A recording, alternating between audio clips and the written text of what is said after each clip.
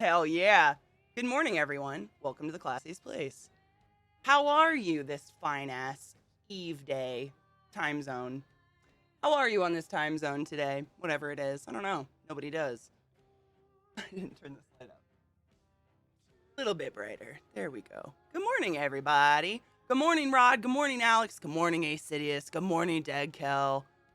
Dude, Hades music is everything, man. I started playing Hades again yesterday a little bit, and I'm kind of like, I've got a weird jonesing to start a new game. Is that weird? I don't know, man. I don't know why. I just like, I've like beat it to death, I guess. I just want to keep playing.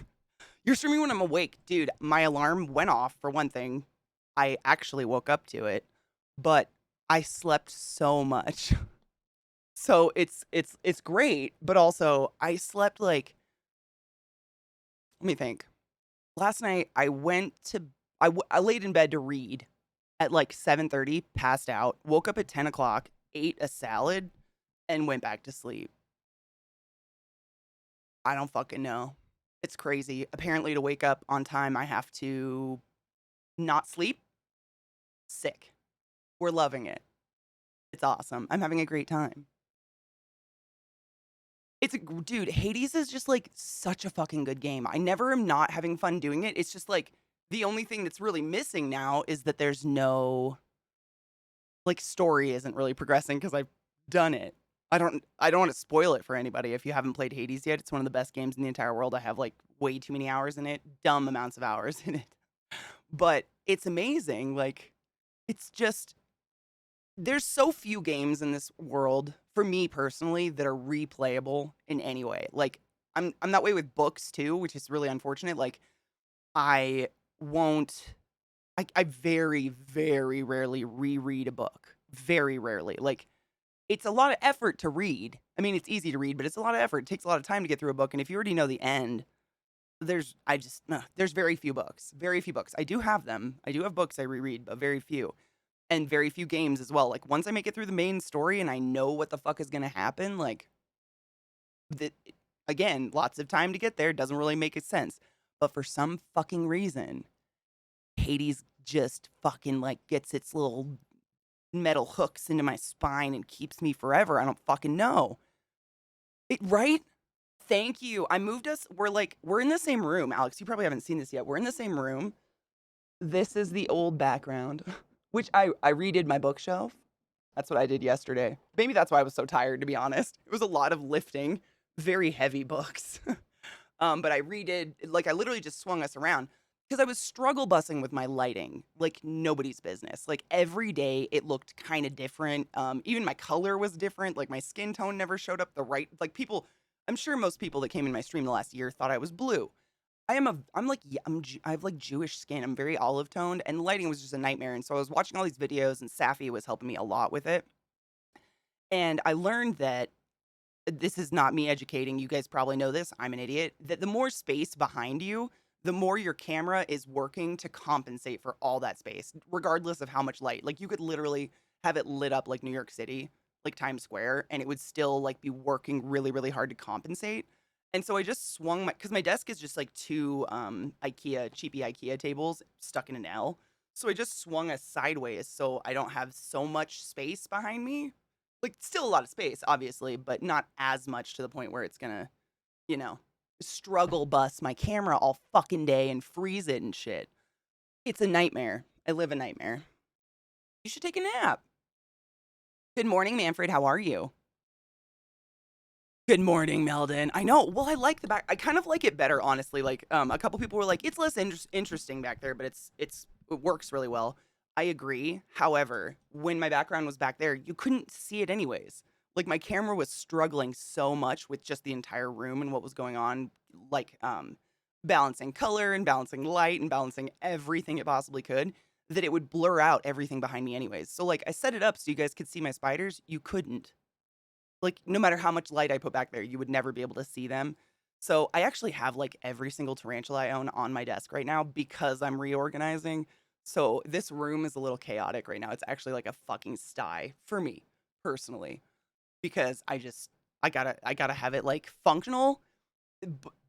It's weird. Like tarantulas, you don't have to like access them every single day. They really don't need to be touched or looked at more than once a week. But I like them to be accessible so I can just pull them out, water them, feed them real quick. Otherwise, it just turns into like literally a 6 hour job of me like pulling tarantula cages out, feed them, what's the word? Like shuffling the ones in the back of the shelf to the front, feeding those. Like it's just a pain in the dick. So I'm slowly moving shit around. With the desk was obviously first because I want to stream.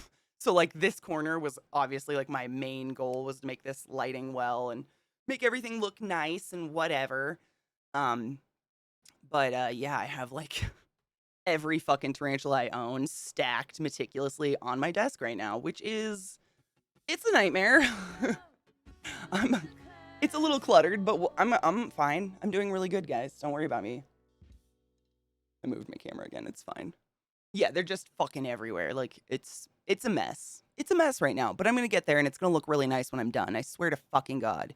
Thank you so much, Brandon, for resummoning the class, keeping the class alive, and giving a fucking anus its wings. BDO, is BDO, you're here, right? I think I just saw you. Dude, this second bag of coffee, I just remembered the name of it, and now I completely forgot already. I literally look fucking Christ. The second bag is maybe my favorite coffee I've ever tasted in the entire world. I don't fucking know what it is. It's so good. It's got like a cinnamon smell to it. And I'm a slut for cinnamon. You're here and that's what counts. Fuck anyone who says otherwise in a friendly way. Man, honestly, I don't think I would still have a Twitch anything if I didn't have the community I have. Just because of the vast amount of time I've had to take off to like fix my computer, mourn the passing of my best friend. Like, you guys are the coolest people in the entire world. Anyone else would be deserted in 2 seconds. Like, I just don't understand why people still come back, but I'm so thankful. Oh my God, 2K hours in Fallout 4, but I'm replaying for like the 13th, 14th time. See, and I've never replayed. I have over like 700-ish hours in Hades, nothing near that. But I've never started a new game, ever. Oh my God, over 40. How are you? I'm good. I mean, I've got my setup working. Like, these are big things in my life. Just my setup working and like, I don't know, man. I don't know if it's just me. It probably is. I'm a sensitive sack, but like it it sets the tone for your entire day just fucking horrific when you wake up in the morning and nothing works. And then I use all the oomph I have to fix it, and then I just want to not do anything anymore, and it's just the worst. Better than the con. I mean, the con is really good, but none of the coffee I've gotten from King's Coast. Like I made it, I ground it, and I smelt like cinnamon. I don't know, man. I'm a sucker for cinnamon. That's just me. La Morena. Thank you. I literally looked at the bag right before I walked over here to say something about it and fucking forgot the name. La Morena. It's so good. I don't know what it is. I've got my fucking creepy creamer on top. I know, don't make fun of me. Life is hard. We help each other. I mean, support, having emotional support from friends is everything. Hello, Asidious. How are you? That's a Katie and Multi League friends shot, dude. There's so many. None of them are out, though. Like, it wouldn't, well, I guess there's one crawling on the cage right there. You can see the 2 feet. That one's crawling around. That's my Burgessi. Pseudoclamoris burgessi. Dude, cinnamon is just everything. Like when people were doing the cinnamon challenge, I almost considered because I was like, but I love cinnamon. Then I realized why they did it. It was because it dried you out and made you want to die. No, that's not it. Ooh, the little lights, they're dragonflies. They're little dragonflies. They just swing upside down so they don't look very good. But yeah, they're dragonflies. I have lots of fairy lights. That's really how I'm managing my lighting and making it like decent. I have fairy lights hanging from the ceilings everywhere, like really subtle, lots and lots of subtle light. So it's not like just pointing in my fucking face and giving me migraines all day because I can't do that. Like I literally will just get horrible migraines from staring into a light all morning. Maybe it's because you're pretty dope. I don't know about that, Rod. Fam stuff, warp stuff. Dude, life gets in the way, man. I will always be here. Like Twitch, I mean, cross your dicks will always be here. I will on some form or another. So when life gets in the way, please take care of life first because that enables you to be able to come back and enjoy your free time. I had very loose threads on my mic stand and the mic would flop. My son filled the threads with Teflon plumber tape and it made, oh my God, I might have to do that because mine does that too. Just because when I first got this, when I first got this chassis, I had a different mic stand, so I was constantly picking it up and moving it, and so it is loose. It sags. That's a really smart idea, though. I might stick some plumber's tape on that screw because it's like this. I don't know if you guys can even see it. It's this knob right there, but I think I can actually like unscrew it all the way out. That's smart. What a smart kid. Good morning, Mickey. How are you, love?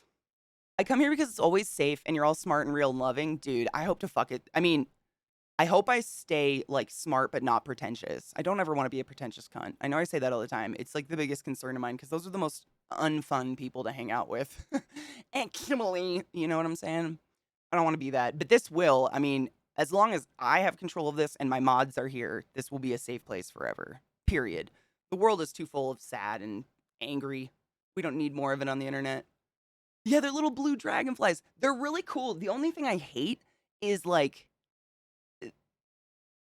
the tangle factor of this string of lights is something that you can't even fathom because of the dragonflies. Like they're actually like legit anatomically correct little dragonflies. The only thing they're lacking is legs, but they've got all the segmented parts. They've got 4 wings.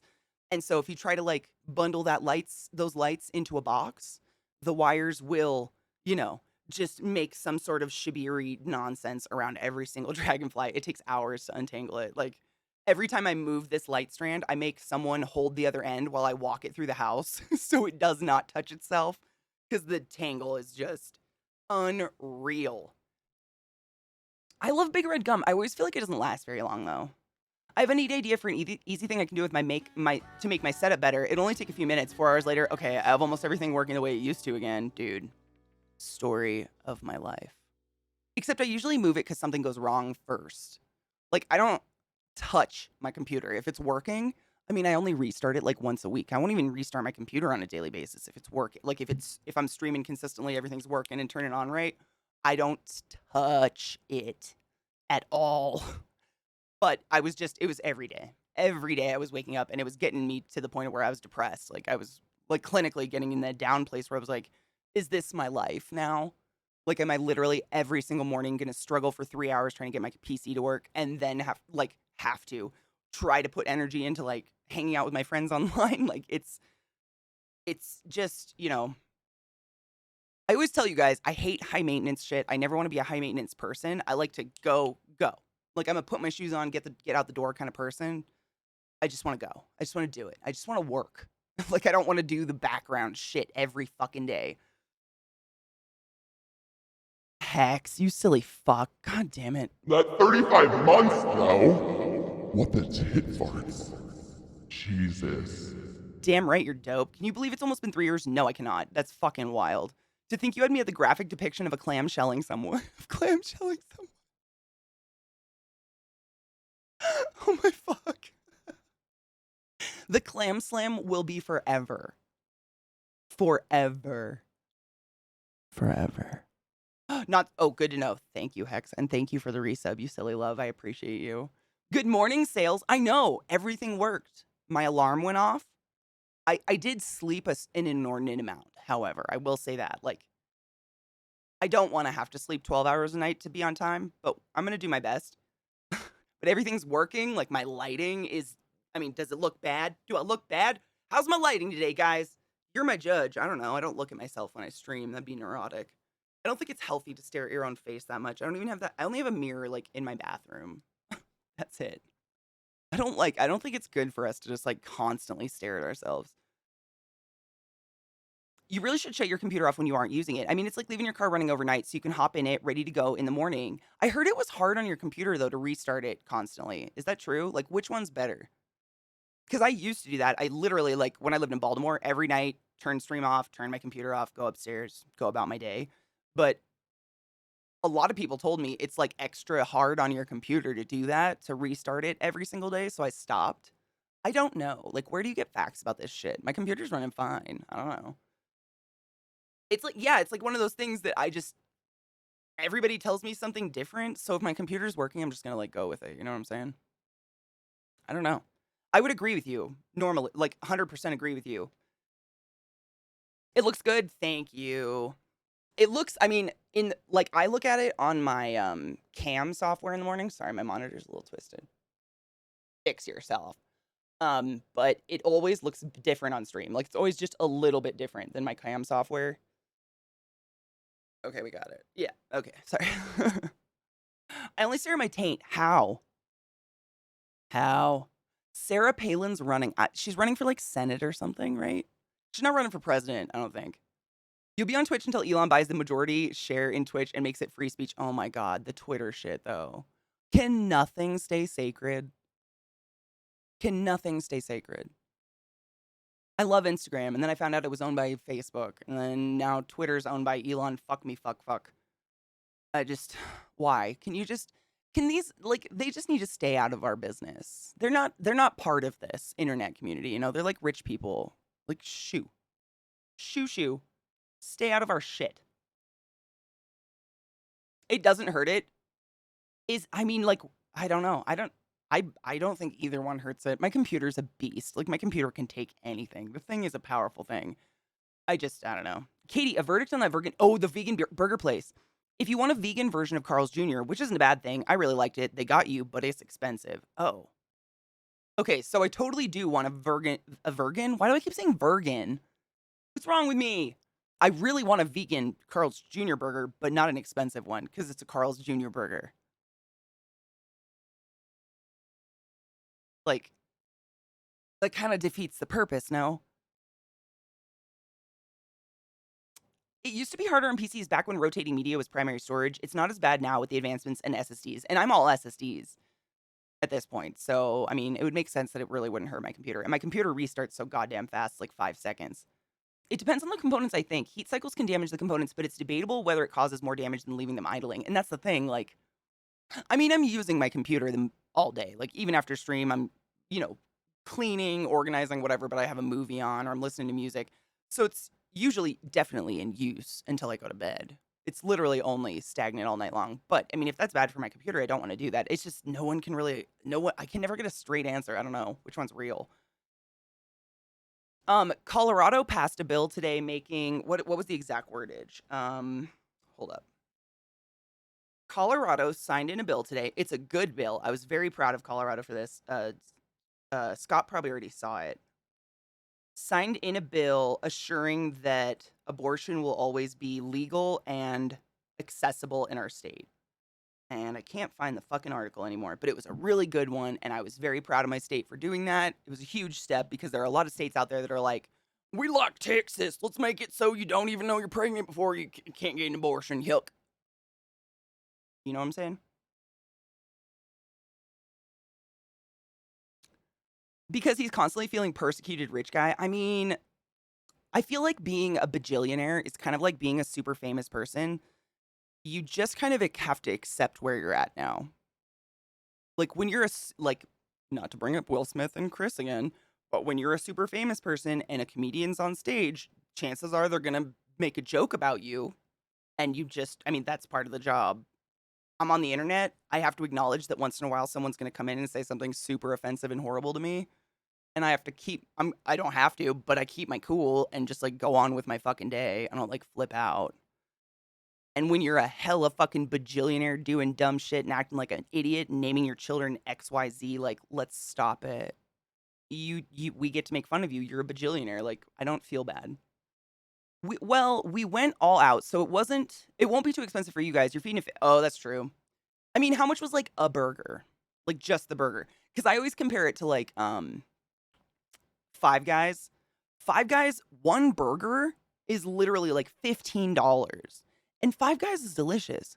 But in no reality life do I want to pay $15 for a cheeseburger wrapped in tinfoil. Like there's so few life forms I can think of myself actually paying that for a burger. If I'm starving, if that's the only option, you know. Good morning, Lizzie. How are you, love? Good morning, Knives. I've literally kept my PC on all the time for years, and I used to do the opposite. That's what I was just saying, Knives. Like, when I lived in Baltimore, I literally, like, when I was streaming, I would shut it down every night, and then someone told me that that was bad for it, so I stopped doing that. And now it's like, I shut it down, like, once or twice a week-ish. I always restart if there's a fucking update or something, but I just don't know. Keep Zeke's mouth out your Name. Katie said it backwards. Keep Zach's mouth out your name. Yep. Wow.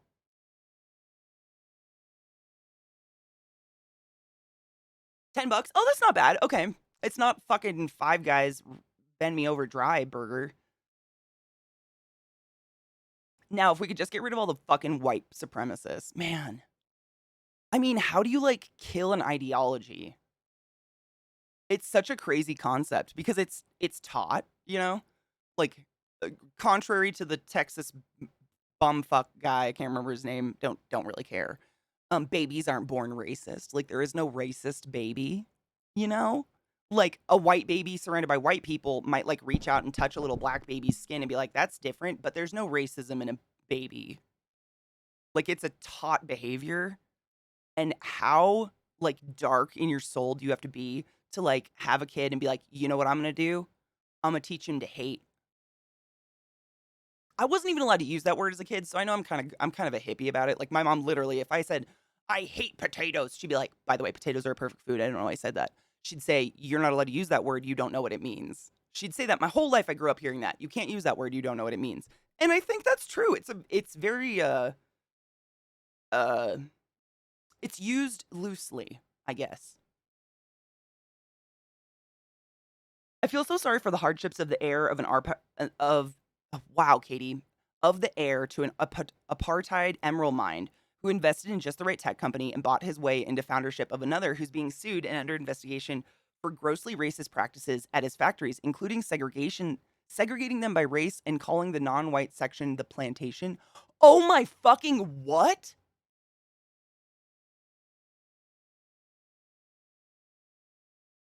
Uh,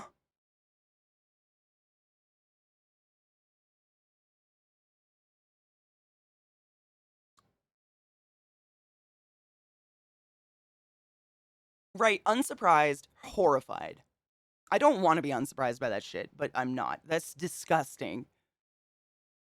Judges will allow it.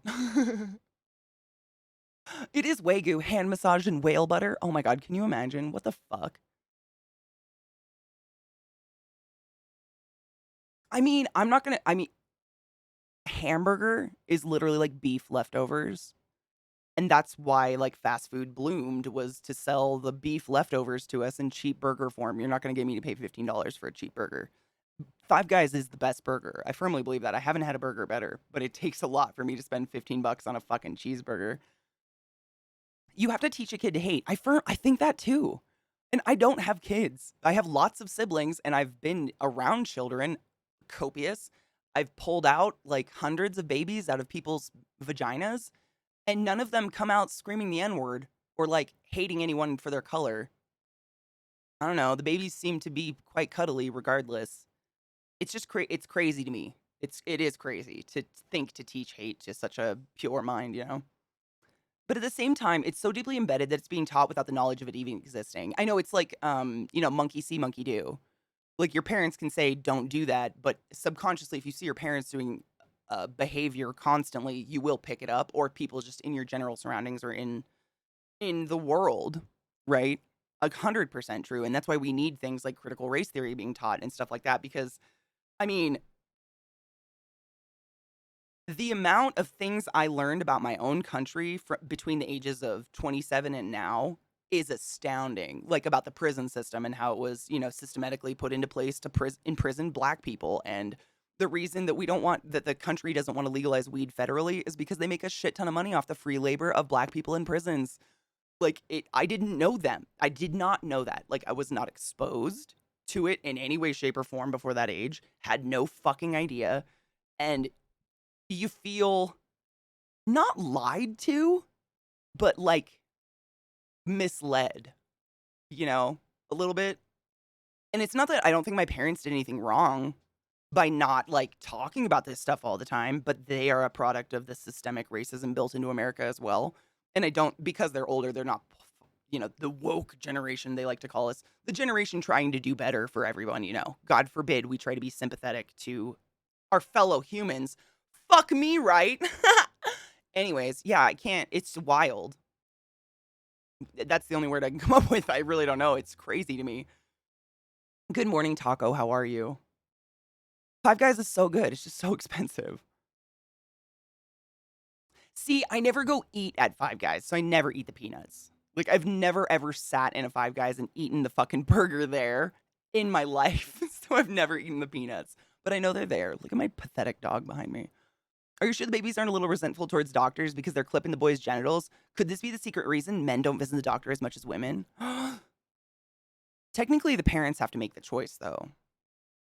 I mean, if you're upset about your pee being cut up at birth, I'd be pissed at your parents because essentially your mom looked at you and went, I don't trust that little fucker to clean his foreskin. Cut it off.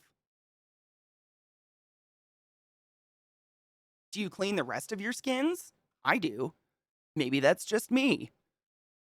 No one cut off my flappy skins when I was born. If hate is taught, then why does my ADHD hate things? ADHD is a demon that lives inside of us. I'm convinced of it. But Katie, if we taught critical race theory, people wouldn't be taught racism and hatred underhandedly. Oh, darn it. Shucky darns. Dang it, gonna miss that one. Oh, Scrappy, that's the other thing, like redlining, things like that. Or was it the Jefferson Compromise? I always say compromise. I'm sorry. I learned how to speak by reading by myself and no one to ask. So I say words wrong sometimes. It's terrible. The compromise, like I was taught none of that in school. Not one thing of it. Not none of it. I was literally like beat over the skull with the Oregon Trail until I graduated high school. And then when I went to college, I made the conscious decision to take history classes that had nothing to do with America because I wanted to know what the fuck the take was in the other world, in the other parts of the world, you know? Does the Pope poop in the Pope Mobile? Oh my God, I hope so. There's a video with interesting information on how historic racism has affected education called Music Theory and White Supremacy by Adam. Oh, it's a video? Music Theory and White Supremacy. I'm gonna write that down. I love watching stuff like that. I watched Questlove's documentary, by the way. Has anybody seen that yet? Music Theory and White Supremacy.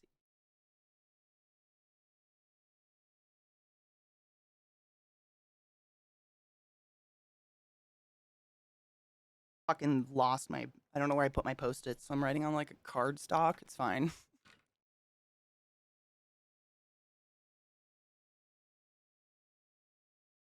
Smash burger. I mean, smash burgers. Like the whole concept of a smash burger is delicious. I'm very pro smash burger when they get a little crispy on the outside. Here's something more fun. Today is First Contact Day, celebrating April 5th, 2063, when Zefram Cochrane will make the first human rap flight and make first contact with the Vulcans. Oh, I like that. That's way more exciting. Way more exciting. This is. Oh, can we watch this? I'm assuming so. Ooh, can we? Are we gonna cheers? I would love to. I gotta pack a bowl though. I cleaned my bong and my bowl.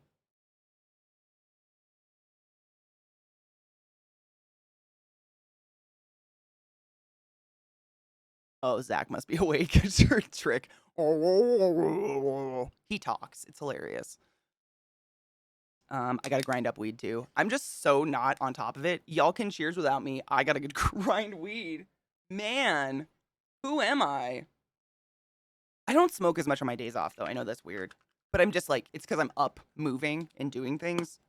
So I'm just not stationary at my desk. So I just don't. I'm grinding. I'm gonna grind up Sumo Skunk. Smells very lemony. Just talking. Okay, let me click it. Hold on. We got a link from Knives. We can watch this while I grind weed. Stop it. Don't you autoplay Twitter. I fucking hate you. All right. Are you ready? It's titled. Hold up. It's titled, Has Reparations Ever Been Presented to You Like This? I'm nervous.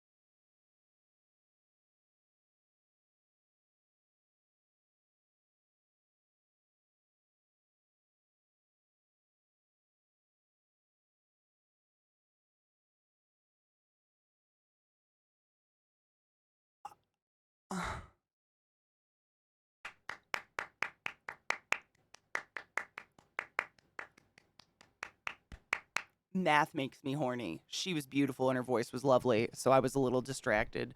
But that was sexy, and I think the government should pay every cent. I'd love to watch it go. Do it. I do it. I think they should do it. I think they should do it. I would love to watch it happen. Do it. Do it. That would be so fucking hot.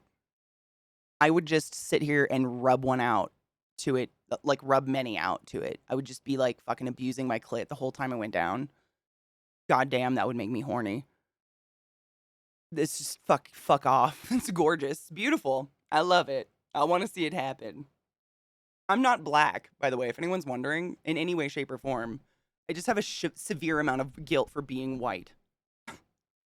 I would love to see that happen. That would be just, oh my God, watching the government be like, look at all of our debt from having to pay back all the people we insert, you know, the 5 million page document of all the atrocious crimes we committed against people. You know, it would be, I'm wet thinking about it. I'm telling you guys, shit would be great. Oh my God, 53, shut the fuck up. Happy birthday, happy birthday. I'm trying not to scream into my mic. This is your day to have a lot of fun. We're waiting for the celebrating. This is your day. So happy birthday to you.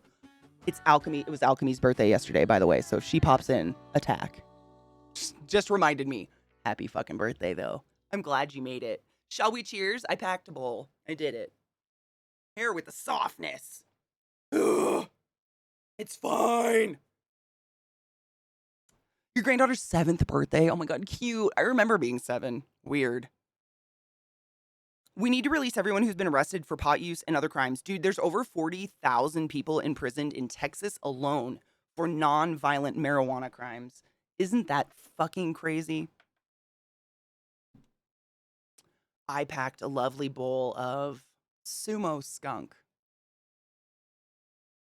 I didn't read the stats. It's 25.6% THC, apparently. It's a sativa, 70-30 sativa. We all know how much that means anymore. It doesn't mean anything. Yeah, sumo skunk, that's it. Cheers.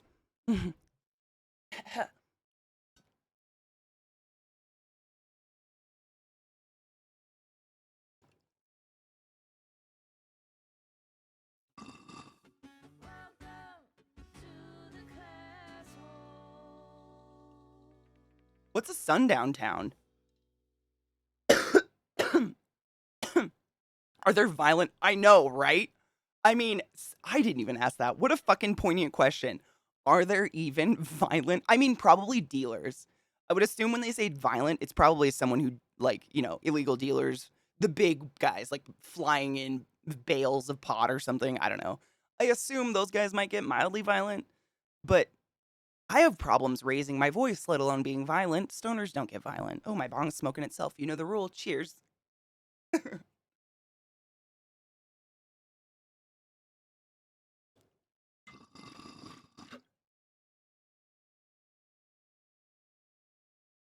Cheers.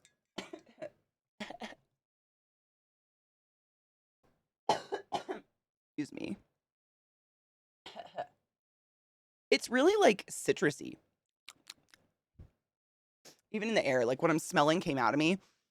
It's very citrusy. It almost smells like a cleaner. Interesting. Like old school black people are not allowed after a certain hour. That I've never heard of that in my entire life, but it again, unfortunately, doesn't surprise me, yet horrifies me. Man, what the fuck? Hair on my nose. That's like how do I don't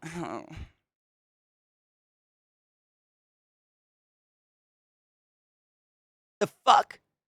Our ex-housemates called us addicts?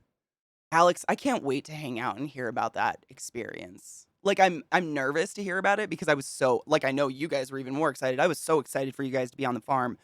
But it sounds like you ended up living with psychopaths. Like it was kind of like the Real Housewives of South Africa. On the note of people in prison for marijuana, oh God, what is this? Marijuana Opportunity Reinvestment and Expungement Act replaces statutory references to marijuana and marijuana with cannabis. Oh, wait. Oh, it's decriminalizing. Interesting. Is this federalized? Federal?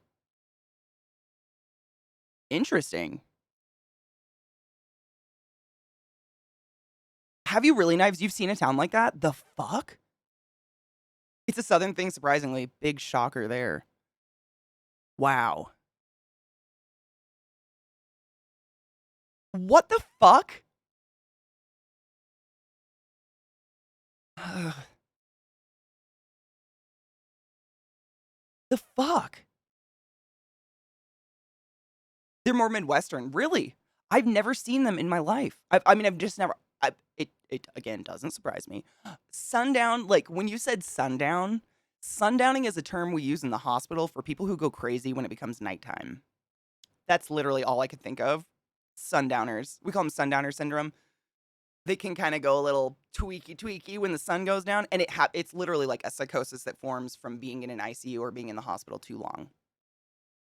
Yeah, sundowning magic, you know that one too, right? Yeah, it happens a lot, and it's wild because literally all day shift, like the way that RTs and nurses and most most on hands patients care staff works is 12-hour shifts. So usually someone works the day shift like 7 a.m. to 7 p.m. and then someone works 7 p.m. to 7 a.m. So the report I get, so every day when you come into a shift, either as a nurse or respiratory therapist or whatever you're doing, you sit down with the person who was there all day and you get a report on every single patient in the unit. What's going on with them, what happened today, how they are, what their temperament's like, the drugs they take, blah, blah, blah. So you get this report like, oh, it's a really nice, sweet lady. She's in room 8. She's really nice. Not really sure why she's here. We didn't really have to do much with her. And so I'd be like, oh, I get to write that patient off. Like, I'm not even going to have to check on that patient.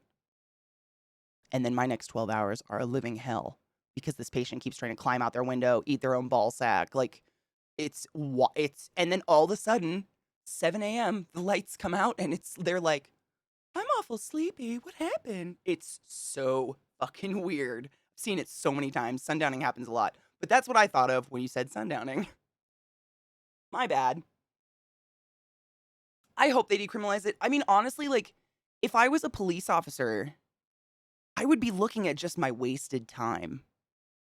Like, it just feels and looks to me, and even if I wasn't a stoner, it seems like a huge waste of time. There is literally exactly zero scientific data, proof, anything that weed is bad for you.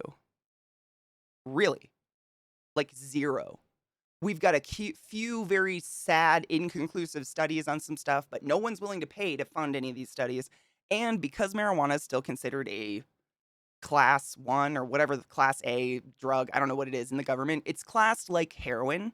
Because of that, it's illegal to run human-based studies with this drug to even see what it does to us. So like, for instance, this will kill you. So weed's legal where I live, right? But when I buy weed, what it says is the THC level is somewhere between 18 and 25%. That's quite a margin of error, but it's simply because no one will throw money to study it because it's still classified like heroin. It's crazy. So if they could decriminalize it, we could actually start diving into studying weed like on a serious level, which would be amazing because we all have personal stories about CBD helping us, weed helping calm us down, but like,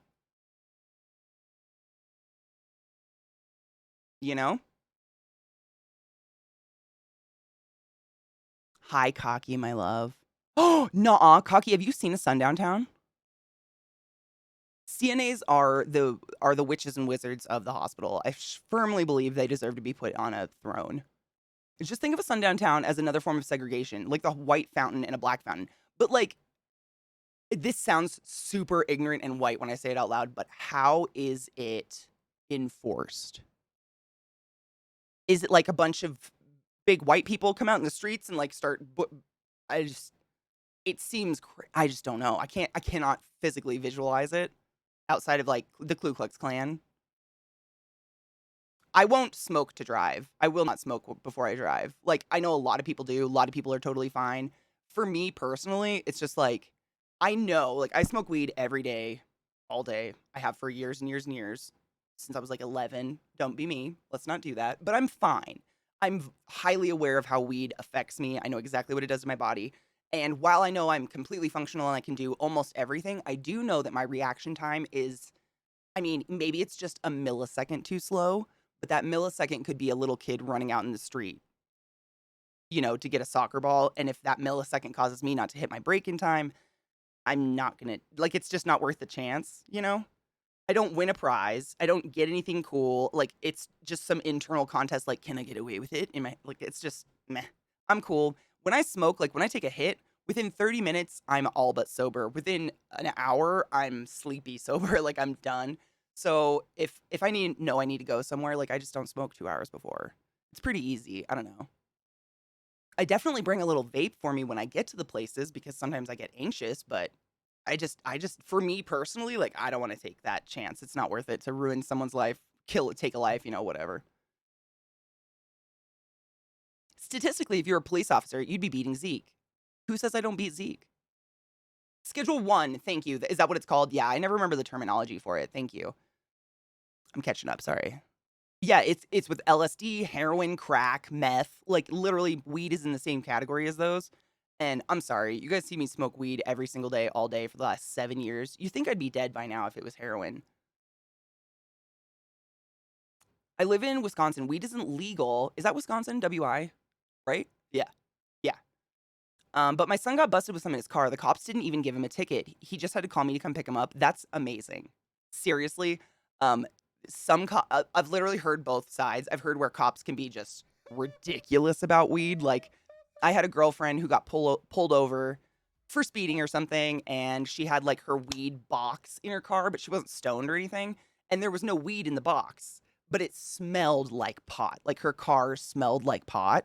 So the cop made her take her pipe and throw it against the asphalt of the road in the middle of the road in the middle of the day. She was pulled over, and a cop says, "Take that drug paraphernalia out of there, and I want to see you smash it." But here's the thing. Glass pipes meant for smoking pot are bar indestructible. They're literally meant to be set on fire consistently. So she had to throw it over 15 times against the asphalt before a chip would even come off the thing. And he just stood there and watched her. Like, how fucking dumb. That's what my tax dollars paid him to do that. And that upsets me. What a waste of time when there's like meth houses and rape and child molestation and child porn in existence. We're going to go after weed, though, when there's no weed. Like, you didn't even go after weed. What have you accomplished? Pipes are way less expensive than the actual weed, for fuck's sake. It's crazy. I'm trying. Sorry, I gotta catch up. There's no medicinal use for any of these. I literally think Schedule 1 was invented just because of Nixon, Richard Nixon, and his fucking war, blah, blah, blah. Everyone asking, does the Pope poop in the woods? Never how the Pope poops in the woods. Oh my God, I want to know how. Do you think it's stressful? Black motorists in the early 20th century had to give each other warnings of sundown towns. There's even a book, the N Motorist Green Book. Oh my God, that was written to help avoid sundown towns and point out helpful locales for motorists.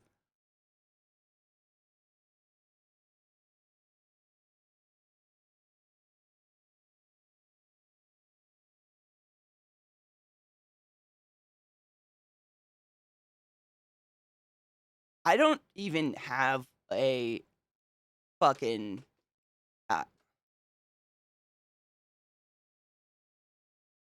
what?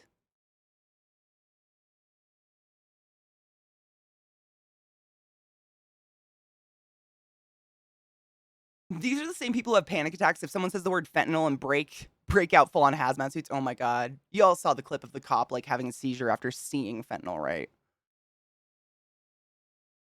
No shit. Oh, dude. CNA's like, I literally would bow to my CNAs sometimes and they would be like, "Stop it, Katie, you're so fucking weird." I'm like, "I love you so much though." Please just take my love.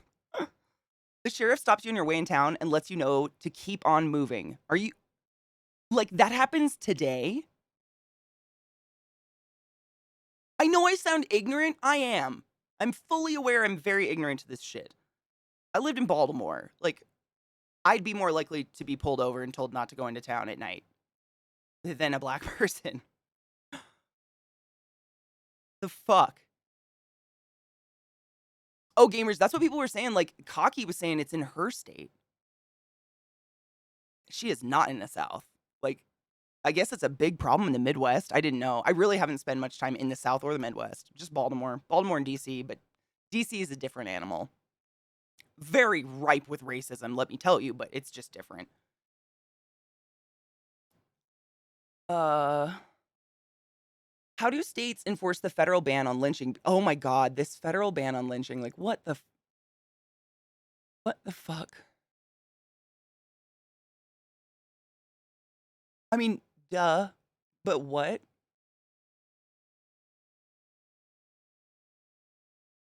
The entirety of the US is racist. It's just the south of the border is louder about it. I think honestly you're right. I think it's not necessarily louder, but maybe more casually obvious about it. Whereas, the more north you go, it's like this is what you'll hear 9 times out of 10. I'm not racist, but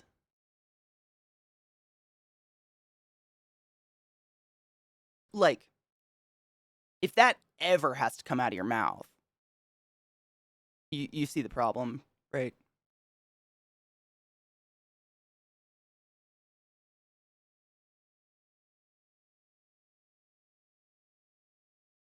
So you're racist. So what you're saying is you're racist. Yeah. That's what you hear like my I'm not a pro, but I've lived all over the US other than the deep south. And the biggest difference I noticed between northwesterners and southeasterners, cuz those are the two corners I kind of lived in, is like the west thinks the east is mean, but they're not. The east just is frank and honest. They got shit to do. They don't have time to think up a lie. Whereas people on the West Coast who are born and bred, they're all smiles and sunshine to your face. But the mad, poison, toxic nonsense that pours out of their orifices the second you turn your back is nothing you've ever seen in your life. I'd much rather have someone call me a cunt to my face than behind my back any fucking day. Like, just get it over with. I'm that way too. Like, let's not dance around subjects. Let's just do this, right? I do the same. And that was the biggest difference. And I don't know if that's like a personality or a culture difference. Like, I don't know what the fuck happened there. I prefer because I'm busy too. Like, I got shit to do. I don't want to sit here and have pleasant talk. Like, just tell me what you need and get the fuck out. And it's not being mean though. It's not like a I don't want to be around you. It's just I have my own shit to do and everyone acknowledges that yes, we agree. We all have our shit to do. We're going to be dicks in the road and honk. And it's no one's like, "What a dick in the road honking." Like they're like, "Oh no, he probably has somewhere to be."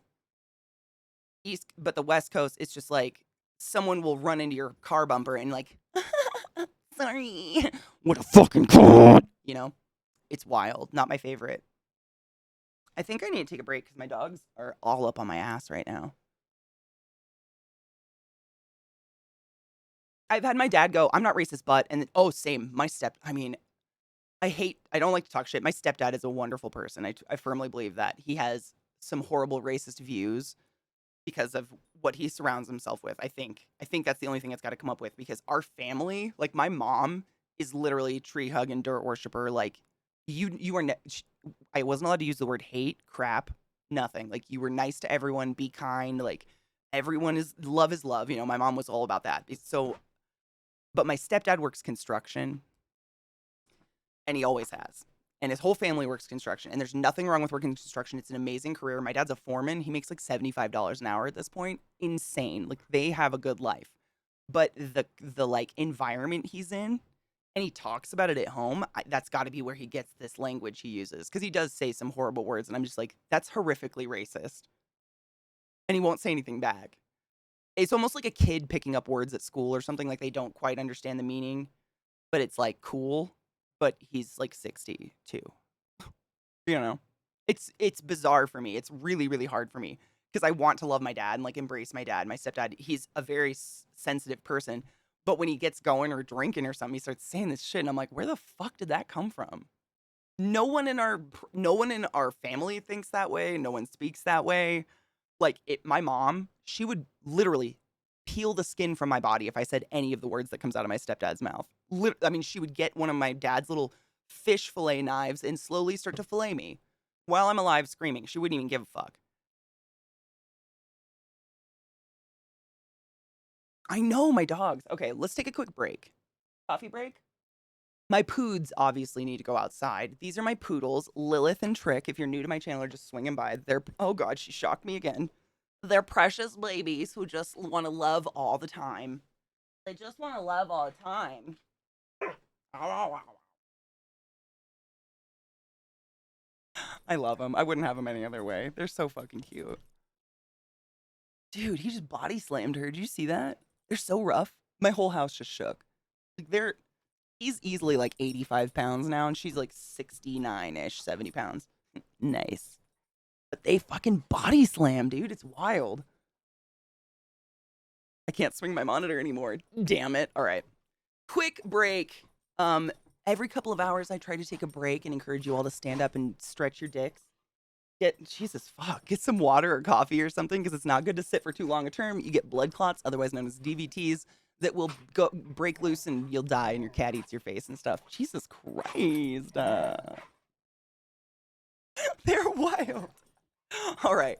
I'm going to get some coffee and let these fucks outside to do that for a minute. I'll be back. Fuck. I was going to say something. Damn it. My dogs distracted the shit out of me. Oh well. I'll think of it. It just went wild. They sprinted out the door, ran in circles real quick. Little attack trick, like took him the fuck out. It was epic. They're crazy. Bitch! Logisticis. I always say logisticis. I know, I fuck it up. It's legit testis. Fucking Christ. Someday I'll say it. 9 months. Thank you for subbing to the class, keeping the class alive and giving an anus its wings. Hail the dank lord and continue being a consensual fuck. I appreciate you. Someday I'll say it right.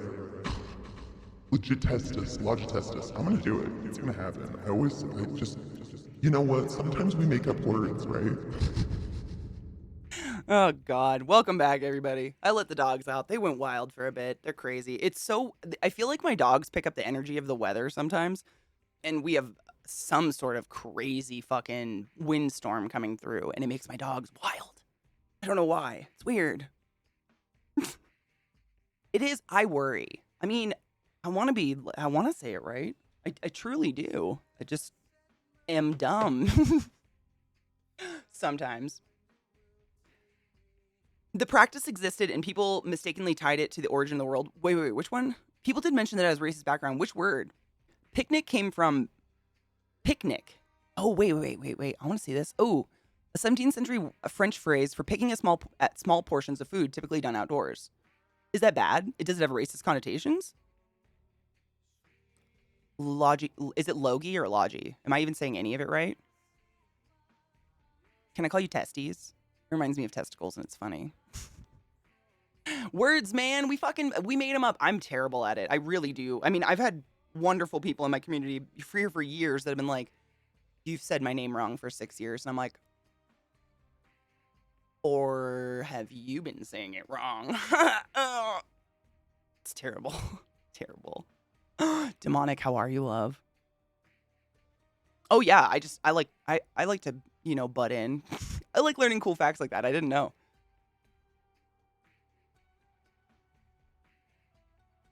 Lizzie, God, Catherine. It's Leviosa, not Leviosa.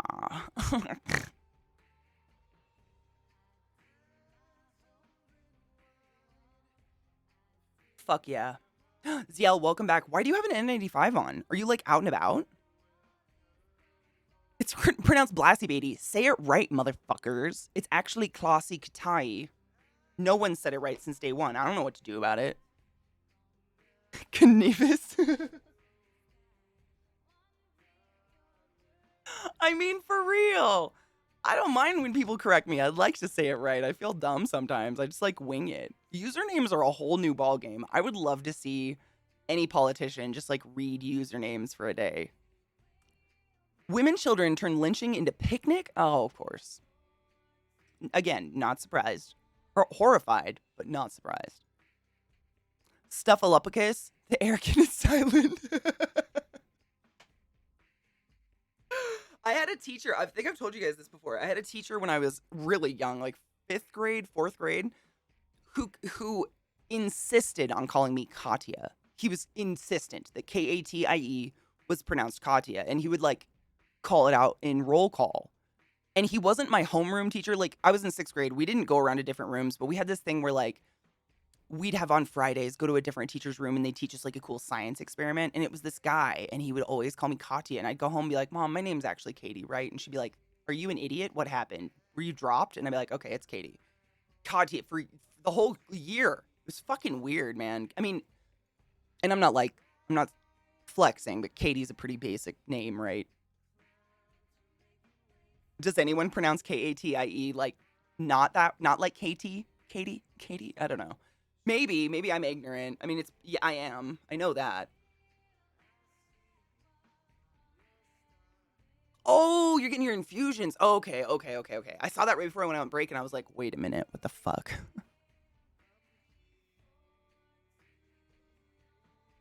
They turned actual battles into picnic opportunities. That's fucking gross. I've never been on a picnic.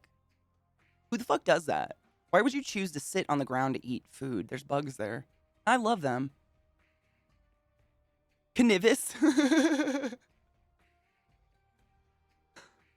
Katie's seriously basic, like Uggs and pumpkin spice. Oh man, Uggs are pretty fucking comfortable. I did have a pair of Ugg slippers for like 10 years that I finally threw away because they were just disgusting. I've never had a pumpkin spice latte, but they smell gross. Don't hate me.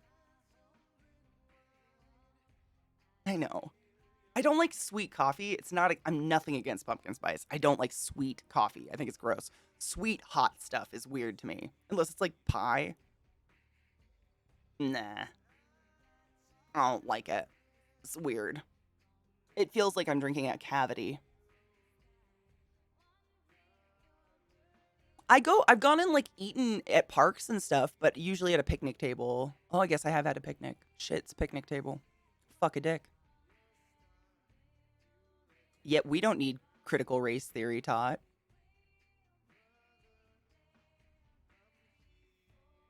By all accounts, I'm considered a highly educated individual. I went to school for a fuck ton of time, and I don't know any of this. This is not taught at all. Like, we are just so fucking dumb. I've never had a PSL, so I can't say I hate it. I've just never had one simply because I know it's sugary and I know I don't like sweet coffee. Like, the only thing I'll ever do like in the wintertime is I'll get one pump of their like dark chocolate syrup into coffee, like a mocha, but nothing else. I don't like sweet hot drinks. If it's sweet, it's supposed to be cold in my mind. I don't know why. It's weird. I've just never had one. I love pumpkin pie.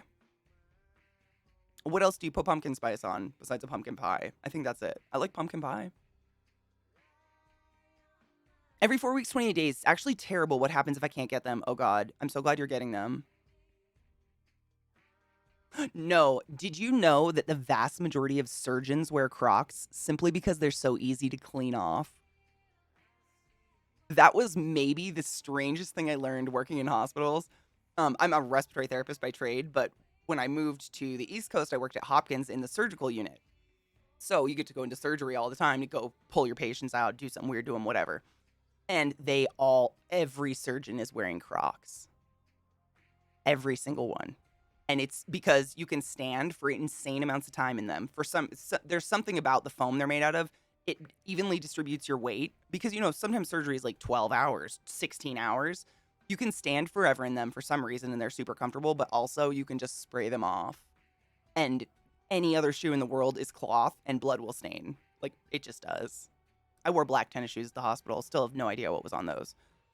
You can get a cold pumpkin spice latte or have pumpkin flavor in your cold coffees. I never get cold coffee. Maybe that's also a weird thing. I don't know. I think I've just never been in the moment to get it. I also don't go to like latte stands ever. I think I was telling you guys about this the other day, last week. It was something I did years ago. Oh man. Was I working in Baltimore? I know I was working at the hospital. I just can't remember which hospital. But basically, what I was doing is every single day on my way to work, because I work night shift, I would stop and get a latte. I'd stop and get a mocha or a latte or something at whatever espresso stand existed, because they're fucking everywhere. Dunkin', whatever you wanted, whatever coffee place. And Rod, you silly generous fuck. Thank you very much for gifting a sub to Cum Sugar. Cum Sugar. You know what's up. Stay sweet. My family's Catholic. Not practicing really though. They're just like Irish Catholic by like cultural identity. And so every year my mom does Lent and she always asks all the kids, what are you going to do for Lent? We don't do it for Jesus or God. It's more like just a fun, like, poke at each other like, are you still missing your whatever you gave up? Like, it was just like a thing we do in the house, like a competition. Everybody would give up something. One year I gave up coffee for Lent, just drink tea, stuff like that. I usually pick something that's good for me. And so one year for Lent, I was like, I'm going to stop buying lattes because I calculated how much money I was spending on them.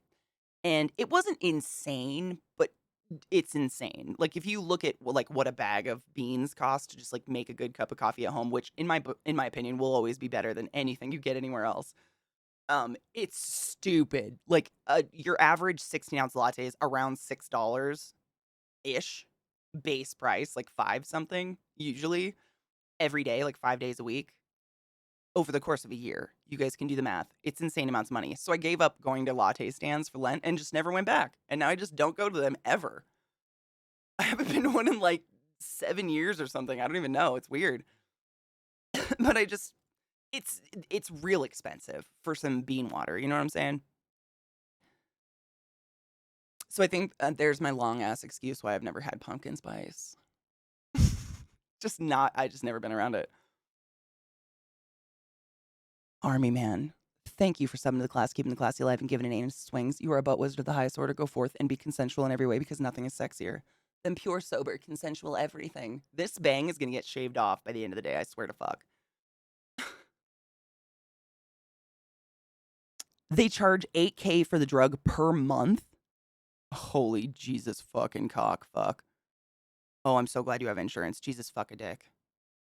So this is what's on Twitch at 2 a.m. in Australia. Seeing anyone from the pre-internet generation from like me is a bit on the rare side. I know. I say that a lot on my channel, and my community will come at me for it.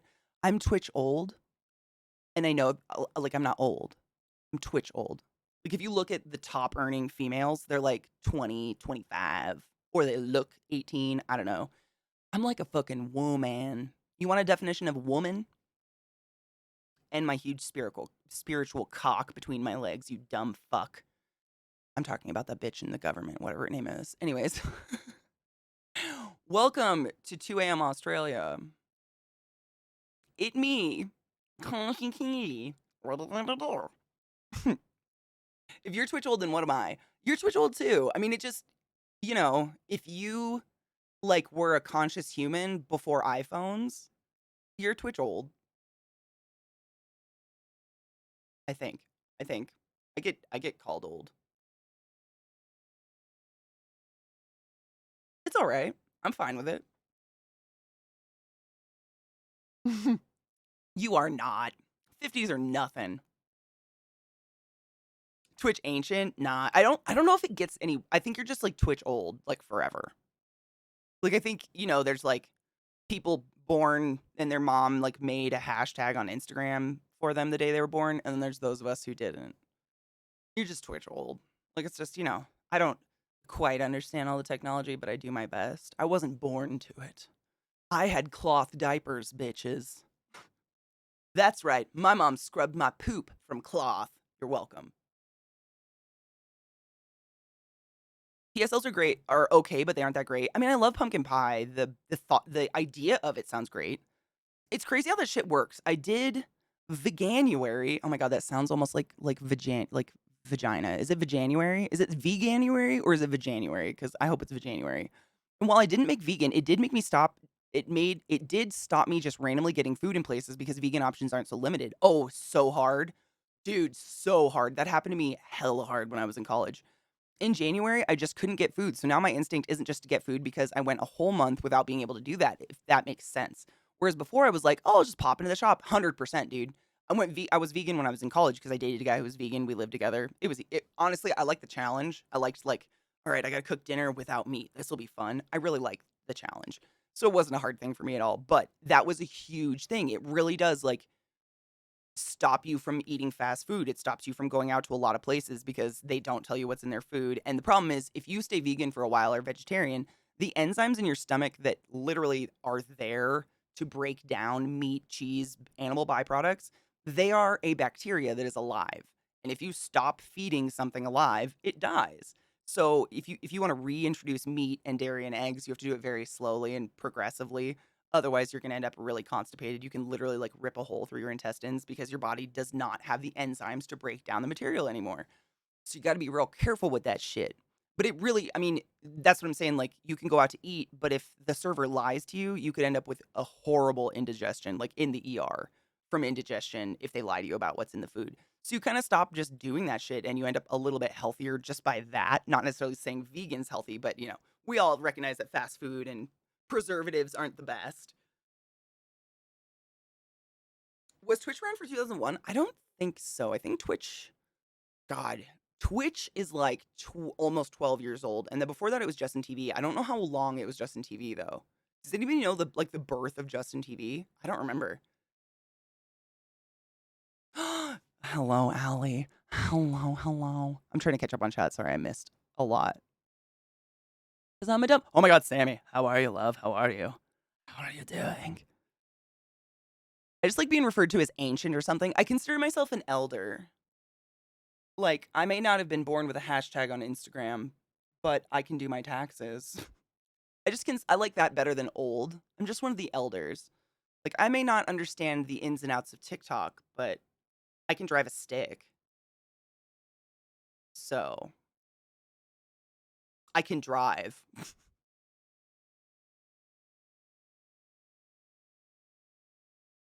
Remember how I said we were gonna look at a puppy? Oh my God, do you love her? Did you guys bond immediately? I remember because I was like, you were going to go meet her, right? You were gonna adopt her, and I was like, I hope you guys like bond right away because you never know. Like sometimes you're just not gonna bond with a pup. I'm YouTube young. Is YouTube a young old? I don't know anything about YouTube. I'm very out of I watch a lot of YouTube, but not. I don't watch YouTubers on YouTube, if that makes sense. So I don't know any of the shit about it. My account's from 2013. I think it was post Twitch TV. So God, I think I joined Twitch like right after it became Twitch, and I've had an account since 2014. I think. Hold on. Say something, Katie. Yeah, I've had my account since 2014. So 2013 then maybe is when it went Twitch from Justin TV.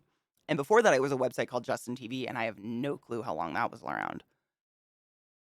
I mean, we're still such a baby. I mean, are we even in an industry? What is streaming? Nobody knows yet. I found Twitch in 2012, so there was JTV, but I definitely wasn't there in the beginning. Me neither. Oh no, I've had a Twitch name forever. Yeah, I'm European. We all know how to drive a stick. In the U.S., we call it theft protection or like theft deterrent. I have never had my car stolen before because I always have I guarantee it's because I have a stick. Because I've had my car broken into, and then they just leave it. Nobody can drive a stick. I've taught. I've literally taught every significant other I've ever had how to drive a stick. Not forcing. Like they're like, "Oh my God, you have a stick?" And I'm like, "Yeah." They're like, "Well, fuck, guess I got to learn how to drive that." I'm like, "You don't know how to drive a stick?" It's fine. I grew up in the country, so it's like you had to have it, snow and shit. I had JTV before it officially. Oh, really? Do you remember when Oh man, Army Man, hold your account. Now we're on a journey. You're 2014. No shit.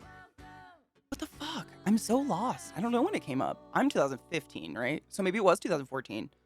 It was introduced in June 11th as a spin-off of the general interest streaming platform Justin TV. Oh, interesting. Okay. That makes more sense. Big Berg, how are you, love? Cheers. Thank you for the resub. I'm so excited. Did you guys like cry or melt? I remember when we went to go meet the poodles when they were the little butterballs. Like the lady brought them into the room. They had a special room with a couch and everything where you got to like meet the puppies. And she just brings in these two fat little butterballs, and I literally fell to my knees and just cried. I was just like, they're so cute. I couldn't hold it together. I hope you guys had the same reaction. I just imagine you holding each other. Just cute. Puppy sitting alone in the middle of the floor, like, hello.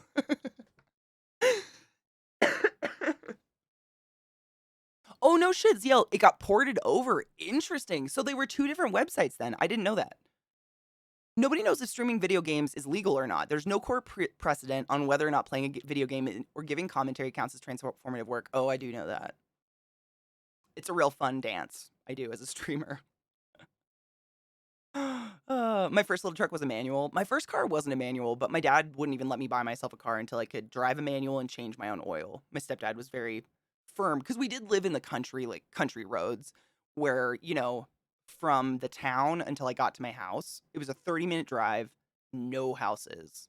So if I broke down or something happened, no cell phones, like I had to do something with my car. So I understood it. It was very annoying as a teenager. I was like, I have the freedom, give me the freedom. My dad was like, change my oil. And I was like, what is that? I also had to wait extra time though, because I got in trouble when I was, you guys know, I was expelled and shit when I was in 8th grade. It's fine. So I had to wait a little extra time before I got my license. Oops. She had tons of energy. Oh my God. How old is she? I know I had Justin TV account at least by 2011 because I was following on the Occupy Wall Street protests. I think 2011 is about when it started. JTV was crazy. There was like 24 hours Family Guy channels. Oh, I know. That's what Zeke has told me that before. He literally started his Twitch slash JTV career by streaming movies and watching them with people. It was a different world. Country roads, take me home to the place I don't belong. Kettle Falls. West Virginia passed a 6-week law, by the way, on abortion. So there's that. And Idaho. I think it's like West Virginia, Idaho, Georgia, Florida, and Texas now, which no one's shocked by. I'm so sorry for any of you that live there. I live in a farm for a good 10 years of my childhood till I was 15. That's ours. I had like a mini farm. I never like to say it was a farm because it's not like we had acres of cows or anything, but we always had like chickens. We always have had chickens. And then my sister she did FFA, if you know what that is, Future Farmers of America. It's like a club you can do when you're in school and you learn all about livestock and you go show a pig. My sister showed pigs, so we had pigs. We had cows for a while. I had a horse, but I boarded it at a different person's house. We had like a mini farm. We always had like 5 or 6 dogs at all times of all different breeds. And a couple like 4 or 5 dead cars in the driveway. So like, farm, but like super redneck. Like not the farm you would pull up to get free eggs. You know what I'm saying? And we had a dirt bike track out front. Super redneck. What up, Harry? How you doing, honey bean?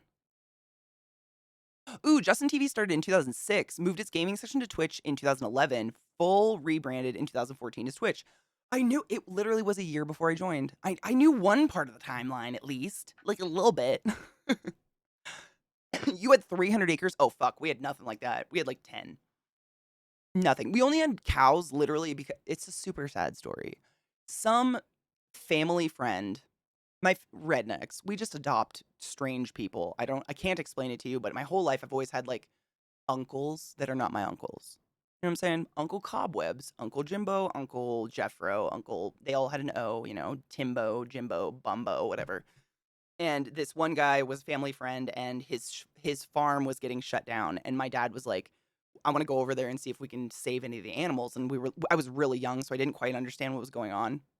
And we went over there and the one thing I really remember seeing is we walked through a horse barn, very nice horse barn, but there were donkeys in each of the stalls on a mound of shit so high that the donkey couldn't stand in the middle of the stall anymore. And their hooves were spiraled over in full curls. I'd never seen that. I've always been into horses. I was a big horse girl when I was young. Never seen that in my life. Like, you pretty much have to put all these animals down at this point. And he had cows that were fine, so we adopted the cows, long story short. It was sad shit. But he was just like really old and really poor. Like this dude was like 82 years old and had a full-on farm. So I think it was like, when I've heard this many times from people, my patients included, when you get old, it's like you realize you're not as capable as you used to be, but also you don't want your freedoms and your life taken from you. And a lot of people around you will just try to strip you of everything. Like, you're not safe to drive. Give me your license. And it's like, go fuck yourself. I'm still human, And I think that was kind of what was happening. But we did get a lot of the animals rescued, which was pretty cool. But that's how we ended up with cows. It was bizarre.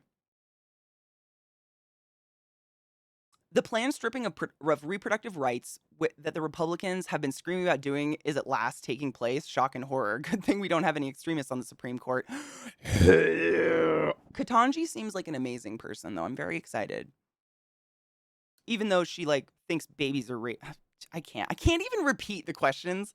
Can you give me a definition of a woman? Schmick! Can't with it. I dropped out of college in March 2015, typed in Skyrim to twitch.com and ended up here. Seriously. And Lizzie and I got married. And that was it. That's all she wrote. Fucker Carlson's a waste of air. In 2012, man, you guys are way older than me. I didn't even watch Twitch before I joined. I literally I really wanted to buy ESO, Elder Scrolls Online, which had just come out on beta, but I wasn't really like, or not beta, it had just come out. And I wasn't sure if it was really good yet. And the guy I was dating at the time was like, check out this website called Twitch. Like, you can watch people play a game and see if it's actually good or not. And I watched the top person in the Skyrim, or not Skyrim, ESO category, and they had like hundreds of thousands of people watching them, and they were so boring. And I mean, to this day, I would say they're boring. Like, I knew nothing of Twitch and I thought they were boring. And I went to Walmart that night and bought a webcam and I was like, I can do better. And I really wanted to play ESO and you needed friends to play ESO and I didn't have any of those. And here we are 7 years later. Just fucking around.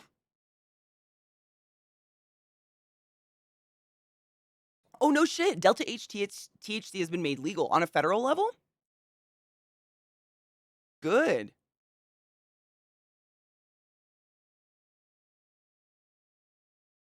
It's a bit annoying being on here so long because I complain about my problems trying to get back into streaming, and people in their 20s are trying to be supportive, but I don't think they get the difference between I want to try this thing for the first time, but I'm nervous, and I've been doing this thing this off and on for almost a decade, and I'm frustrated and dejected. 100% understand that, and I mean, it's facts. We're of all different ages here. Don't say your age because if you're under 18, technically you can't be in my channel because I say things like fucking cunt and balls. Don't say your age. We're all 69 here. But technically, we do get jaded as we get older. Like, I feel like I was more willing to bang my head against a brick wall for just a few more hours the younger I was. Whereas now, I'll only do it for like 3 hours and then I'm done banging my head against a brick wall. I'll still do it. It's just for much less time. And when I was younger, like, my hope was higher. I think, like, my hope meter, so I would just, like, all day. You know? I mean, 3 hours at a time, I gotta take a break, especially if it's something I'm sitting to do, like, if it's computer problems, I have to get up and move. I cannot stand to sit that long. I'll go fucking like, literally, I think I'd start to vibrate out of my own skeleton. I don't know what would happen. All of marijuana has been decriminalized. Wow, they actually did that federally. Saw Gamers, I think, posted a link to it earlier, and I was looking at it. That's insane. Thank fuck, though. I have a friend who's an artist on here. One day, like 6 years ago, excuse me. I was scrolling through Facebook and I see her post this link. I had no idea what it was. I clicked it and it takes me to her Twitch first playing a game. I was like, what the fuck? Like, I couldn't comprehend what I was seeing. I totally know what you mean. I had to make an account to talk, so I say hi, and she goes, Allie from school, and the rest is history. Isn't it weird? And that was the weird thing, like, I've never been one to, like, I don't know. I've always been interested in like, since I got a hold of the internet. I love internet communities, like, I'm trying to think of an example, like forums and stuff. Like, right now, I'm very involved in the tarantula forums. Obviously, I have a lot of spiders, and this is how I learn how to raise them appropriately and keep them alive and things like that. But when I was younger, like, I would just go to websites, but never become involved. Like, I've always felt kind of like, that's already a friend group. You know what I'm saying? Like, I don't want to dive my head into it. Twitch, I felt like just I fell into really quickly and easily, not easily, like, there is nothing easy about streaming by all means, but it comes very naturally to me to just to just want to talk about fun stuff. Like, I'm it's existentially curious, I guess. I don't know how else to put that. Yeah. I love learning about other people and their lives and their adventures and what they do for a living cuz like I don't want to know anything. Like, especially when you work at the hospital. And I'm sure a lot of you who work in an area of expertise where you actually like work at the facility, everyone around you talks about medicine 24/7. Like, that's it. For me, all the time. Like, I'm not learning anything new cuz you know what I'm saying? Like, you kind of at a certain point, you're like, I don't want to hang out with anyone from the hospital on my days off because I just don't want to talk about the hospital. I don't want to talk about doctors. I don't want to talk about anything. I don't want to talk about my coworkers, the drama. Like, I need new exposure, if that makes sense. Whereas, like, when I worked at a restaurant, obviously none of us are just sitting there talking about restaurant work. We would talk about our lives outside the restaurant, which was super interesting. But when you're in a hospital setting like that, I don't know why it happens. Maybe because it really does, like, fully encompass every waking moment of your, like, aware mind, that's literally all you can talk about. I remember one of the RTs got married, and she was doing assigned seating in her wedding, and she was like, "It's really hard because I can't seat any of the RTs together."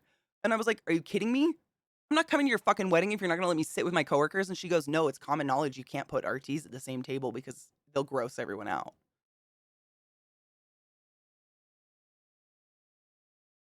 Sick. Thanks, bitch. Hello, little sister. How are you? We were friends in school. We had different groups. Oh, really? Dude, I mean, honestly, like the internet in itself kind of removes that weird, like, age everything boundary, you know? It's funny when people get bonked out for bonked for outing themselves. This is true. This is true. You're not wrong there, sales.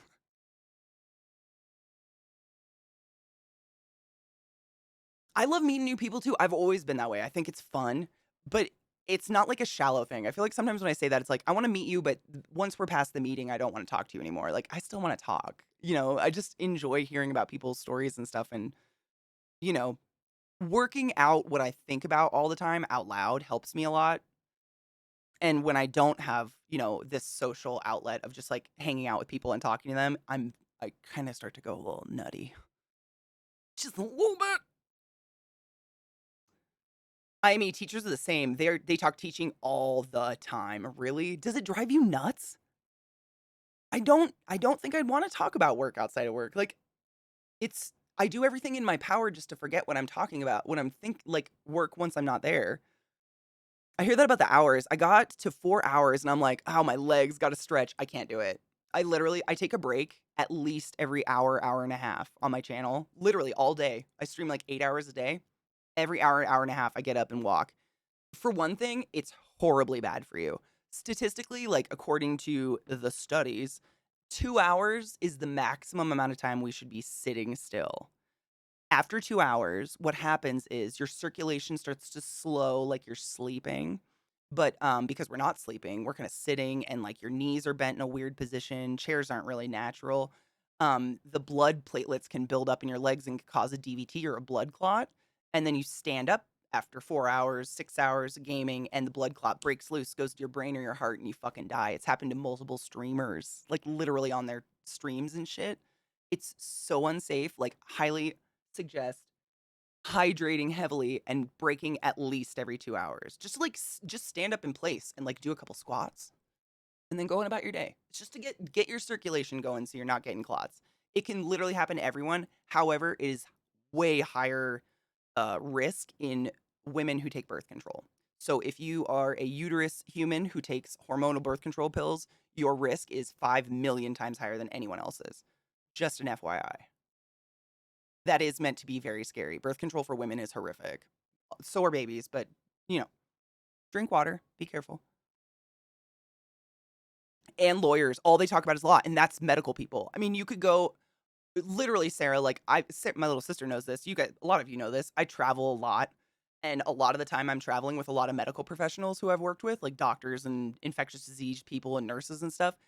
We'll be in Greece for a month, and on the last day, they're still talking about the hospital and people they work with and maybe the drama going on. And I'm like, we're in Thailand, and that still is on your mind.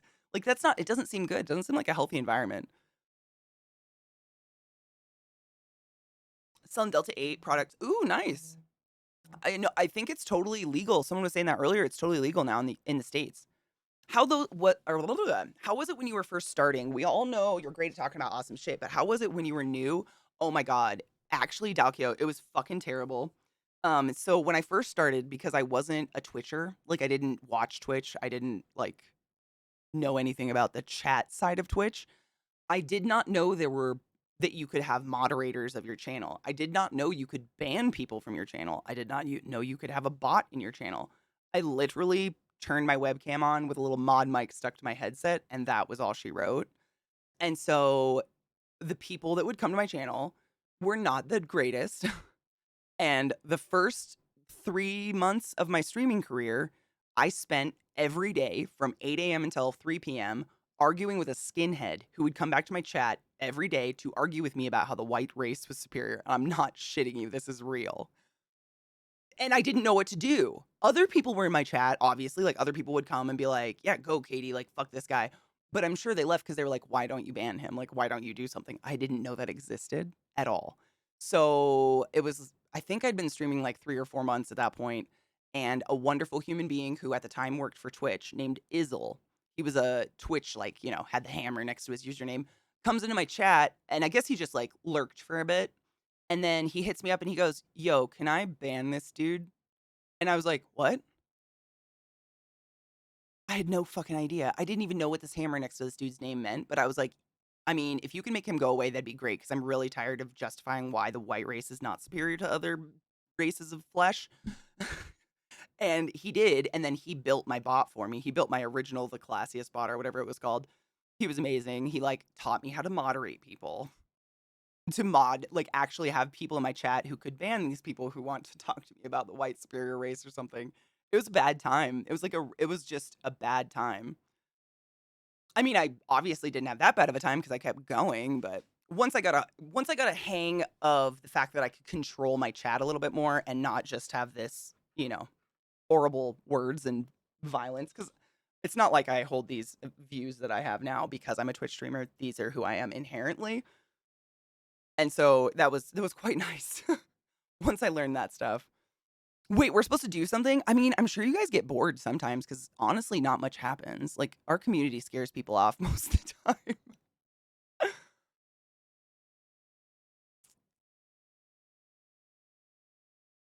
Dude, I run. I try to go running every morning and I walk my dogs and stuff. It's honestly like, I think a lot of people, they, the way that, health and exercise and all that is presented makes people go, well, fuck that. I don't have time, nor do I have the want to put that much of my life into thinking about the size of my calves. When in reality, like, being healthy doesn't mean a gym membership, running miles, getting gym clothes, living this vegan smoothie life. Like, none of that at all. Like, literally going for a 5-minute walk is exercise. Like, just walking around your house. I used to pace in the halls of the hospital to get my steps on my watch sometimes. It's literally standing up from a chair is exercise. Is by definition anytime your heart rate goes mildly above resting. So your resting heart rate is what it's doing when you're just chilling in a chair. Mine's usually in the 50s because I'm like a corpse. Anytime you get it above that, you're effectively exercising. So getting up and walking around your house for a minute and getting your heart pumping up is enough. It's just, I think, because the way it's presented in media and stuff is just like this extreme, like, all or nothing lifestyle. We as humans get an all or nothing mentality about it. Like, I have to devote every moment of my life to being healthy, thin, whatever your goal is, or I have to give up. When really, like, you can just fucking, you don't have to do either of those things.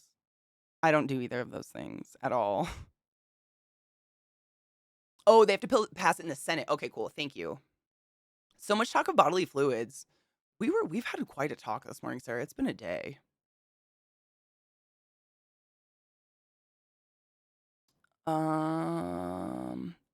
Dearest Onkbot. Onkbot was the bane of my existence, but honestly, it really helped solidify like what me and the mods and the community like believe in and stand for, and it just gave me the tools because I have no problem IRL arguing with a transphobe. Like, if you really want to stand in person with me and argue that you think my transgender friends are irrelevant or so on and so forth, whatever horrible words you want to say, I'm more than willing to stand face to face, stare you in the eye, and argue these things.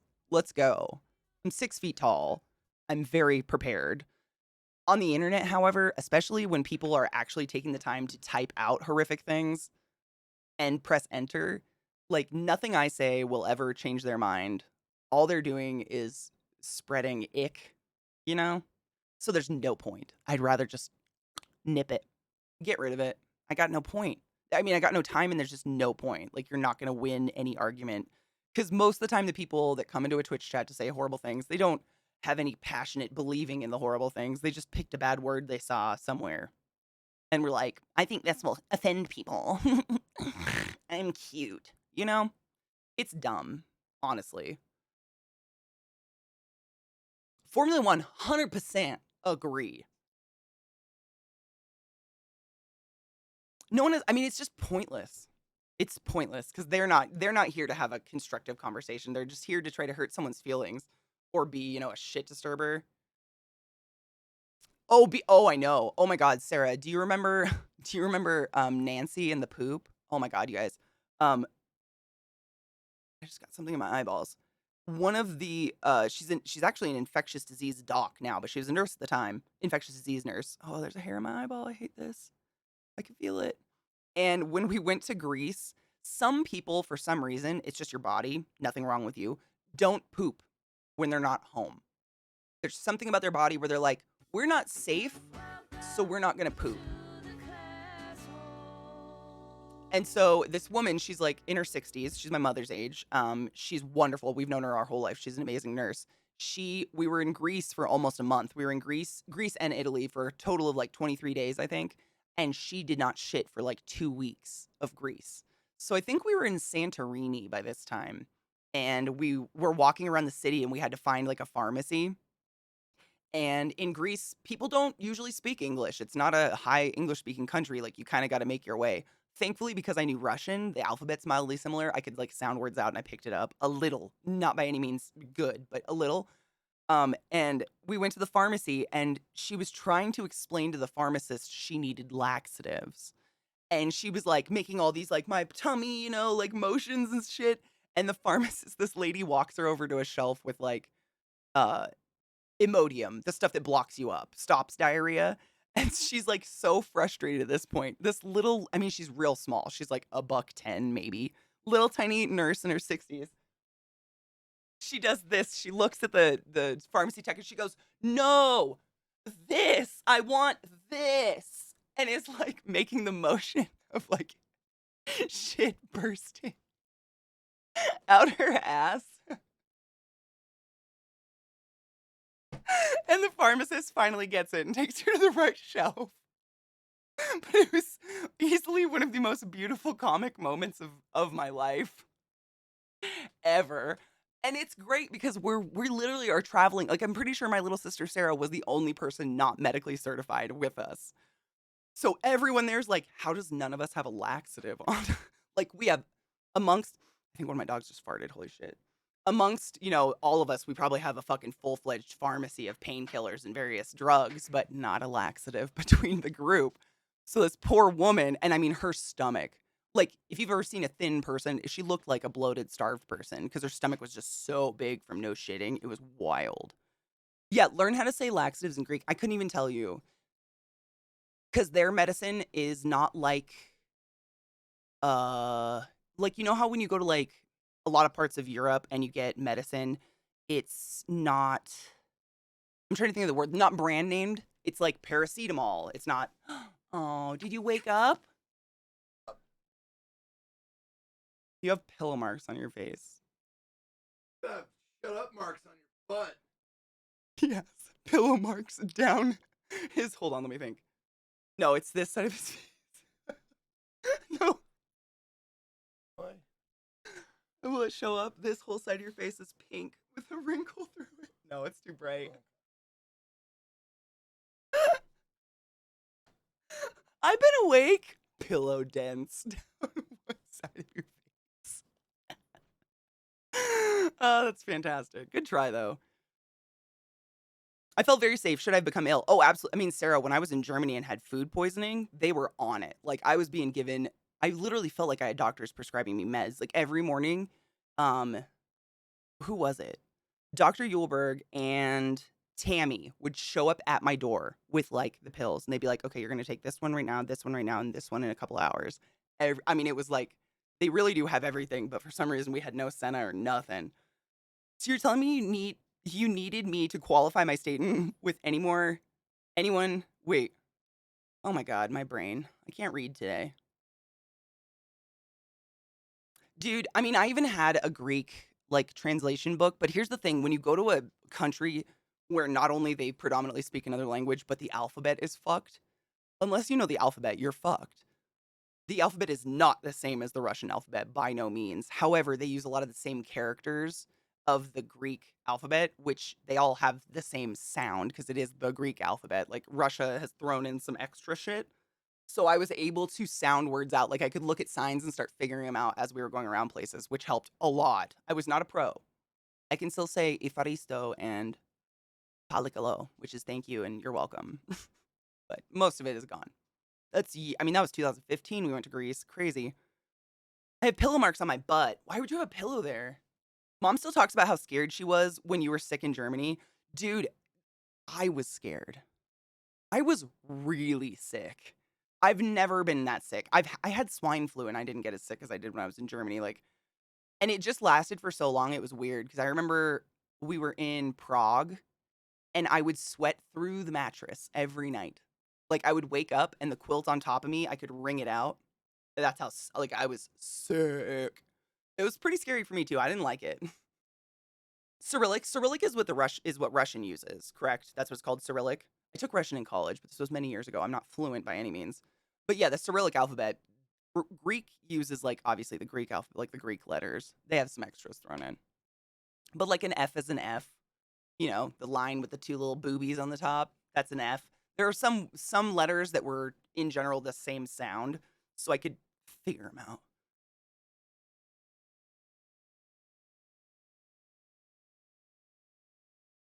Cathartico is laxatives in Greek. There you go, guys. Now you can figure out laxatives. All I know about Greek, I learned from mythology. Hey, it would actually help you get around a lot, to be honest. I mean, everything there is still named after all the ancient mythology. My sister and I went to the Penis Museum on the Isle of Delos. It's a little island off the coast of Mykonos, and it's some of the oldest ruins in the world that we've ever found. And it's just an island you can just free walk across. Like there's no one watching you, and there's like mosaic tiles on the ground from, the Greeks. It's pretty wild.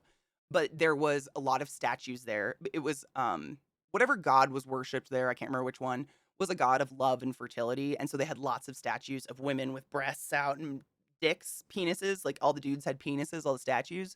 And when the Romans came through, they thought the most ungay thing would be to knock all the dicks off of every statue and stick a fig leaf on it. And so the Greeks made a museum out of it. So if you go to the Isle of Delos, you can walk around the whole island and like go climb in the ruins and shit. It's pretty wild. And then they have an actual museum you can go into, and there's just dicks. So many in glass cases, among other things, obviously, but it's all the pieces that were destroyed they put inside. It was pretty cool. Was it Aphrodite? I feel like it would be, but I just don't remember.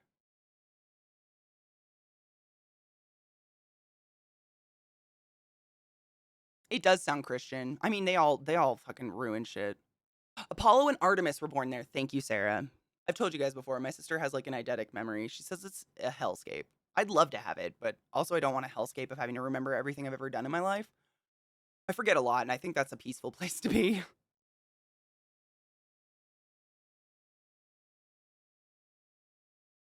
They didn't have a national identity the way we'd think of it, but would have used the word Hellas for Helena Troy. Oh, that's so cool. I didn't know that.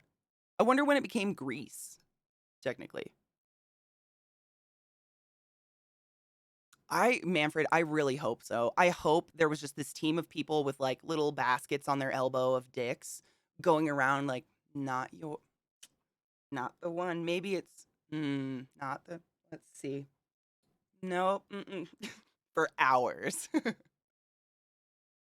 That's hella interesting. Snaps. That was good. Greece is a very modern idea. Really? And see, I love learning about that stuff. See, that's just stuff I wouldn't know. I had a great story recently. I heard a great story, excuse me. Classic scholars at a convention in Greece needed to extend their stay for another day. Receptionist didn't talk English. Classics doesn't teach you to speak, only to read. So he read her part of an ancient Greek play where someone asked her husband to stay another day. Receptionist found it hilarious but got the point. I fucking love that. That's so beautiful. That is communication at its finest. That's so nice. Like Cinderella and shoe fitting, but with cocks. Oh yeah, I mean, yeah. In terms of history, I mean, when we say recent, I would assume you mean anywhere within the last like 10,000 years. Zuckus. Fucker. Thanks for the resub, bitch. It's almost 2 years. You're not sick of me yet? The fuck? So does the Pope poop, or is it divine teleportation of the waste? What if he like apparates his poop? Where would he apparate it to? Do you think the Pope is magic? I believe the Romans were the first to start calling them the Greeks, and then it became land of the Greeks and then Greece. Do you know where they got the word though, Sarah? Like the word Greek. I wonder where that stemmed from. Cinderella slipper's a euphemism. I mean, yeah, but also, does that mean that the slipper just like tore out the cervix of the other two sisters and left them bleeding out to die in their beds? You know, the slipper, you know what I'm saying? Because in the real story, the other sisters cut their feet off to fit the slipper. Like, does that mean the slipper fucked them to death? Because I'm into it.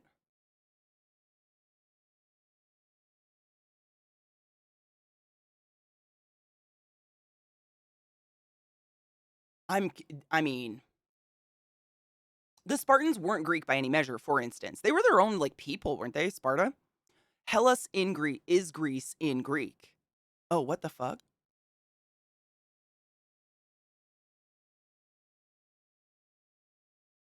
I know. Are bears Catholic or does the Pope shit in the woods? I mean, I don't think bears are Catholic. They're too cute. Latin is Gracia. Oh, that's so cool. I did not know that. Do you just know this for your paper you did, Sarah? Was this like part of it? I was telling people about your giant ass fucking Amazonian paper the other day on stream. I was like, I didn't learn much from it, but I edited the grammar. It was a really cool. I mean, I just didn't know any of that shit. Aphrodite is the only goddess of love and fertility in Greece who had many children and is normally depicted as being naked in a giant clam. That would probably make sense then. And my sister said that was the Isle of Delos is where Apollo and who was born? Apollo and someone else was born. Sarah just said it, but my brain. Artemis and Apollo. And Artemis was the goddess of like virginity and shit, right? Maybe that's why the dicks got chopped off. Maybe they just interpreted wrong. What would happen to your colon from the Oh my god, the vacuum of the poop, dude. That I mean, the opposite of a fart. I don't even. I mean, honestly, just because of like the volume, like you'd have to replace that space with something. It'd probably like suck stomach acid into your fucking intestines, depending on how far it was along the process. Oh my god, the hellscape. I don't even know. The slipper did what now? I'm just saying.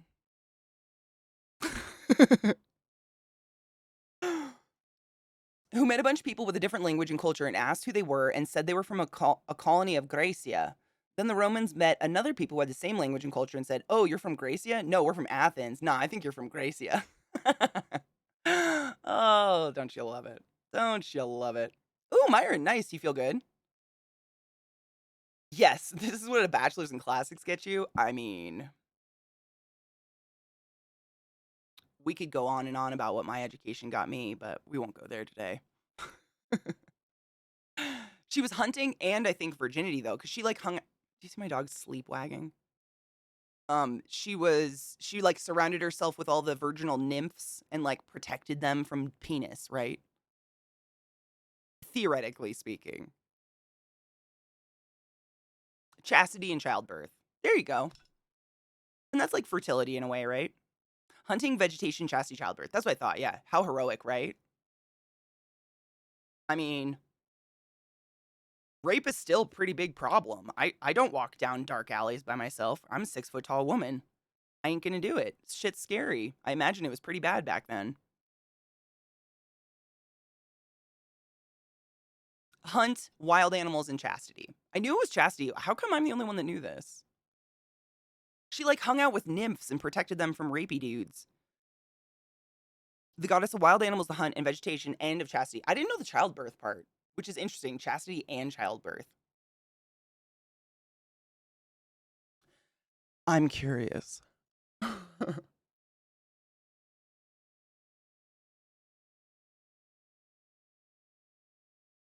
Oh, she protected people from bad childbirths. Oh, so she was like the kind of like the patron of your mom. Not a your mom joke, actually Lizzie's mom. Fuck, what are they called? Midwives. Like a patron of midwives kind of then, right? God, it did sound like your mom joke. I did not mean your fucking mom joke. God damn it, Katie. Lizzie's mother is a midwife. Sorry. God damn it, Katie. Oh man, I'm an idiot. My bad. My bad. Oh man, dude, Militia, do it if you can. Greece is so cool. It was a really cool place, honestly. I really enjoyed there. Fun fact, we have no idea what the Vikings called themselves. Viking is an activity, not a culture. It was the act of raiding via sailing in and stealing shit. Well, I think the thing is that we Vikings came from every colony that had people technically had Vikings. You know, Ireland had Vikings technically. Like anyone that went out on ships and pillaged and brought back shit technically was a Viking. So it's hard to say it was a culture because you can't say it was just like, Northern Europe or Scandinavia or something like that, which is what most people envision. They're like, "Oh, you're Swedish? Do you wear horns on your head all the time?" Hello, David. How are you? Good morning. Time zone, I should say. The strong woman. Yeah, I could totally see that. I like that. There's that story of her turning that guy into a deer when he accidentally saw her naked, and then his own hunting dogs then tracked him down and killed him. Oh, that's fucking metal. That is sick. Lizzie, I was actually gonna ask you about that. I'm like, did they even have like the concept of sexuality, I guess? The number one source of all problems in Greek mythology, Zeus can't keep it in his pants. Dude, for real. And like, he'll turn into a cow to fuck you, which is the strangest part to me. Like, he's like, oh, so like a big hot god dude won't get it? Guess I'll pretend to be a swan.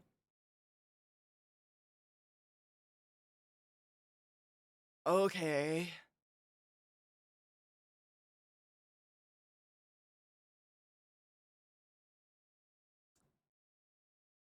Sailor barbarians, basically. Yeah, they were like people that, were seen as bad until they brought back the good goods. Swans are scary, but I would in no way want to fuck one, which is actually one of the stories. Like Zeus turns into a swan and a girl like strokes his swan neck fucking sexually or some shit. It's why like a cow, a swan. I can't think of the other ones. He turns into a lot of animals to get down. It's pretty fucking weird. They think Vikings called themselves Ostmen later or Norsemen. Oh, interesting. I wonder if there's any like actual like literature on it from those days.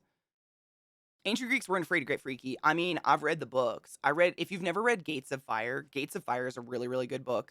It's what 300 is based on. It's the book, not the graphic novel. The graphic novel is based on the book, movie on the graphic novel, but the book is amazing and it follows the path of Leonidas' shield boy, uh, also known as his cum dumpster. And it's wonderful. You should read the book. It's great.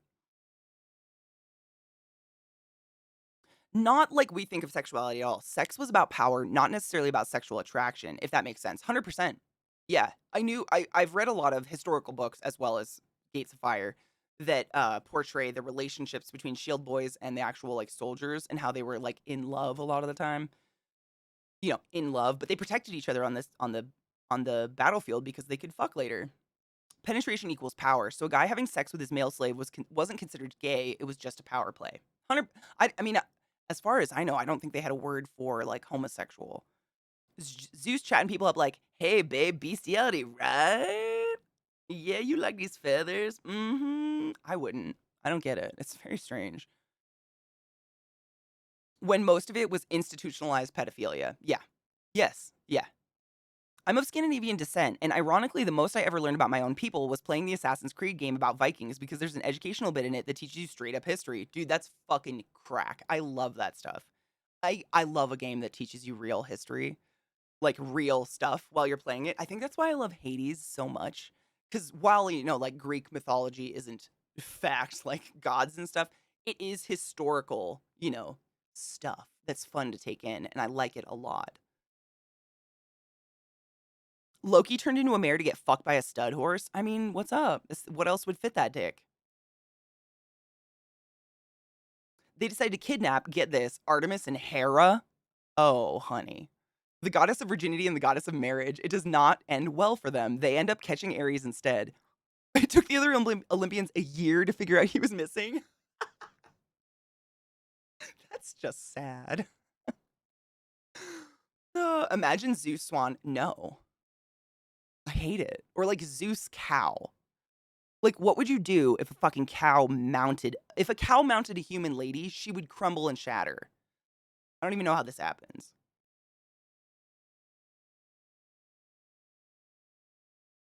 The also wasn't the Ottoman Empire also very gay friendly? I really don't know. My sister, I mean, seriously, Sassy Sarah in chat is my actual little sister, and she did her undergrad in history, and she actually did her thesis like on this shit. She wrote it on the Amazon, so it was pretty cool. She knows a lot more about that stuff than I do, but I can tell you how your liver works.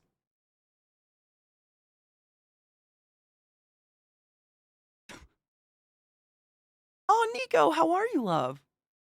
It's how they made sense of the world, and actual historical events happening around them, 100%. And the coolest part to me, I love like the characters, like the gods' names and stuff like that.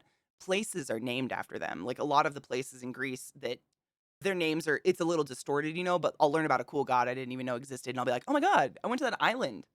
Stuff like that is really cool because it definitely, it's like Sarah said, like while religion isn't, fact to most of us. I don't know. I don't want to be offensive. I'm not anti-religious, by the way. Just so everyone knows. But like, it's subjective, I guess we could say. It still tells you a lot about how a culture developed in the world and what a culture really strived to define in their own world when they didn't have science and stuff like that. Xena liked Ares a lot. Oh. Zeus didn't go goose, shows the door.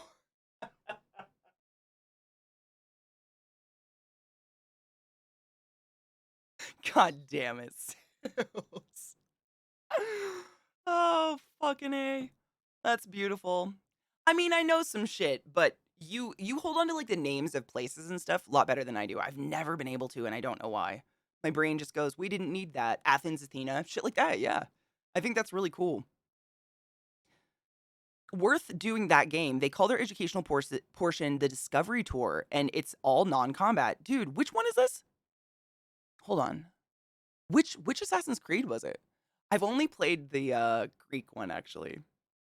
That's the only one I played. And I hung off the big statue's dick and never played again. I didn't even beat it. Oops.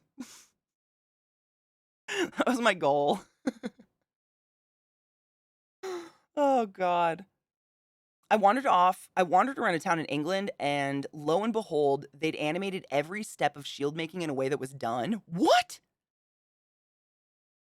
Oh, that's fucking sick. Extra stuff like that in a video game gives me a major weddy. That's like the extra spice that makes it so worth it. In Greek mythology, is Theseus and Pirithous? Pirithous? I don't know that name.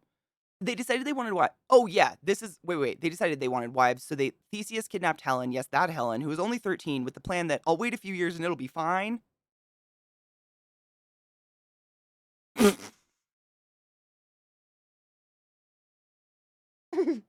What?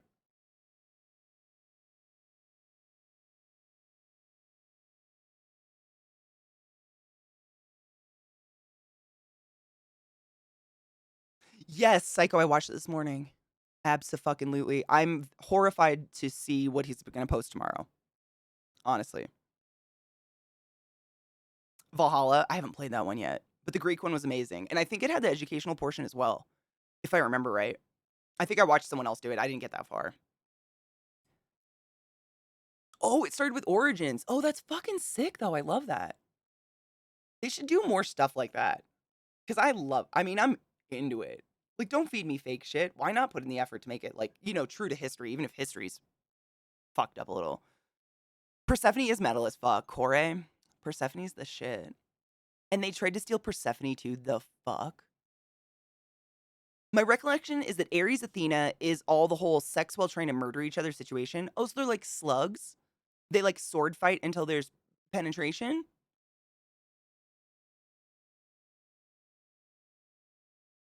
Go, Pikachu, come out. I'm gay. Miniman Joker tipped $5. Morning, Katie. I hope you're having a great day, but can we have a moment of silence for everyone who just lost the game? Thank you. Oh, F's in chat. I'm sorry you just lost your game. Fuck that. We do need to take a break. Dude, you're on it. We need to take a break. Like I said, every couple of hours, I highly encourage you all to stand up and stretch your legs because it's super unhealthy to sit all the time. It's like really bad for your heart. Your heart's a muscle, and muscles, when you don't work them, they atrophy and die. It's 4:21. Shut the fuck up. How do we miss it every day? Like right by the one. I'll hit it when I get back. Ads are literally gonna pre-roll if I don't take a break, and then you won't be able to see anything anyways. So everything will be fucked. I'll be right back. I love you guys though. Stretch your dicks, wash your water bottle, and load a bowl. Stop. Why is this happening? Stop. Sorry. Go XLR was being weird. I'm gonna go pee.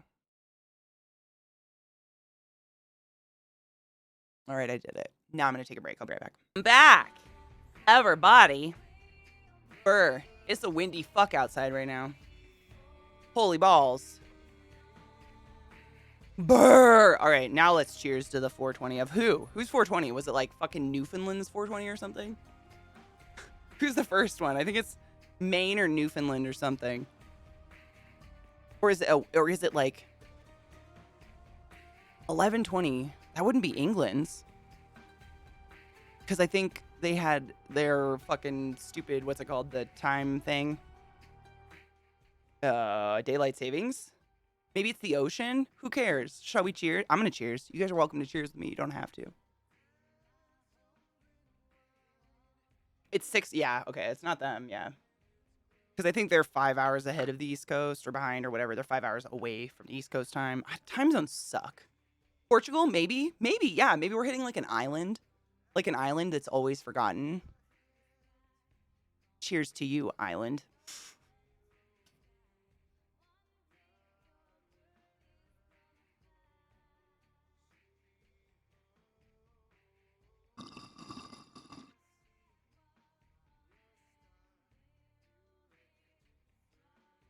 Cerberus means spotted. Oh my god, that's precious. Cerberus is such like a bittersweet thing for me. One of my really good friends in college that I kind of like grew into my gaming self with a little bit. I played all of the Borderlands games with him. His Xbox name was Cerberus. And like 8 months after we graduated college, he died of skin cancer. He got melanoma, it went to his brain, and he died. It was horrible. But he's still my friend on Xbox Game Pass as Cerberus. So every time I log in, I see him on there, and I'm just like, oh, man.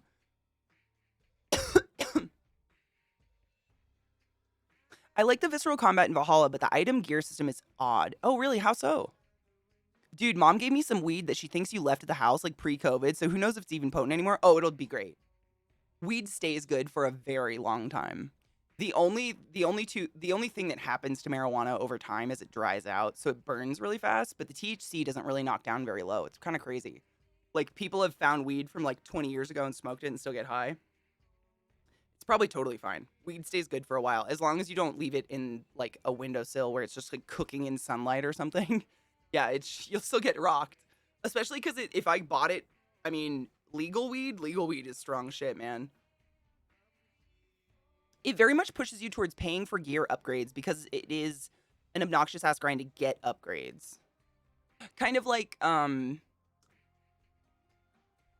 game I just played with the ginger in it. Oh my god. It's on the tip of my brain tongue. I hate this. I'm looking at my library because I just have to see it. Horizon, thank you so much. Horizon Zero Dawn. Like that?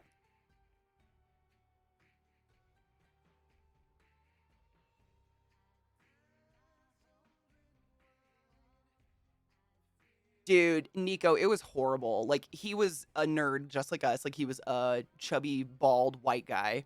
Loved playing video games. He just graduated with an engineering degree and got married, but he grew up in Arizona. He grew up in Flagstaff. And it's like, you gotta wear sunscreen, man. Everybody's gotta wear sunscreen all the time. It doesn't matter, like, how often you go out. And unfortunately, he got the skin cancer on his head. And it went straight to his brain. He was just, it was so quick. I mean, I'm kind of glad it was quick because I can't fathom living with brain cancer for a long period of time, like how horrible that would be, but it was still very tragic. Valhalla's nails on chalkboard to me because of how they screwed up the timeline. Really? Like, it takes place in the 1200s and presents the Vikings and Celts both as pagans. Well, I mean, they always Hollywood shit up, but that is pretty bad. Weren't the Picts, like, I mean, the Picts, wasn't it Picts? The Picts first? The Pictish warriors? And then the Celts? Celts came later, I thought. I don't know. Yeah, Horizon, so the way Horizon does it is, you can, like, there are some armor sets you can get by just doing quests and, like, you know, becoming the chieftain or whatever. But I grinded getting, you know, resources as fast as possible just so I could get the weapons. I just bought them all the best armor and everything.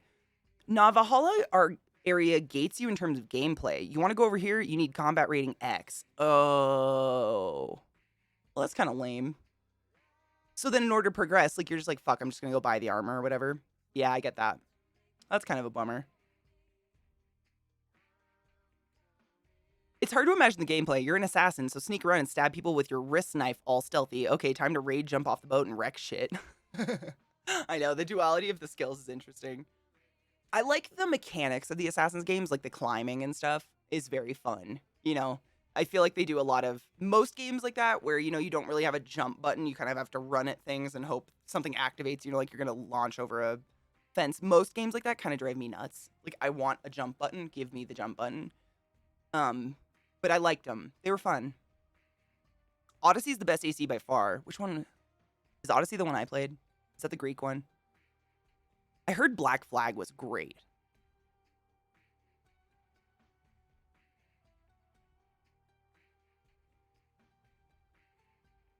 I never played Cube World, but I'm a late gamer. You know this. I've said it. I grew up like Little House on the Prairie borderline. We didn't have games and stuff for a very long time. Like, we had the old consoles, like we had a Super Nintendo and a Sega Genesis and stuff like that. But we had a PC when I was in high school. It was just, I mean, the stock HP from, you know, Best Buy or something, so you couldn't play anything on it. I tried, trust me. Origins is Egypt. Oh, Black Flag. Yeah, I've heard Black Flag was really cool. Odyssey is the Greek one. Cool, thank you. AC climb is the biggest headache whenever you're trying to do something specific. Oh, I could see that. I could see that. Like, by specific, you mean like trying to, like, assassinate someone? Like, sneak up on a ledge or something? I really thought Horizon Zero Dawn did an amazing job with that. I had a really good time in that game. Because they normally do so well with the history stuff. Like, when you play Assassin's Creed 2 enough and go to the Venice or Florence in the real world, you can seriously navigate the city. That's so fucking cool. I never played those ones, but I watched them play. They were really cool. I like me some Ezio, but Black Flag. Was Black Flag really that good? I really want to play it. I just haven't yet. I'm not like, I don't know why. It's nothing against them. I've never been like pirate happy, I guess. Like, you know, some people are like, pirates are really cool. I just was like, ninjas though. My sister and I were definitely Ninja Turtle fans over that shit. We were very into the, I love you, Sarah. Have a good day at work. Wash your hands and don't let strangers cough on you. Yuck. It was on the height of the Pirates of the Caribbean hype too. See, and that's the thing. The Pirates of the Caribbean stuff, I was never like too. I love Muppets Pirates of the Caribbean. That's the best one. Hello, Techno. How are you? Why not both? I don't know. I don't know why I think because pirates were dirty. I don't know. I was like, pirates are okay, but I just, you know, when I was like in high school, people would like adopt something, you know, like there was always something someone identified with, and everybody was like, pirates, like Jack Sparrow. Because when I was in high school is when Pirates of the Caribbean was coming out, I think. Or did it come out when I was in college? I think the first one came out when I was in high school. I really don't remember. It's been a while. Muppet Christmas Carol is the best Christmas Carol, hands down. Semi-okay. Oh, D&D? Oh, bitch. We take shit very seriously. Not really, but I love roleplay tabletop games so much. I still get sea shanties in my head randomly because of Black Flag. Really? The historical stuff would drag me in. That would get me, yeah. Of interesting pirate fact I learned recently. What's that rum? There's a rum named after a dude. I don't drink rum. I knew it yesterday or the day before. Fuck. Captain Morgan. Captain Morgan was a pirate who was like an infamous fucking slave trader, like one of the #1 slave traders. And we just have this like rum that's named after him, which is interesting. Like those are things I learned later in life, but another just ding on the pirates. Most pirates were slave traders. Odyssey has some moments that aren't historical, but it's not nearly as bad as Valhalla. Like the idea of you're fighting the Spartan Navy is a joke because Sparta didn't have a navy. Yeah, I giggled. It's why the Peloponnesian War lasted so long. Sparta didn't have a navy and Athens didn't have an army. It makes sense. I mean, it's just kind of a weird change that they would do. Is Tiny Tina Wonderland good? I'm glad. I'm excited. I want to play it eventually. That was until Our Flag Means Death. I finally got motivated to watch the show. Did you love it? It's real good, isn't it? Dude, if I hadn't read the book on that pirate when I was younger, I wouldn't have watched the show. So good. Clean gay pirates with a library, go fuck yourself. His Closet gave me a wetty. That show was so good. They did a really good job. Sales is whipping out all my RP shows in chat right now. Literally links to them if you'd like to check out shit I've been in. It's a lot with a lot of incredible human beings, arguably some of the best in the world. Some pirates were freed slaves. Wow. I mean, there's got to be a good guy and a shitty guy, right? In every career.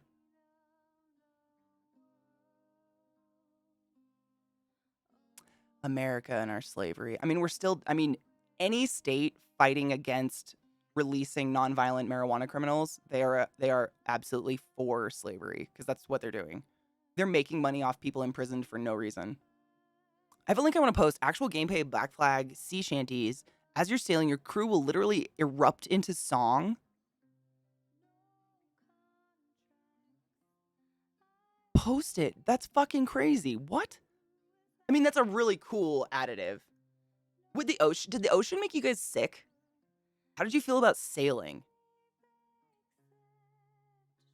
Oh, yes. I've done... Actually, my very first RP on Twitch was with Zeke before I even knew him. It was on roleplay. We did Vampire the Masquerade one-shot. Did I spill coffee on myself? Sure did. I'm moist. Don't talk about it.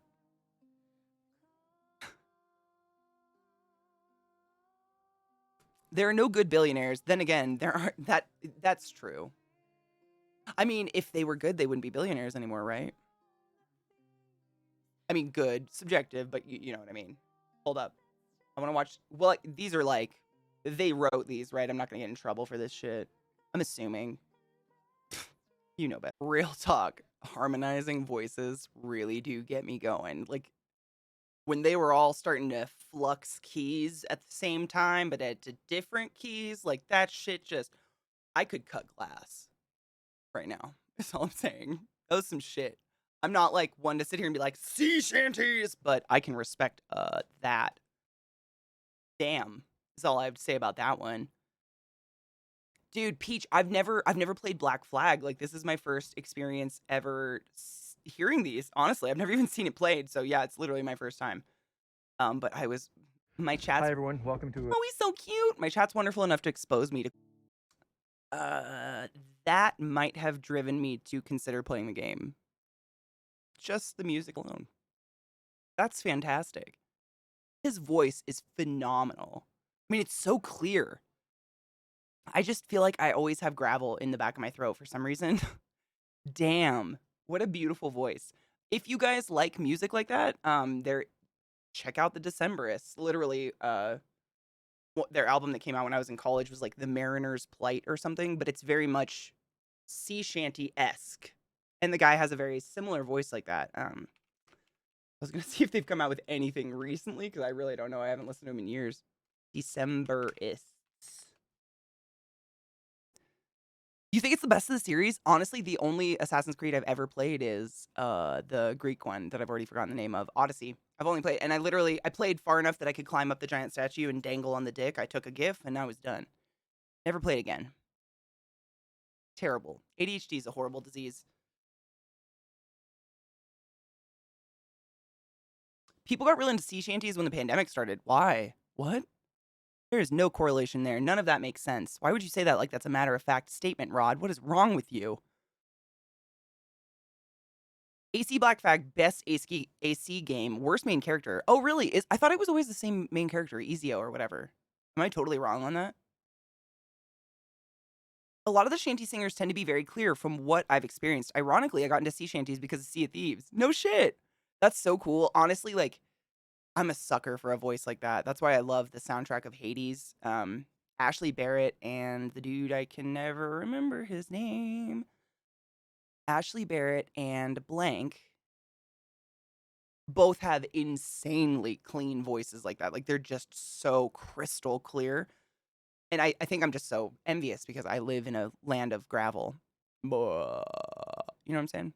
You hated Odyssey? Really? I thought it was fun. I really just liked that I could be a girl. It's a lot of people love to give me a hard time about it, but for me, video games, I know weird. It's very much about immersion. The more immersed I am, the more I am into the story. And if I'm forced to be a dude, I ain't immersed, my dudes. I don't identify as a male in any way, shape, or form other than my enormous spiritual cock. I hate it. Like I was very much bought into it. I was like, oh my god, I can be a woman? Thank you. I liked that. I think that was really what drove me to play it, and the giant dick. Ren fairs have the best. I mean bagpipes. Like raise your hand if you hate bagpipes. Put it the fuck down. No, you don't. I'm just kidding. Somebody hates them. But I die. I love the Ren Fair and like bagpipes and all that like old school music is so cool. It's real instruments, you know? ADHD is Katie tells us to wear sunscreen daily. ADHD, that's a bother, do not want. But skin cancer is the worst. I literally like shit's on my computer desk. Like put yours on your computer desk. Wherever you sit all day, like put your little sunscreen thing there. And when you're just chilling and you put like chapstick on, be like, ah, fuck. You're done. You're done. It takes like 15 seconds. 10 of those seconds are like unscrewing the cap. Seriously, my whole family's had skin cancer chunks taken off their noses and stuff, and it scares the crap out of me. If I hear of any of you get skin cancer, I'm going to come hunt you down and peel it off myself. I get it. ADHD is a hard game, but like I feel like you just have to like play the game back. That doesn't make sense. I know. That's what I do to myself. I play the game back at myself. Like I know for instance, I'm a very out of sight, out of mind kind of person. So if I put something in a drawer, I will never ever ever use it again. I will never think of it again. It's in a drawer. That's what would happen to this. If this went in a drawer or somewhere I don't actively look every day, it would never happen. So I put it right next to my grinder on my desk. I'm going to touch my grinder at one point during the day. You know what I'm saying? I play the fucking game back. Fuck your brain. Like, really, mind fucking. I mind fuck myself all the time. It's the only way I can function, though, because seriously, ADHD is forgetting the very essential parts of life, like eating and drinking and, breathing. How do you play this game back? So over the years, what I've done is I've just like, journaled how I break down how my brain works. And then I look at it and I step away from it like that's not my brain. And I think, how would I attack that? Like mentally, like how would I attack that issue if it wasn't mine? So for instance, out of sight, out of mind, put it fucking in sight. Quit putting it in a goddamn drawer, you idiot.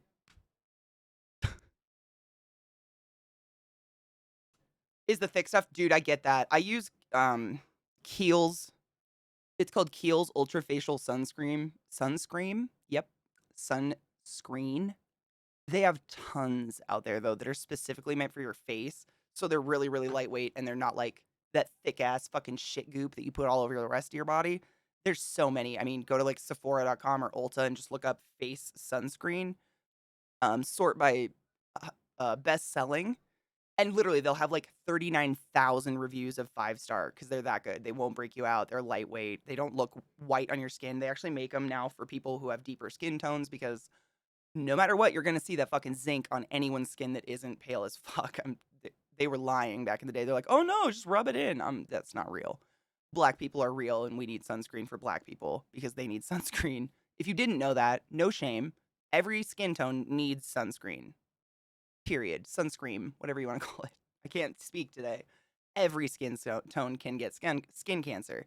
and everyone gets breast cancer. Actually, men's breast cancer rates have been skyrocketing lately, and they think it has something to do with depression and sedentary lifestyle. It's interesting. If you like the bagpipes, check out the snake charmer playing Drowsy Maggie. Oh, wait. Is that the dude that's like blowing fire out of his bagpipes? Maybe. Sounds like a transformer. It does. Sunscream. It really does. It's kind of a cool one. We should invent it into something. I didn't do it. They fight the sun. Take your. Oh my gosh. Squeaky. Did you take your joy today? Never forget to take your joy, and I guarantee your day will go as smooth as velvet. Thank you, daydreaming. I do feel. I mean, it's. Nothing went wrong today, other than I did spill a bunch of acetone on my desk. That was a mess. But I got it real rapid quick. If you've never fucked around with acetone, it melts everything. Case in point,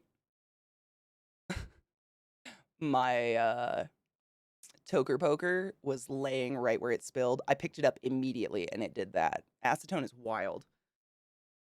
And I didn't know the cap wasn't on and I spilled it this morning. So that was a mess. But other than that, it was good. Like my lighting's decent, everything, it just works, you know. Things are working and that's a sign of a fucking good day. Hello, Kodiak Love, how are you? Like the evil cousin of ice cream. Oh my god, when we all know that's frozen yogurt.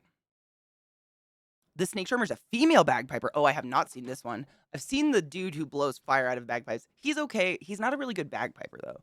I feel like most of his show is just about blasting shit out of his bagpipes, which is cute, but I'd much rather see some cute little old guys in kilts making some real music, you know? Sue me. Snake charmer. Is she just called the snake charmer? I'm gonna write it down.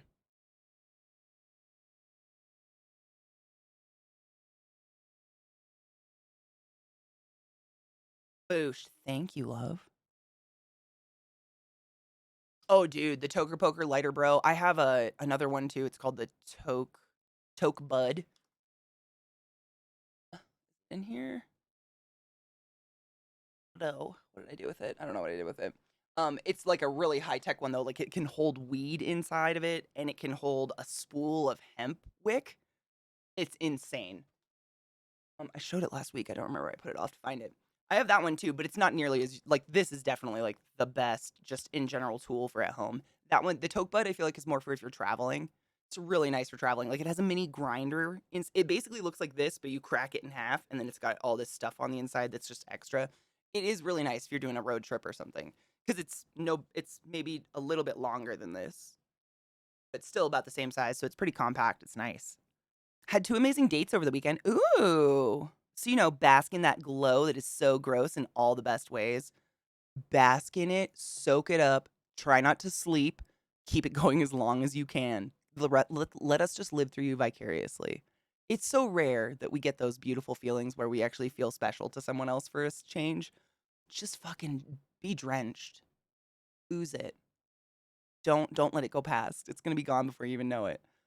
Ever heard of the Saltatio Mortis? Check out the Vikings theme rendition by them after stream. Ooh, thank you. No, I have not. Oh, boobs. I'm very excited. Oh, hell yeah. Exactly. Like, man, those moments where you just live vicariously, you know, you got to just bask in it and enjoy it while it happens.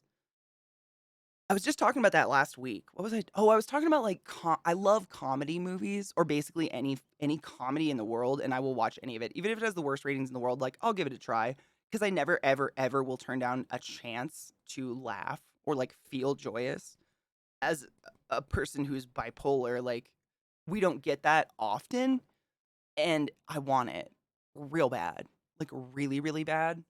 I want it, and so when people like some parts of the society will make you feel bad for being like successful or having a good time. Like, oh yeah, rub it in the rest of our faces. Rub it in my face. Like, sit on my face with it. Suffocate me with it. Give it to me. Give it to me. I'm not jealous. I live for it. Like, fucking happiness, man. It's one of those things that we really, really take for granted and don't celebrate enough, I don't think, when it actually happens. Like, the real shit, you know? The real shit. I had to clean out my bowl. I cleaned it this morning, but like that when they're brand new, like all sparkly clean, they gather that like little resin layer and it just fucking stinks. It stank. It's on my fingers and it stinks so bad. Yuck. I'm packing. I'll be there in a sec. People are finding out about Bloodywood. They're an Indian new metalcore. Oh yeah, dude, someone in chat turned me on to them a while back. They're amazing because I think I told chat I love Bollywood, which I do. Bollywood is fantastic. Some of it obviously is terrible, but some of it's fucking amazing, man. The makeup and costumes alone give my nipples a reason to live. And some of the music is literally banging. Again, music's another thing. I'll try any music. Like I'll never tell someone like this is my favorite genre or this is the genre I won't try because while most country I don't like, there's a lot of old country I fucking dig. I grew up on it. While most rap is absolute crap, some rap is dope. Kendrick Lamar's a master. I don't get it. He's so good. But I'll give it all a try because why would you ever turn down a potential good time, you know? Being openly gay where I'm from is real rare, but I was told once by a guy that I have beautiful eyes in a flirty way. Oh my God. And that compliment still cheers me up. Hold on to it forever. I had one similar to that. I was in Montana. It was so bizarre. I was in Montana for the first time at some club, and this beautiful black woman walks up to me, and she was like maybe 5'4". She was very small, but like beautiful. And she said something about my eyes. I was kind of drunk. This is the last time I drank, and I don't think I'll ever drink again because I fucking just hate alcohol. But she complimented my eyes and said I had a certain color aura, and then asked if I was from Baltimore. And she was from Baltimore, and we talked for a while, and she was so beautiful. But I think about that sometimes. Like, she just walked up to me and complimented me out of nowhere, and that happens so infrequently. Like, I feel like, especially just in common society, we're all so, like, nervous. Like, someone will think we're trying to rape them with a compliment. Like, they'll be like, why are you looking at me? Or, you know, they'll think it's a sexual come on. Like, this means I would like to fuck in the alley, when really you can just compliment someone because you're being genuine. I avoid comedies I haven't seen before because I feel guilty when I don't laugh because I feel broken. Oh man, I don't laugh out loud at most of the stuff. I feel like, tell me if you're the same gamers, I feel like I laugh at the stuff you're not supposed to laugh at. But if you laugh, like, who cares? You can laugh at anything. I find it dumb funny when people like violently fall over or violently slam into things. I'm trying to think of a movie recently where that happened. You know, obviously it's like comedy-ish. It's not they're exploding or anything. But that kind of shit, like when people are ragdolled in movies, it I wheeze laughing. Like that stuff just fucking kills me. But sometimes when they're trying to be funny, I don't laugh. I kind of feel that way too, but I don't feel bad. Like somebody out there likes it. Liar, liar. My God, it was so. That's a fantastic example. Yep. Just really Jim Carrey. He probably blossomed into me when I was a little kid. Like just that ragdolling of your body and not giving a fuck. There was one that I want to say it was the Adam Project or the Adam Effect, whatever that new one is with Ryan Reynolds on Netflix. I don't think it was that one though. There's some movie recently where that happens. It's a newer one that came out and people are ragdolled, and I just like Zach thought I was having an asthma attack. I was like wheeze laughing because that shit kills me. The new motionless in white songs are super cool in my opinion. Just reminds me if you turned Orgy into a metalcore band and moved them 20 years in the future, dude, that's awesome. Honestly, I can't think of I think in every genre there's something I like in it, you know? I mean, that's how she sleeps. You just gotta hope you don't wake up at the wrong end. The new one that just came out with the chick in it? I haven't seen it. I can't watch people getting hurt. I don't want to watch real harm. It's the comedy harm, I guess. Like I know they're not actually hurt in the movie, but watching actual people get hurt freaks me out. I don't want to watch that either. It's not like I dated a guy for a long time in college who loved UFC. He was obsessed. Like every t-shirt he owned that wasn't for work said tap out on it, that kind of bullshit. And I mean, if people like got knocked out, I would immediately just be like, "Are they okay?" Like I couldn't be excited for whoever won. I just thought the other person was dead. And there's so much blood sometimes. No, I've never been into watching actual people get hurt, like IRL, but like I don't know, man. The movie harm is sometimes quite hilarious. There's a new movie on Netflix. I think it's Netflix called The Bubble, and it's by I know his name all the time. It's just right now I can't say the name. Apatow. Judd Apatow. Same guy who did like 40-Year-Old Virgin, shit like that. And it's hilarious. Please watch it. It's not a perfect movie, but it's pretty fucking funny. But there's a part in it where one of the characters is like very happily roller skating to some very happy poppy music, and out of nowhere her hand gets shot off in slow motion, and I almost pissed my pants laughing. Like I rolled off my bed. I fell down.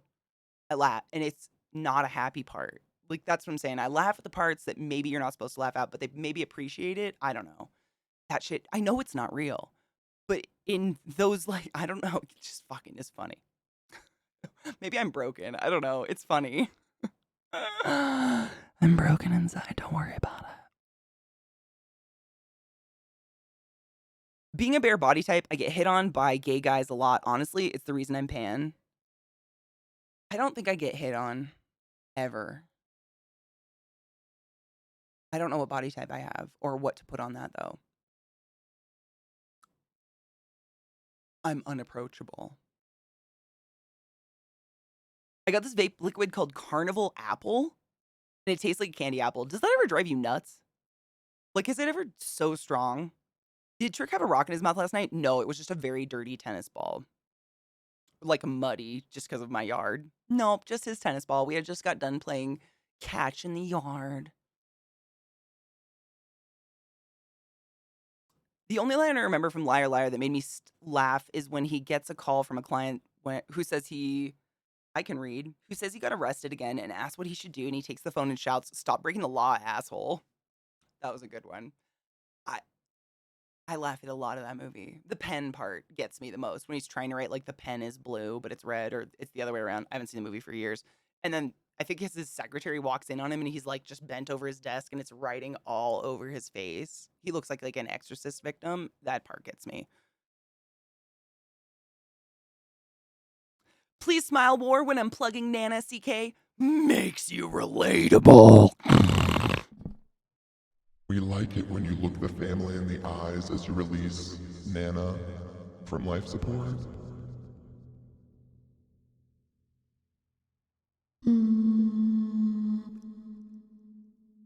Looks like it's done. Bye. For real, though. For those that are new to my channel or just swinging by, hi, my name is ClassyKatie. I used to be a respiratory therapist who worked at Johns Hopkins, and my 1-year review, they told me I was unapproachable. And it bothers me to this day. Because I killed people for a living. You want me smiling, bitch? Doesn't seem appropriate. Just my guess.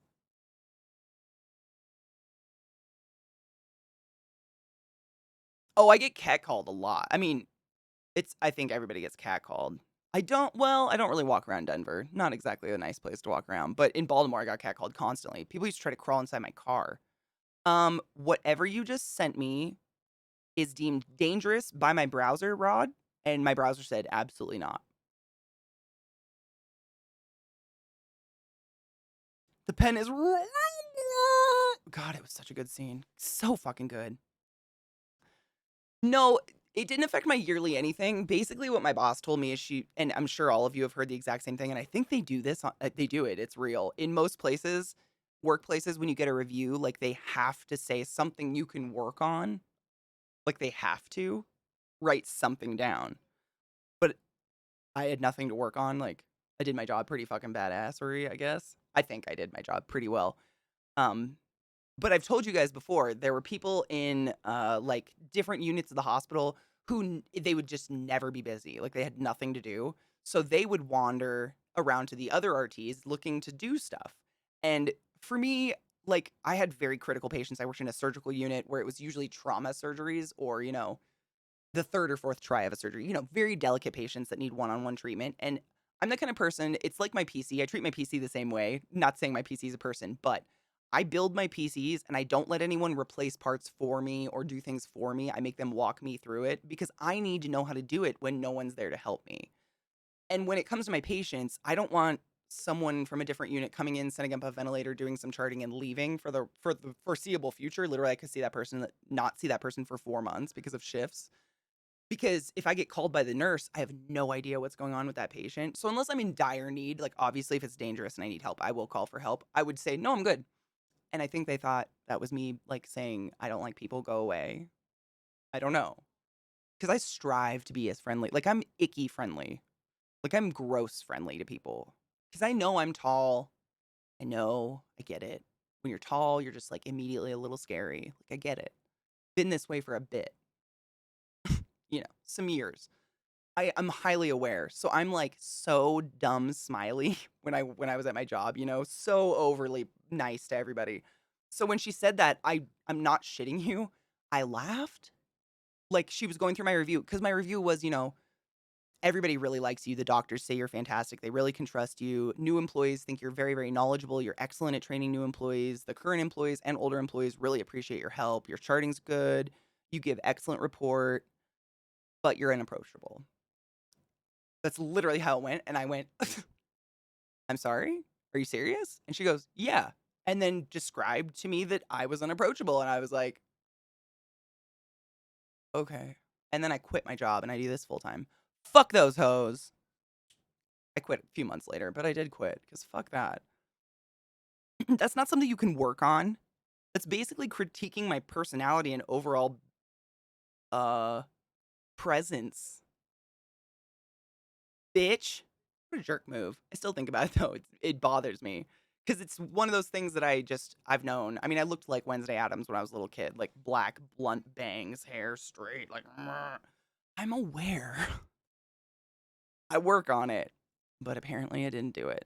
But literally my job was unplugging people. So it's like, I'm smiley and joyous. But in those moments, I'm not going to glunk, say bye to Nana.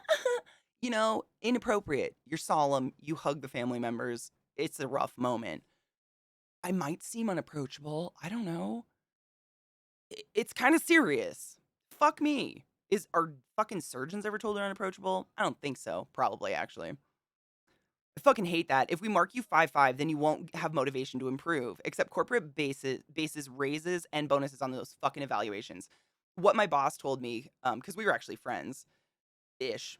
She used to be an employee, then went boss, then we weren't friends anymore because, it's hard to be friends with the people you're like lording over and could fire. And she told me that it was because if everybody got 5 out of 5, they're forced to give us all pretty impressive raises. So what the boss, like the big boss of my department of respiratory therapy, literally did is he put a box on all the review sheets for a negative trait, something we can work on, and the little bosses that give us our reviews actually have to fill it in. So every single person gets some negative something, and it's their way of, because there's no unions on the East. No unions. By the way, go Amazon warehouse workers and unionizing. Where is it? I can't remember. What state? Oh, fuck me. I've totally forgotten. Is it California? A state, there's many different warehouse workers there. One has already succeeded in doing this, but is it New York? Thank you so much. New York State. There's one warehouse has done it and multiples are like, on their way. It's Staten Island, isn't it? Yeah, it's dope. Really fucking cool. Unions, lots of people have very mixed feelings, and I completely understand. I both hate and love them. I love them because they keep us paid. I've told you guys my difference in pay between the West Coast and the East Coast was literally less than 50% difference. Like, West Coast, $40 an hour as a new grad. East Coast, $20 an hour with copious experience at the #1 hospital in the world, working in one of the highest, like, trauma units in the world. Horrible. No union. But union can protect horrible coworkers. Your coworker that calls in sick twice a week because they have the sniffies or they stub their toe, their job will be protected and you'll be stuck working with them forever. That's like the negative side to the unionizing that I've seen personally. but your union fights for you to have the right to be paid a living wage, like what you're actually worth. And without it, you are just butt fuck dry. Like, it's horrific. And when you bring it up, places like Johns Hopkins, Mayo Clinic, any of the big hospitals will go, well, you've got our name on your resume. You can go anywhere else. Go work somewhere else. Thanks. Scumbag billionaire Howard Schultz has now returned as CEO of Starbucks because over 200 stores have unionized. Whoa, what? How does he just return? Interesting. Hmm. Starbucks is getting into NFTs. Stop it. Is that real? That's Brock, I'm not kidding you. It's literally what they say. They're paying you an exposure. And they like, I mean, I've only worked at Hopkins. That's the only like major big mecca hospital I've ever worked at. But they very much have this like, we are the best. Even in orientation, it's like, Johns Hopkins is legendary because of blah, blah, blah, blah. Like, they keep this air, but they're not the number one hospital in the entire world by any means. But because they like do that, everybody thinks it. It's kind of weird. By the NLRB because they fired a union organizer because of her union organization. Who's the NLRB? See, I don't know any of this shit. They're smelling their own farts, literally, like, bitch, yeah. Oh, yeah. Oh, the National Labor Review Board. Thank you. I would get physically violent with some people that tell others to find another job in areas that usually don't have a lot of options. And that's Baltimore. Like, I'm sure I don't need to tell any of you about Baltimore. Baltimore is a food island, I think they call it, or I always call it the wrong thing and you guys correct me, but it's one of those things where the city does not have a grocery store within city limits. So if you live within the city and you don't own a car or you can't afford to drive without city limits, you get your groceries at a gas station or a bodega. Like that, a food desert, thank you. Why do I always call it a fucking food island? It's like the opposite. It's a food desert. So when you tell people who live on the inner city, oh, just go get another job, they can't afford to drive out of the city to find food, let alone move. Moving is fucking expensive. Like, no matter what, if you're buying, renting, it's dumb expensive. Usually they make you pay first month's rent, last month's rent, and an extra month just in case you fuck up somewhere along the line, and then a pet deposit, and then like human hair deposit, and then breathing deposit, and window deposit. And it's just it's such a tone deaf response, you know. It's horrific.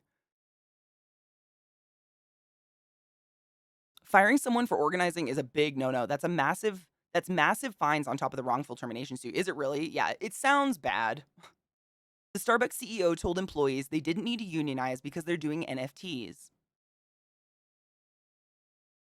I don't want to be alive in the world where that is. Ooh, Nico, I usually go until 4 p.m. What did I start? I started at like 9.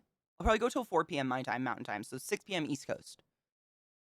So if you need to go run an errand or something, do it. Be chill. Wash your hands. Don't let strangers touch you, though. I'm giving you all access to a picture that might be worth money. I mean, it's not even the picture.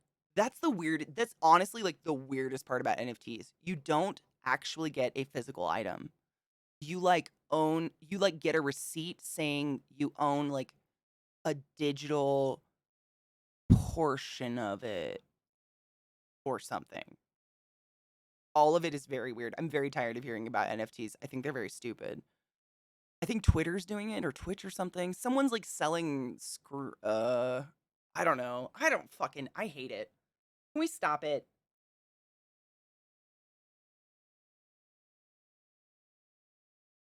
I need a burp. Is it 421? Stop it. For who? Wait. It's not East Coast. It's not Newfoundland. I think it's literally the ocean still. East Coast is 220 for me. 120 is like Newfoundland. Unless it's like Iceland. Greenland? Yeah, we'll go with them.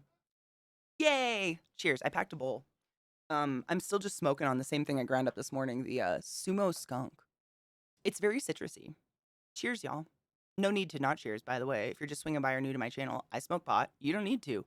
But if you want to or have questions, like so many people in my community are extremely knowledgeable and I can answer it my best. So, what's up? Cheers.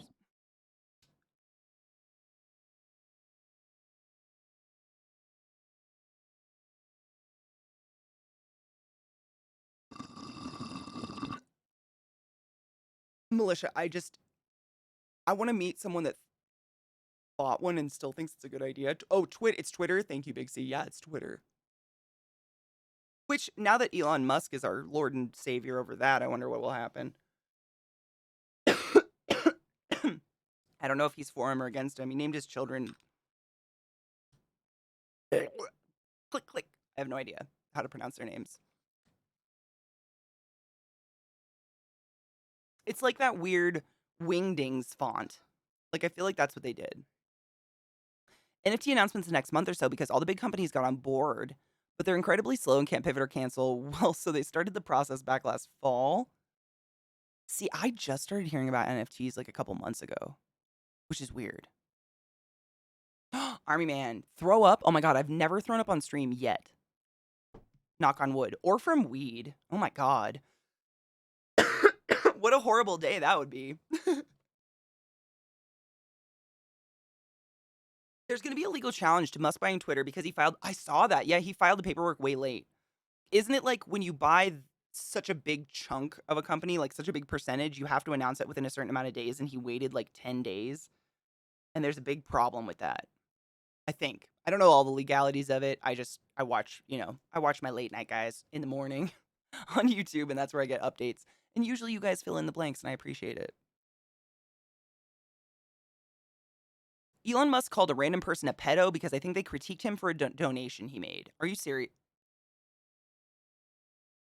I shouldn't ask, are you serious? Because no shit.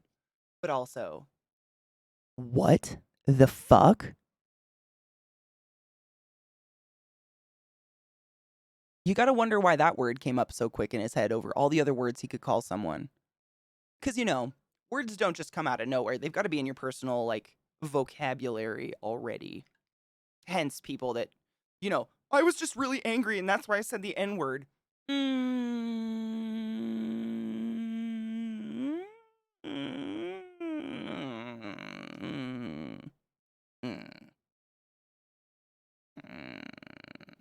Doesn't come out of nowhere, bitch.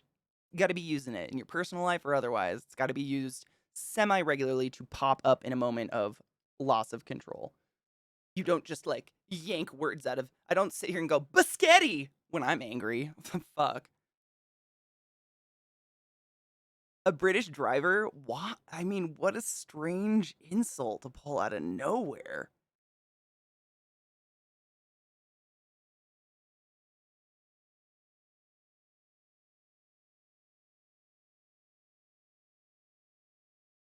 Oh, because it's enough to influence the company. Does he have aspirations to sit on the board of Twitter? Or is he just doing this as a lol?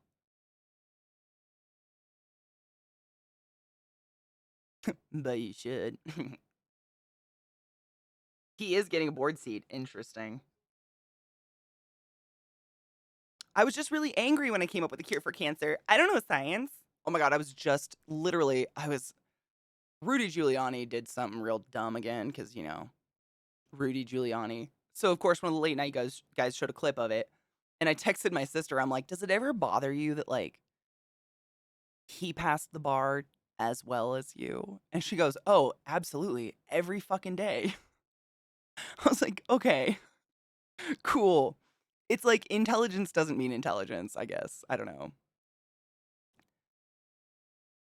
He called the driver who saved the Thai soccer team who were trapped in the underwater cave. Wait, a pedo? Musk was like, use my sub. I'm assuming you mean submarine, which is crazy that Musk has a submarine. And the driver was like, don't be a dumb cunt. It could collapse the cave and kill all the kids. And Elon called him a pedo.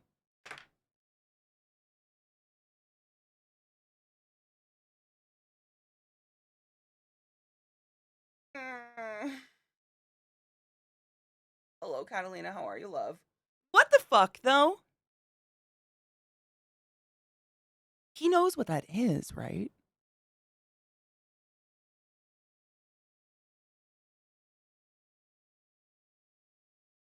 Ooh. Oh, Rod, that's why I asked. I've played some games like that. Like, most of the time, I've never been actually seasick. Ever. Like, water doesn't make me seasick. I've grown up on the water. But there's been, one or two games in my lifetime where I actually got kind of seasick from, the insane waves on a boat or something. Oh, he hadn't made the submarine yet. What the fuck? Okay. Oh, he was going. Okay.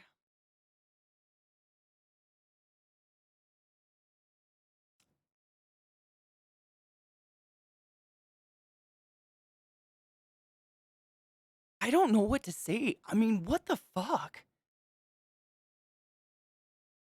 Honestly, Robo, I feel like to get to that level of wealth and be openly famous about it, you have to be. Like you have to be a level of ego that is just like nauseating to the rest of humanity. Like that's the shit that we don't even doesn't even pop into our heads most of the time.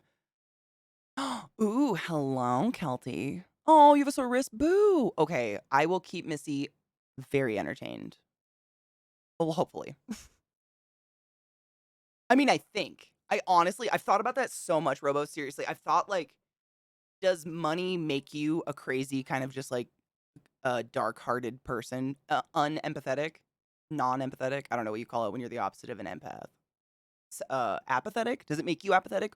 Or do people who already have that personality base have the ability to become ridiculously wealthy? But also, I wonder like what drives some of these bajillionaires to want to be in the public eye and the rest of them to like live in the clouds. I don't know. And that's why I will never be a bajillionaire. I don't know. It's weird. I think it's apathy. They have to. You have to.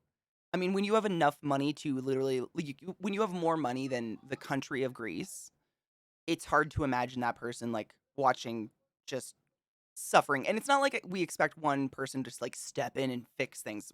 That's not the correct way to go about things. And it sets a strange tone and all sorts of issues. But I don't, I've never been a bajillionaire. I don't know what to do with money. But I assume there's ways to go about it that are more responsible than just walking in and being like, I'm going to fix that shit, you know? And for them to never do it or want to do it. Or it's weird. I don't know. I don't know.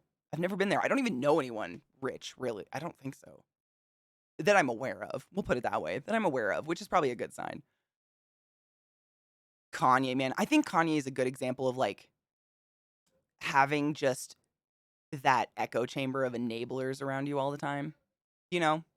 Like that, whatever you say is fucking word, yo. Right? Mm-hmm. Yep. Everything you say. Everything you say is dick suckable. Like that kind of just I don't know what else to say that an echo chamber would say. Just the yesing constantly. Like no one's willing to step out and be like, maybe you went off your gourd there. Maybe you should like just correct your behavior in any way, shape, or form to just you know I don't know. Don't maybe make a music video about cutting the head off of your ex-wife's new boyfriend, burying it, growing flowers out of it, and then giving them to your ex-wife. Like it's there's someone in your life should be there that has been there for a bit, you trust, willing to be like, "Hey, hey, how you doing though? Like lately, for real?" Like not in a public setting, not on Twitter, privately, like someone who actually approaches you who gives a fuck. That yes man, like the echo chamber, I don't think is healthy for a human brain, especially one who's prone to grandiose visions of bipolar. I don't know the word for it. Like when you get on your manic highs, some people will build a castle, will buy a castle. They get these grandiose, like, I'm actually an Egyptian god Ra imprisoned in this body. Like, I don't go manic like that. I do a quilt in a day. But some people do. And if you have no one around you, delusions of grandeur, thank you so much. That is the term I was looking for. When you have no one around you that you trust to step in and, hold your arm and be like, you doing all right? Doing okay? So you bought a castle? Do you got a receipt? Like, you need that. But when you get to that level of rich, I guess, maybe you don't have to put up with someone telling you no, so you just fire them. I don't know. I really have no idea. But I don't think it's healthy. You need people around you willing to just step in and be like, yo, you're being a fuck. You're being a fuck. Stop it. I love you, but you're being a fuck. Privately saying, pull your head out your ass. Exactly. And it's usually someone who's been there for a bit, who's probably had to do it once or twice, and it was for your better. So you're like, oh, I can trust that person to step in when I'm speaking about my sexual fantasies about the Pope or something, and I can trust that they're actually seeing crazy and not just commenting on a weird behavior because we're all weird. But you guys know what I mean, right? Like there's a difference between getting into quilting and spending $500 in one day and making a quilt in one day. Like there's a very big difference. And I'm not saying bipolar is the only one, but Kanye is bipolar, and I fucking hate the stigma around bipolar now because of him. Every goddamn buzz title is Kanye makes another some bipolar, like bipolar's in it. Always. They love to just villainize mental illness. I know a lot of people from support groups, therapy and otherwise who have bipolar or diagnosed who are nothing like Kanye West in any way, shape, or form. I don't know anyone that acts like that. I don't. Why would you do that? Though it's wild. It pisses me off. The Slayer of the Tiamat. Oh my god. Did I say that right? Tiamat. I feel like I did. I feel like I've only read that word before, so I don't know. They kick the people they can trust to the curb. Their egos can't handle being called an idiot. And that's. Do you think like, man? It's so different because I will call people on purpose and be like, "You need to tell me right now I'm not crazy." Like, I seek that, the voice outside my head. I don't know what, like, level you have to get psychologically, emotionally, or otherwise where you listen to the crazy Catherine in the back instead of shutting her up with chocolate and ice cream. You know what I mean? I call mine Catherine. She stands back here and watches everything I'm doing, and sometimes she takes over and it's real scary, and I hate it. I'm medicated, so it doesn't happen anymore, but I like since day one, I've never ever. I always am like, please tell me I'm not crazy. Like I will seek that out from other people that I trust, even though that's few and far between. Like it's healthy to have that, or people that will just step in. Like I've known people. It's never had to happen to me. Thank fuck. But I've known people who have been like, I had to sacrifice my friendship, but if it kept them alive, like turning in a friend for drugs and they have to go to treatment or something, and the friend is like, you betrayed me. How could you? And it's like, you may hate me, but you're alive. Like I kind of get it. I did. Yes. There's so many words. I love Google for the fact that it will actually like you can type words in and it will say them for you nowadays. I wish I had that as a kid, man. It's why addiction is so insidious for celebrities. If one doctor stops prescribing, you can just pay that one that will. Pay for the one that will, yeah. Which is so sad.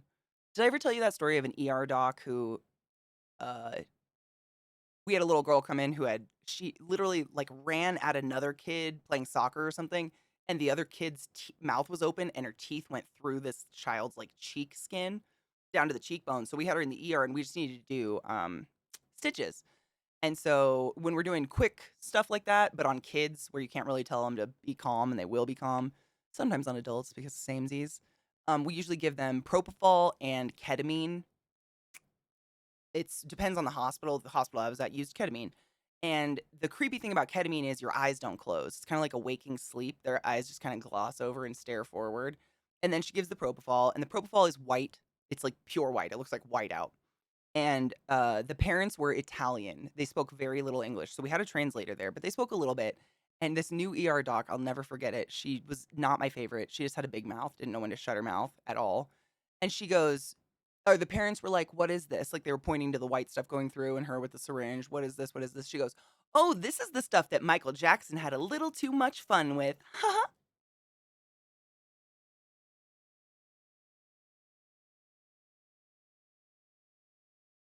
I don't think I need to tell you that's not something you should probably say to parents as you're injecting it into their, you know, 10-year-old, 7-year-old, I don't know, baby ages, children. The fuck? I'm so glad they only spoke Italian. The translator was smart enough not to say that part. Dumbest thing. I mean, it's just like, are you present here? Or did all your book knowledge shove all the other shit out? Because I don't know what the fuck you just said out loud. I've never ever seen a nurse do it. I've never seen anyone do that besides this one ER doc ever. And she was like a new, cocky, out of school ER doc that was just really excited to not have anyone telling her what to do all day. Ugh, it was bad.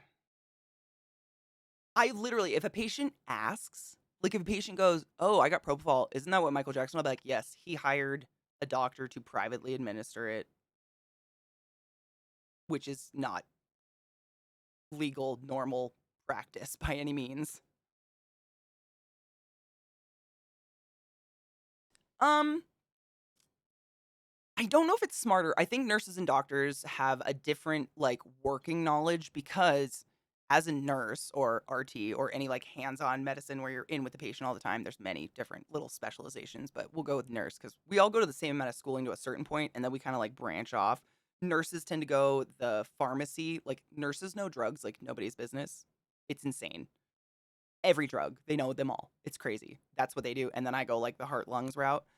But when you're a nurse, you instantly are hands the fuck on, like day one. We usually go to a couple, like you do your prereqs and then you do 2 to 4 year program depending on, what state you're in. If you can be like there's LPN, CN, CNRN, blah, blah, blah, blah, blah. There's many N's you can do. And depending on what level you go to like 2 to 4 years of school. And then we usually have to do a certain amount of hours of just we call them clinicals or residency or whatever the fuck you want to call them. You work for free. You just like shadow other nurses and other RTs and whatever. And you are just so immediately hands on, and you are never not hands on. Like you are daily putting catheters up urethras, daily getting like pads under titties to take EKGs. Like you're constantly in it. Whereas doctors, they're so much more theoretical. Like from day one, a doctor in the hospital, you do rounds forever. You don't even get your hands on a patient for like a year when you're a doc. Most of the time, your first year of residency, and by rounds, I mean you literally are with like 10 other docs standing in a circle, listening to some cocky old doc talk about every patient in the unit just at you. They don't ask questions. It's not like any cool show you've ever seen. They're not quizzing. They're just talking at you for hours and hours and hours. And if anything has to be done to the patient, they all leave. So literally no patient care is ever even seen. And I think that goes on for about a year. And then depending on the doctor specialization, that's when they actually get to get a doc. Once they get their license, their first licensing, when they're officially a doc, that's when they can actually touch patients officially. And it's so far in, I just feel like their knowledge stays more theoretical, like the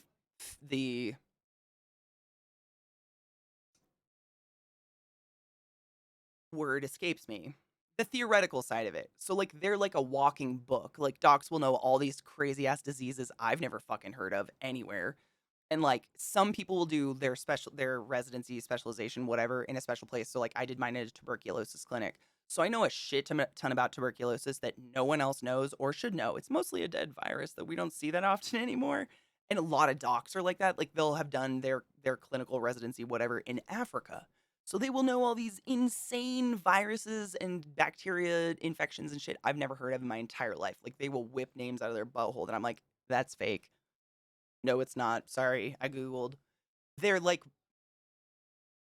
so I don't know if it's better or worse, but if, like, by working knowledge, what I mean is if you swapped us, we would be terrible. Like, I need to be hands on. I need to be in the room with my patient. If you ask me to write an order for a patient out of the room, like, what we usually do is we walk to an office that's at some end of the unit. There's usually a couple docs chilling in there on computers because they're exhausted, and you go, hey, I'd like to put room 12 on this and this and this setting and give her this. All right. That's it. They just like type it because they're like my liability. They write the order. I do the order.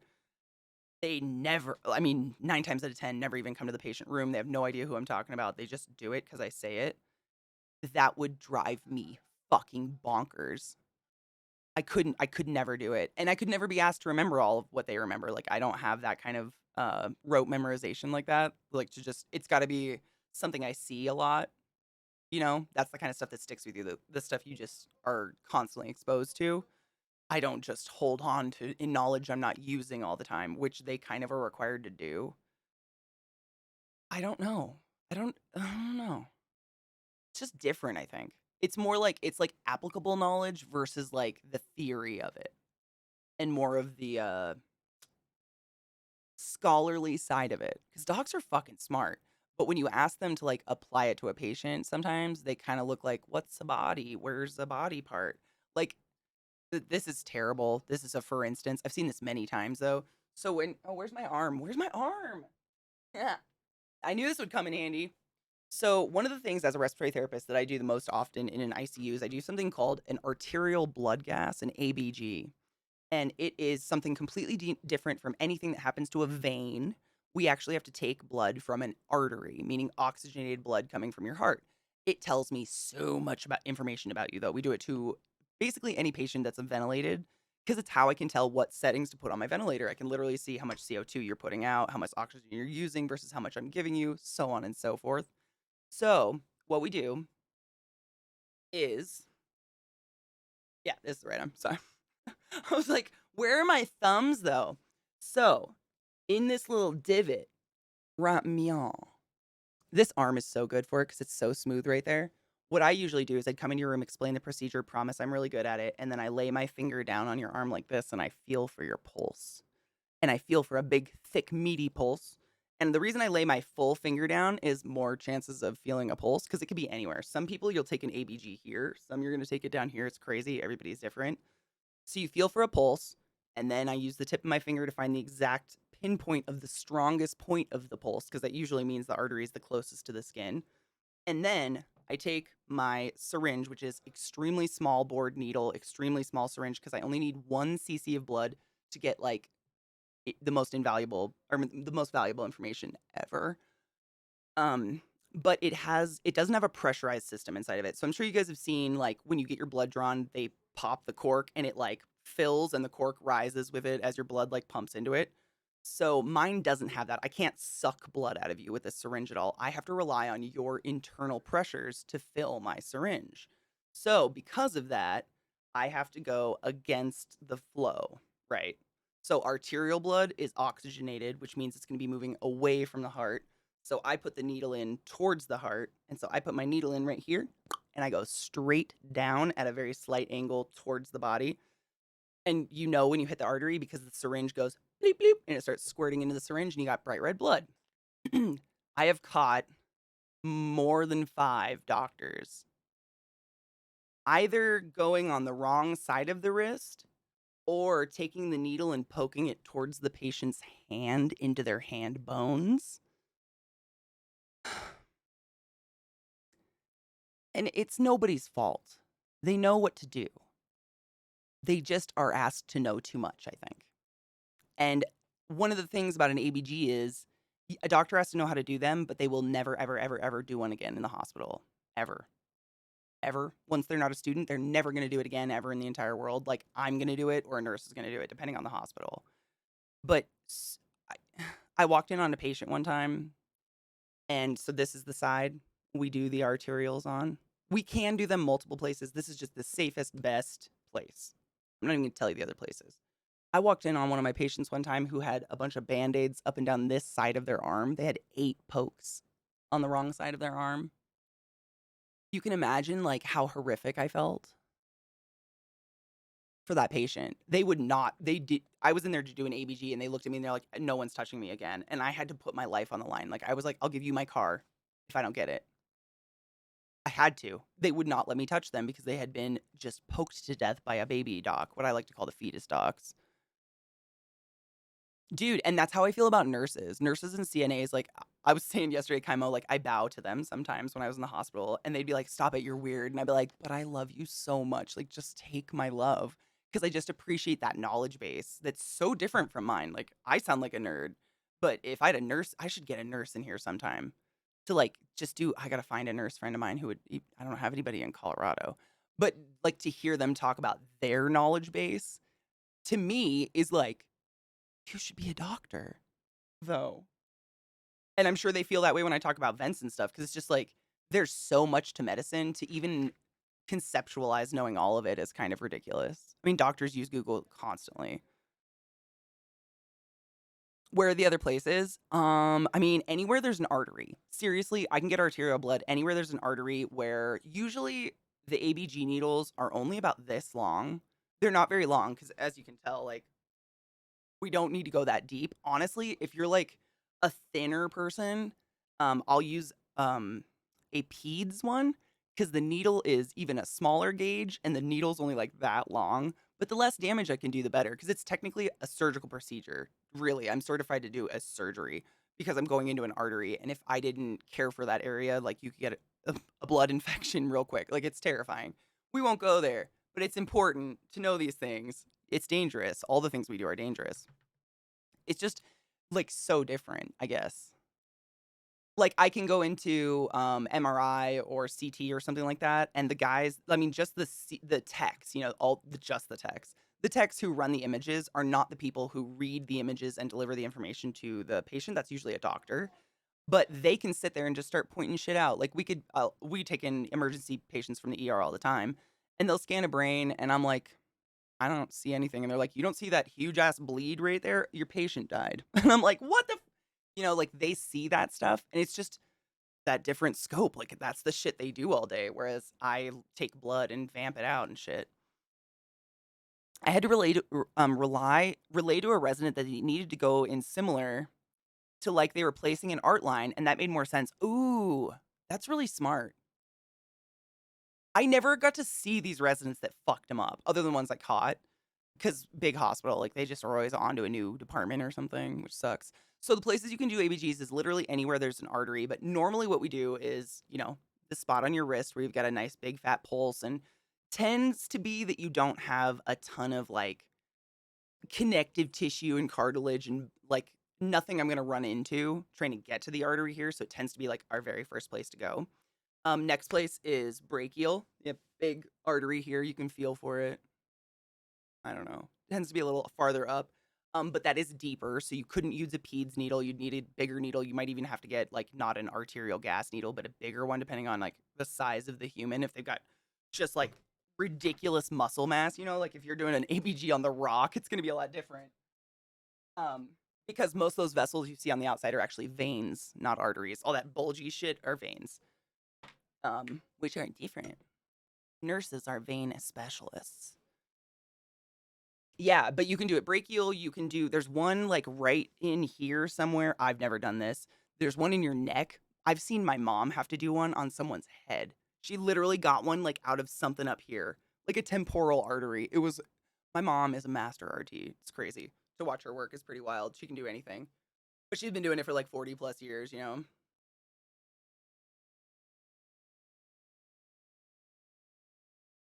Google Docs, dude, you'd be surprised how many times I've been in an emergent situation and the doc whips their phone out.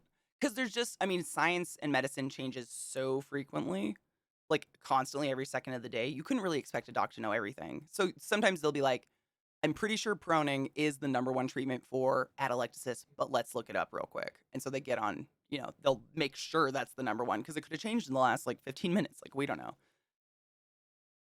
Jose, thank you.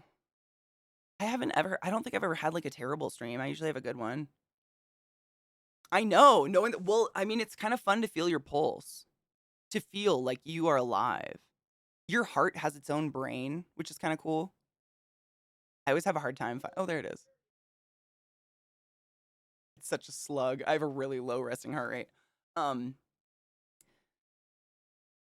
I'm trying to think of any other places. I think those are the only places I've ever seen ABGs done. I think you can get one from a groin, technically anywhere on the artery. The closer to the heart, the better, but safe. Like, obviously, this is so close to so many things we don't want to be poking. Like, this would be a last. But I've had patients who don't have arms where you just have to go elsewhere. Oh, your heart has its own brain. So your heart your heart beats independently of your actual brain. Your heart is its own thing. So that's why you can be brain dead and alive. Brain dead meaning you had like an anoxic injury. You didn't have oxygen delivered to your brain for a certain amount of time. So now your brain's just not going to turn on anymore, but your heart will still keep going. And it's pretty crazy. You've got nodes that have different names on different points of your heart muscle going around it that fire off at different times, creating the lub-dub squeeze of the heart muscle. And then there's a whole lot of clenchy bundles. There's lots of bundles of nerves going around the bottom of the heart that cause the ventricles to clench, called the Purkinje fibers. And they all run independent. Like, literally the only reason that they stop working, like if you get your head chopped off, is because oxygenated blood is no longer being delivered to the heart. That's it. It's pretty cool, though. Your heart is magical.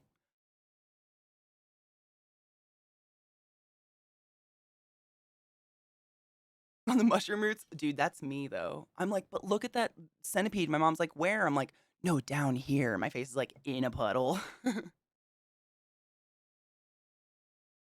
I'm more comfortable with someone looking it up than just relying on their memory. 100%. And that's literally what we have agreed in medicine as a whole. Because for a while there, you guys know, especially like children's school, high school, middle school, elementary school is very much designed from like the 1800s Victorian era. Like we're not teaching kids how to function in the world that exists today, unfortunately. But in medicine, we have spoken about this like so many times because it was medical school, for instance. Even when I went only like 11 years ago, is just memorizing. That's all it is. You are memorizing, memorizing, memorizing, memorizing constantly. You're memorizing bones and nerves and the physiology of everything, and it's just flashcards for the rest of your fucking life. Like I've literally had nightmares where I drown in flashcards. It's crazy.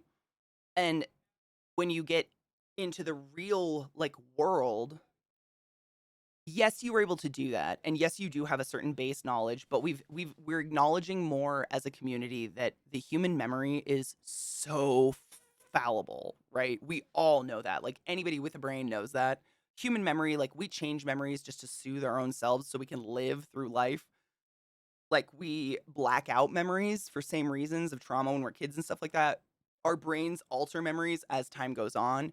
If someone tells you their version of the story, your brain can sometimes change and adopt a little bit of theirs. Like we acknowledge that, and it's not very scientific to ignore it.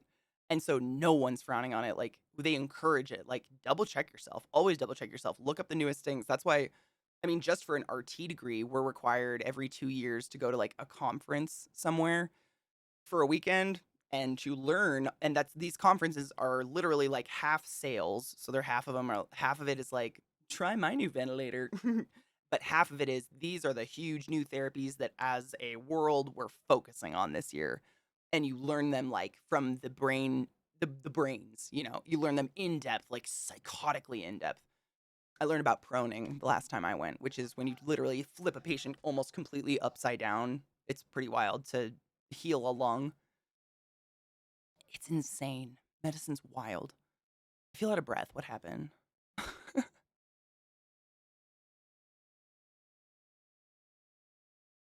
You can always ask me a question. I might not have the answer, but you're always willing to ask. You're always allowed to ask a question. I don't think there's such a thing as a stupid question. As someone with a needle phobia, I'm luckily blessed with veins that are pretty easy to see. You want to know what's nuts? I have a needle phobia. Think what my face looked like when I was told I had to draw blood. I didn't know until my first day of clinicals that I had to do that shit. I had no idea.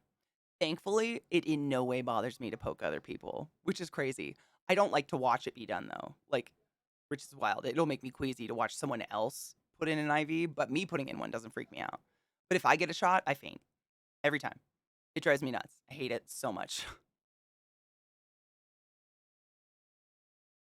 Dude, I'm all about it. I mean, I would much rather my doctor look something up. Like, Google has amazing journal sections, scholarly Google, where it's real published journals by, medicine people. I'd much rather my doc look at that. To me, it feels like they give a fuck more. Memory feels lazy. Like when you have the option to double check and look it up and research, and pull it up on a computer with your patient. I mean, every single patient room nowadays has a very nice computer in it that you can swing towards your patient. You can literally look it up there with them and learn about stuff. Like, why not? How do you talk to an introvert? I haven't talked to myself in a while. I don't know. You don't. You give them a blanket straight out of the dryer and a cup of hot cocoa or coffee and the dark, and you leave them alone until they come to you. Did I pass?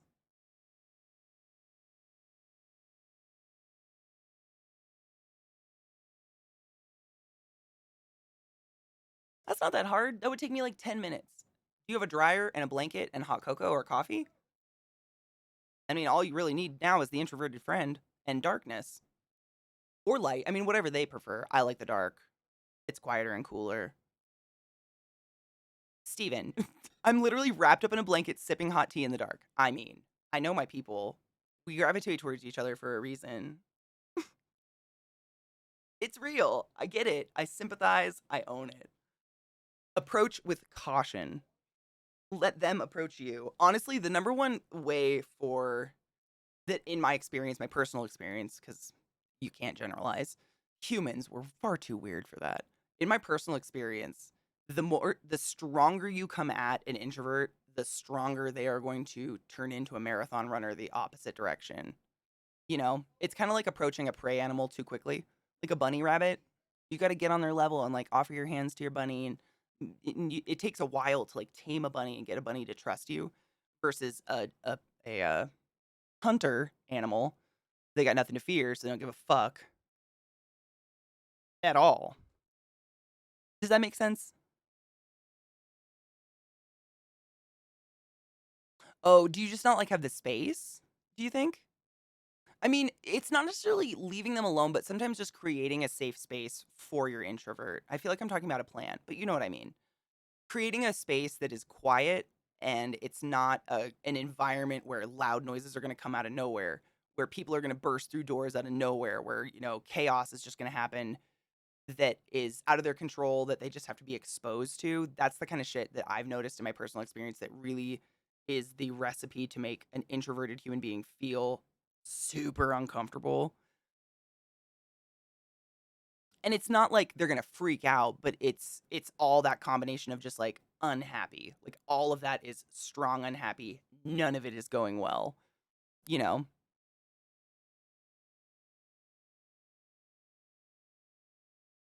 I need more sunlight than I want to admit. I'm the same. I'm the same. I'm a super vampire. Like I stay the fuck out of the sun if I can. However, I do know that like in the summer I'm happy. I'm happier. I feel a little bit umpier, in the summer months, and when I can just get a little bit of sun, like going outside with the dogs and stuff, it does make me feel a little bit better. Ron Johnson just gifted a fucking sub to Squeaky Snake. You snaky motherfucker. Thank you, Rod, for gifting the gift of no ads, because we do need to take a break. I can't believe it. We've already been streaming 4 hours. What happened? The day flew. I feel like I've talked a lot. I feel like I went on a rant, and I apologize. All the docs that have made me very comfortable seeing them have been the ones who will Google stuff with me there and read it out loud and point things out on my screen for me. Isn't that amazing? That's what I always did with my patient small, because that's how I felt too. 100%. Like when any medical professional, I don't care if you're a dentist, eye doc, whatever, if you just like look at me and start spouting facts and shit, I just think you're trying to like flex on me or something. If you were genuinely concerned like I am, like let's look it up. Like show me. Like give me information, not just like like that's such an old way to go about things. I don't faint, but I do get really tense to the point the needle won't go in. Holy crap.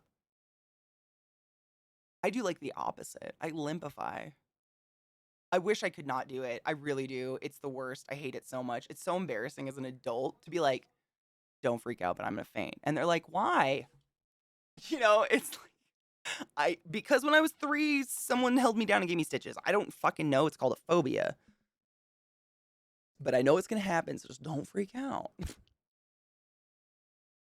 If you're throwing a party and you have room, you cannot have people be in like a bedroom or in your kitchen. There's an insanely appreciated for recharge. Absolutely. Like having a quiet zone. Oh, 100%. I would go so far as to bet money that every single person standing outside at a party is an introvert, even if they don't smoke. Like all the people standing outside in circles with their hands in their pockets was me. At any house party or any party all through college and high school, like the crowd and the constant just kerfuffle and noise, and usually it's not pleasant noise. I just hated it. I'd rather be in the dull hum of it outside standing with all the smokers. My dad would surprise me when I had to get shots and told me to tense every muscle but the arm. Wait, did it work?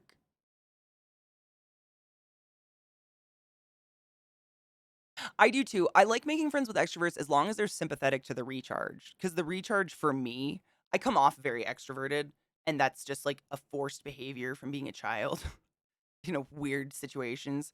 I'm very introverted in that I need that recharge so hard. If I don't get it, it's not like I get tired or sleepy. I turn into a raging cunt, just a fucking mean human being, and I don't even know it's happening. And I don't like it. Nobody likes it. but I needed my recharge moment. I need a place where I don't have someone screaming in my ear or something, you know? It's almost like a baby with a nap, I think. Like, they don't want it, but they need it. Your feet do? Ooh. I can't even watch when it happens. I just got kind of sick feeling even thinking about it. I can't do it. And I've had to give blood so many times just for getting jobs at hospitals and shit, and it just, ugh, I don't know why. I started smoking because of anti-smoking laws, making me proof. I smoked when outside areas became ad hoc smoker lounges. Oh my god, that's beautiful. Proof. Brain farts are my favorite part about you, though, Greg. Don't worry about it. I like farting. I mean the brain time.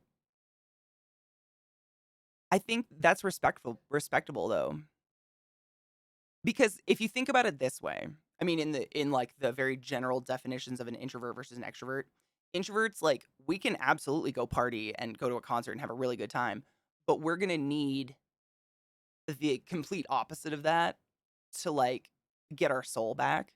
And it's no fault of anybody's. It's just how we work. Because I think what happens with introverts is we have no, like, control. It's like baby snakes versus full grown venomous snakes, you know? Baby snakes, like newborns, when they bite you, they will dump every ounce of venom they have because they just don't know that it's A, hard to make, and B, very stressful, and C, deadly, and so on and so forth. I think that's kind of similar, whereas extroverts actually feed on that chaos. It doesn't like it doesn't feed on them. And I think maybe sometimes extroverted people have a regulation, like they have some sort of knob where they can not dump their entire like humanity into a situation. I guess. That's all I can come up with. Like, it's not bad or good either way. But because we respect that they feed off that energy and really enjoy it, they got to respect that I need to go back to my hotel and have a little hour of sitting staring at my phone in silence. And don't you dare turn that TV on. Don't you, if you turn that TV on, I will peel your nuts off and eat them in front of you.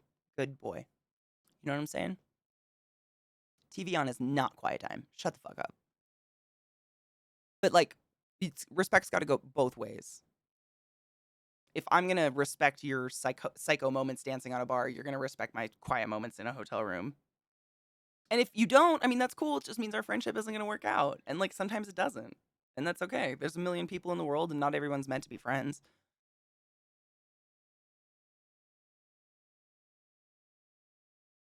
I get blood pulled frequently enough these days as they check on my thyroid stuff and more, so I tense the other stuff. Oh, do you ever see it squirt in the vial? Last time I gave blood, it squirted and I heard it and it grossed me out. Steven, that's how I don't know why I think of it that way. I came up that way when I was really a little kid because I had friends who I felt like they sapped me. Like, I remember telling my mom that. I was like, I feel like every time I hang out with them, they're like a vampire. It could be an hour or 2 hours, but they're just like so overbearingly negative or something that afterwards I'm like, I gotta go take a 4 hour nap and a Valium. I don't know what happened. And the only way I could think of it is like it felt like they were like eating my happy off me or something. It was weird, but I don't think it's purposeful. I don't think anyone's like actually vampiring, obviously. I think it's natural. Like some people really they can't get excited without the crowd, you know? Whereas I get excited before the crowd. Like I get excited before I'm at Disneyland, and then once I'm there, I'm like, let's pump them like a pros. Whereas I think extroverts can't they don't get excited until they're in it. And then it's like that whatever. And I like the whatever. But after a while, it just makes me really tired. As opposed to maybe they just keep being excited. I don't know. Anyone extroverted want to speak to it? I assume we're mostly introverted because we're internet people and that's what we do. We stay at home in our blankets with our cozies. No shame.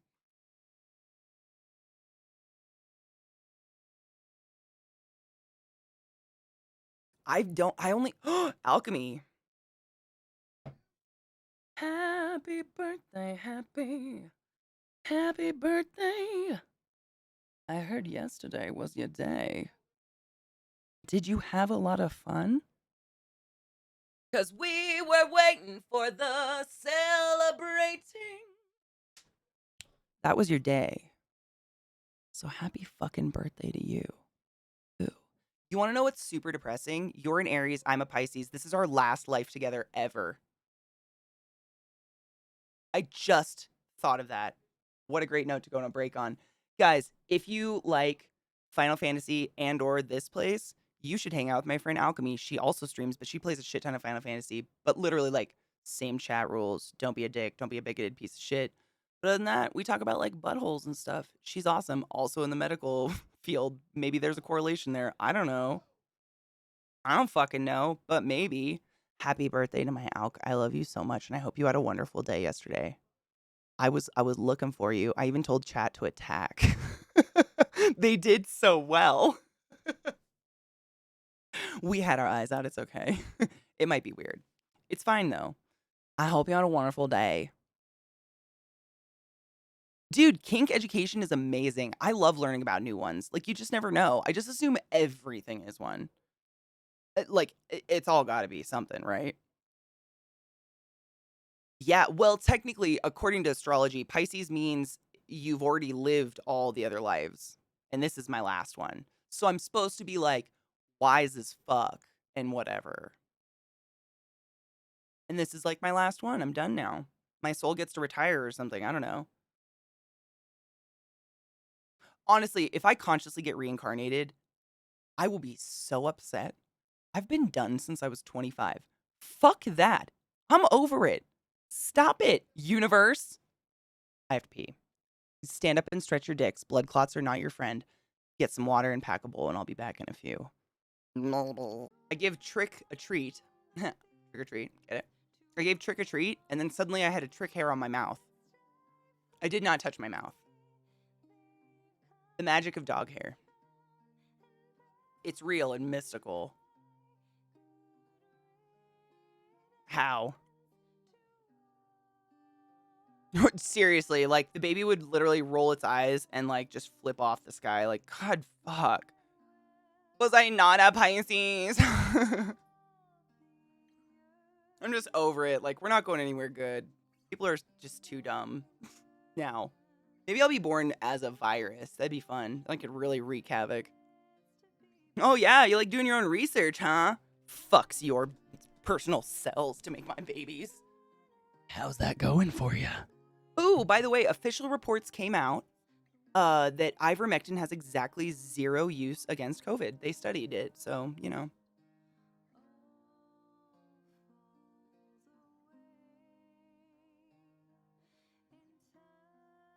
Oh, good. Remote-controlled hair drones. Yeah, it's almost like ivermectin was designed to eliminate what are they? Parasitic worms from the anuses of livestock animals. I don't know. What a concept, though.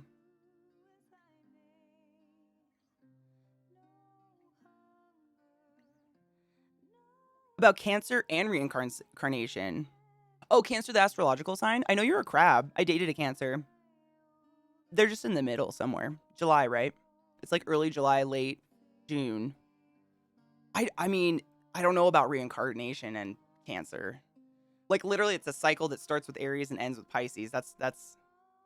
I know that Cancers, technically, theoretically, like, according to the astrology, they are very much homebodies. They like to create a safe, like, shell and just, like, stay in it forever, and they maintain their safe space, and they take pride in it, high pride in it. And if you're their partner or something, they want to keep you in it. Safe. It's safe. You know? It's very much about, like, the house. That's what I've read. Take it with a grain of salt. It's astrology.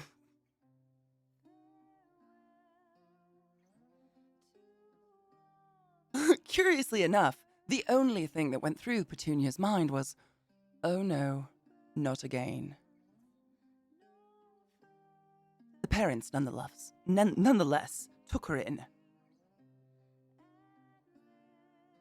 I mean, I read a lot of shit about Pisces, and it's always been pretty strong on me too, but I mean, anyone could identify with it. There's probably a lot of creative people who aren't Pisces, but Pisces, the astrological sign, always says, you know, uber creative, very in tune with other people. I super am. I don't know if that has anything to do with a Pisces, but I am. I've always, like, gotten feelings from people. The vibes, you know. Toss thine bones! Those were toothpicks. That's all I had. It's tree bones. Tree bones. Yep, I said it. You're welcome. I mean, I dated a Cancer for a while, and I mean, that was, to a T. To a T. The sun and the moon are the conscious and subconscious ego, respectively, if I understand it correctly. Isn't, it's like your rising is, I don't know anymore. I don't know.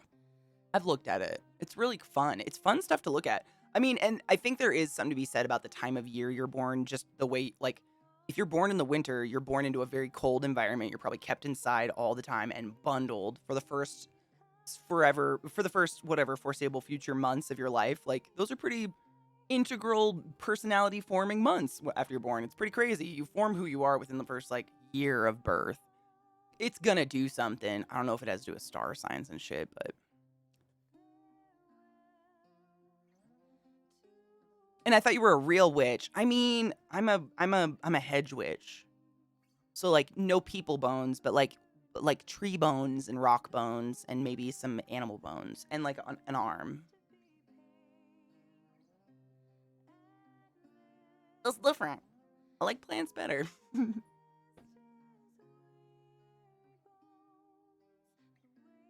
You think so? That's all. That's what I can really remember about it is they're very much into like creating a safe place, and they will protect their loved ones under it like nobody's business.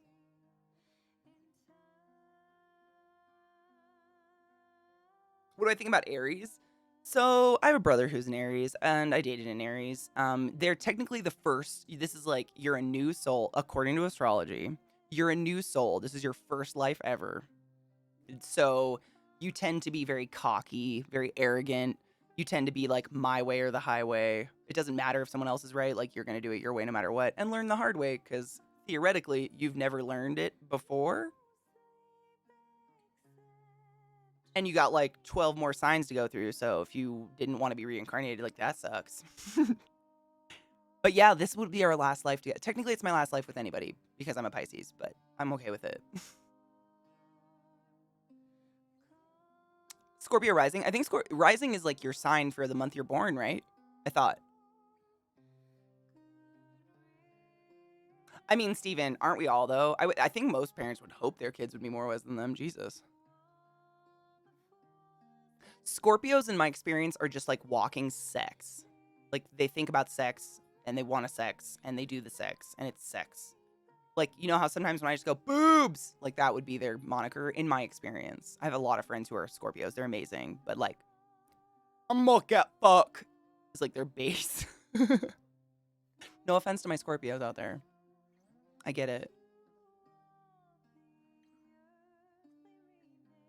I think it's fun. I mean, I don't see any harm as long as you're not like making serious life decisions by an astrological chart or something like that. It's really fun to have introspection into your personality and who you are.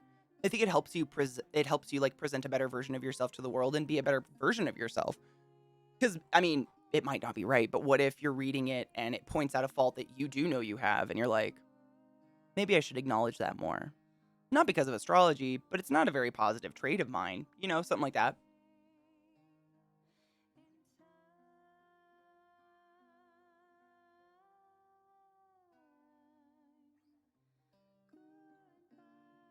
I've dated 2 Scorpios. No shit, I've never dated a Scorpio, but I've usually had a close friend that's one. It was intense physically, emotionally, it fucked me up. I could feel that. I think I've dated all over. I've dated a Taurus, a Leo, Cancer, Aries. And yeah, I'm just gonna, it's not that I can't remember the other ones, I just don't know what their birthday. Cheers, it's 420. God damn it.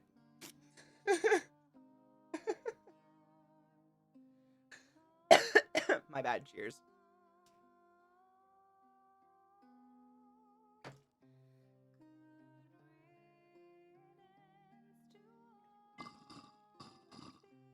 My Nana was a Leo to a T, and I loved it.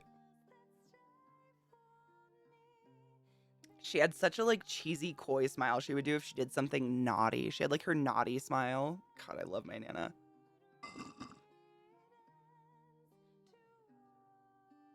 Ooh, I like that. Squeaky just said, I've discovered that your astrological birth chart is the what, the foundation of what you're working with. But human design is the how. How do you navigate your foundation? I think everyone should really look at that. It's good for personal growth. And I mean, no one stops personally growing. You either go a icky way or you go a positive way. I think they're all kind of tarots. They are prompt and question you can use to analyze and think about yourself and your personality. 100%. Yeah. Yes. Like when you do a tarot reading, like, I mean, we all know that there's those crazy ass fake psychics out there that are banking on people's sadness by like saying like, oh yes, your grandmother's in the room. Like that shit. No. But I mean, if someone reads your tarot and in your body and in your soul, it really hits on something that maybe you had been ignoring or stuffing away because you just didn't have time to deal with or something, it might just bring it back to light, something you just need to work on in your life to make it overall better. For you, like quality of life. I 100% believe in that stuff. Get out of my head. Oh my God. There's a reason we're all friends though, right? I mean, we have differing opinions, which I love, but there are some things that we're obviously, I mean, there are some universal things like, you know, transgender men are men and transgender women are women. And transgender rights are human rights. Those are things that, you know, I think we all agree on. And I would prefer an echo chamber of that, Go, if I'm going to be Pikachu, completely come honest. I'm gay. Fohammer_419 tipped $5. CK fucked the gingerbread man last night. It was so hot when he cookie fingered me until his digits broke off in my puss and we made wild fox sex noises and covered our cumbrellas with icing before making out with our hot moist moldy cum breath. Ooh.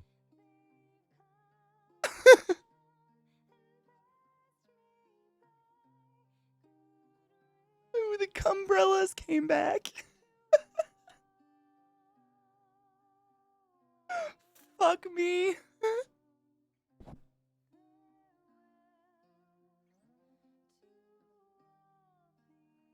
Oh no.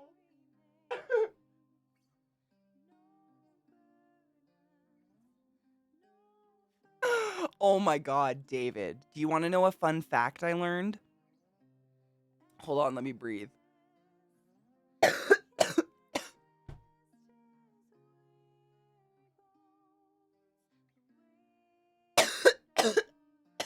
Not my gumdrop buttons. False eyelashes were originally created by a prostitute who coined them cumbrellas because she literally invented them to shield her eyes from her gentleman suitor's perspirations. Sometimes history impresses me. Over my cumbrellas, ellas, ellas.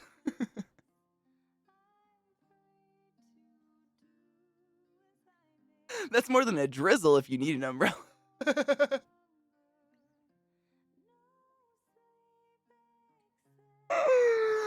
Oh God, my heart. I'm dead. Give me a second. The thing, Zoe, by the way, thank you, as always, for the very generous tip and the thoughts.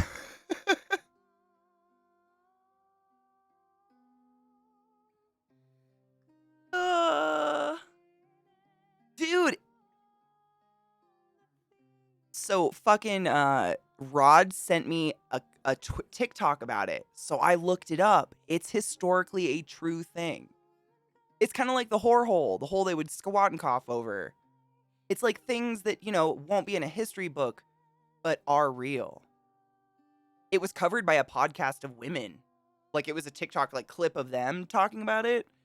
And I was like, this is incredible. I must look it up. And I mean, I didn't do in-depth research, but I saw more than one source confirming cumbrellas. So I died. And I mean, I don't wear fake eyelashes. I couldn't. My eyelashes are way too long. Like, I don't think they would sit on my face. But I want to now. So I can tell people whose cumbrellas I'm wearing. Traumahawk, did you resub? Did it not make a sound? Hello? I don't see anything. Is my shit broke?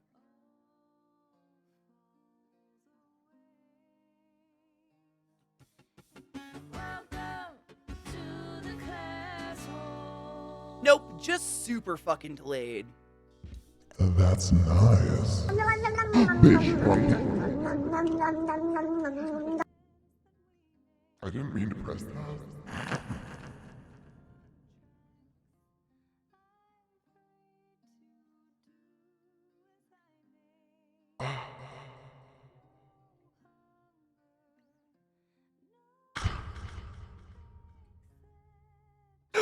Thank you for the beautiful 69-month resub. It's quite nice. Oh, dude, I was like, am I getting shit delayed? Well, sometimes it happens. Someone the other day said they pressed the button and it didn't go through for like 25 minutes and then just popped all of a sudden. So I just never know. But Traumahawk, thank you very much, love. You're welcome. I mean, Did you take your joy today? isn't that Never nice? forget to take your joy, and I guarantee your day will go as smooth as velvet. It's nice. Oh my god, is that actually her name? I didn't see a name. Did you know that in 1882, London prostitute Gerda Periddle invented elongated eyelashes or cumbrellas to block semen from getting in working girls' eyes? I mean, I didn't see that one, but that's beautiful. It's so weird to me, the Victorians. I wonder where the original origin of cum is. I've actually been wondering that ever since I saw this fact, but I just didn't even think to Google it. Should we Google it? Can I Google it and read it to you guys? Can we learn together? I mean, it's practical solutions for practical ladies. I kind of get it. Origin of the word cum. We're doing this as a group. I should have done it on this monitor, actually. Hold on. And I can look at you.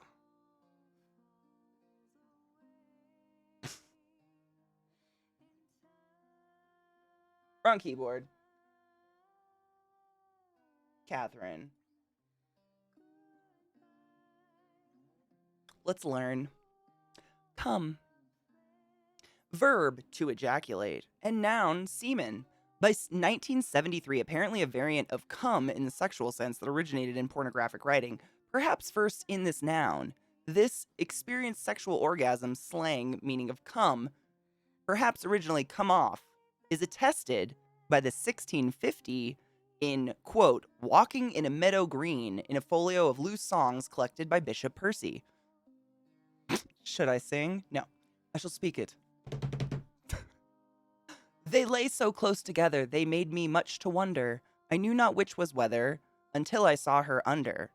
Then off he came and blushed for shame, so soon that he had ended. Yet still she lies and to him cries, once more, and none can mend it. Aw, man. Coming too fast has been a problem for at least a couple hundred years, so that's gotta be some comfort. It's fucking beautiful. It probably is older and disguised in puns, e.g., I come, sweet death, rock me asleep. Nash his dildo, 1590s. Nash his dildo? Should we look up Nash his dildo? What? What is this shit? What? It's a real, like, long ass, like, it's a fucking poem book. Okay. As a noun meaning, quote, semen or other product of orgasm, end quote, cum is attested by the 1920s. The sexual cum seems to have no connection with Latin cum. I think everybody comes the same, I'm to be honest. The preposition meaning, quote, with, together, with, in connection with, end quote. This is like hella technical. Come on, give me something interesting to read about cum. Stop it. So nobody knows I'm gonna get out of that? I don't know. 1650, someone came everywhere and they fucking... Oh, emissions. No, you're right. Bible. I mean, fuck. You got me there, Greg. Shit. These are the things we should have learned in school, to be honest, not math. I mean, what the fuck did math do for me? Yes. Oh my god. Is this the same, like, shit you guys were looking at? That's the exact same website I was looking at. Yeah, Stronlin, thank you. Have a burb. Is it a cute burb? Or is it a scary burb? Is it the dinosaur burb? No, it's a cute burb. It's a cute burb. Wait, I gotta stop my music. Stop it. It's a really cute burb.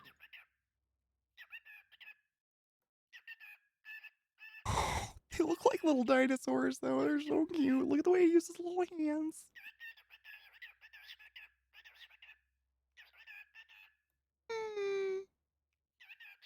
Oh. Yes, technically. But sometimes they really act like it. When they use their little arms like that, they really remind me of a little raptor. The way he's like, those little hands. Oh, he's so cute, though. He's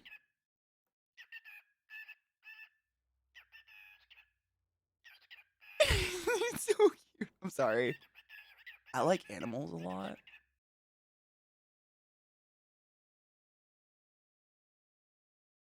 It's a problem. That's fucking precious, though. Bless you for that one. They're so cute. I started rewatching one of my favorite shows this week. It makes me happy. Ooh, which show, though? I did, too.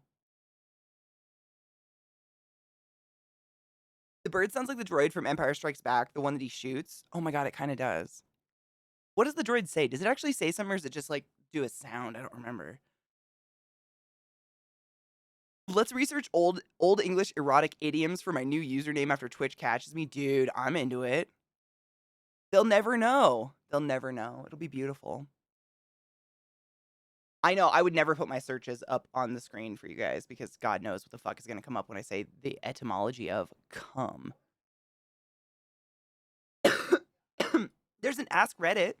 Why is it called cum? Oh, it's a joke. Damn it. I didn't want a joke. I wanted a real answer. I don't know. I guess many people, but the Bible does talk about emissions. Horse emissions, but emissions. Or no, it's like donkey. I don't remember. Sick. Oh, Fringe. That's a good one. I started watching, oh my god. It's not Reno. It's not that one. I fuck up. It's one of the cop shows. It's the one with Terry Crews in it. It's funny.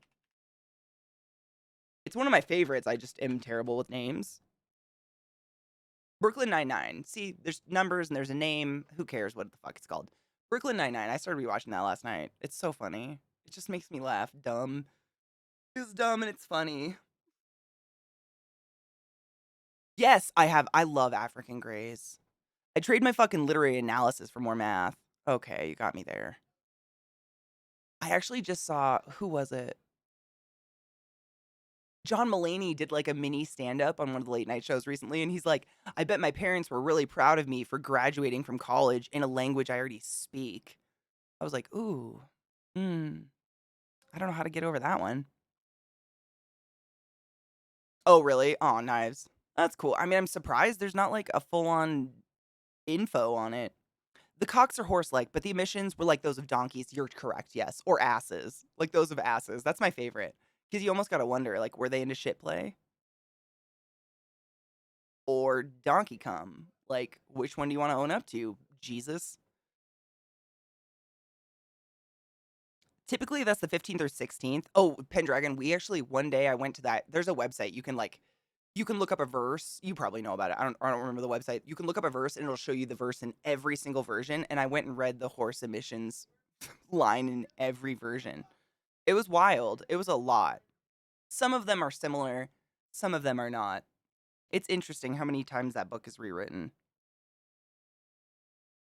African Greys are so smart. My friend Ginny has one. Like, it's wild to me though. Like, the African Grey parrot, if you've never seen one, they're gorgeous. They're, I think, theoretically one of the most intelligent parrots you can own. And they're only medium sized. They're not enormous. They're not like a macaw or anything like that. But if you see them in the wild, they're like seagulls. They like fly in huge packs and are kind of dirty and live in the mud. And on beaches and stuff, like they're kind of dirty, like cluster animals, which is interesting because they're super fucking smart. I don't know. Are they the smartest bird? There you go. Yeah, I knew they were up there. I just didn't know like how because all most birds are damn intelligent. I mean, as far as it goes in terms of like, Jesus fuck, pets, I think. Correct me if I'm wrong. I think most birds are real smart though. LCT, what's up, motherfucker? How you doing?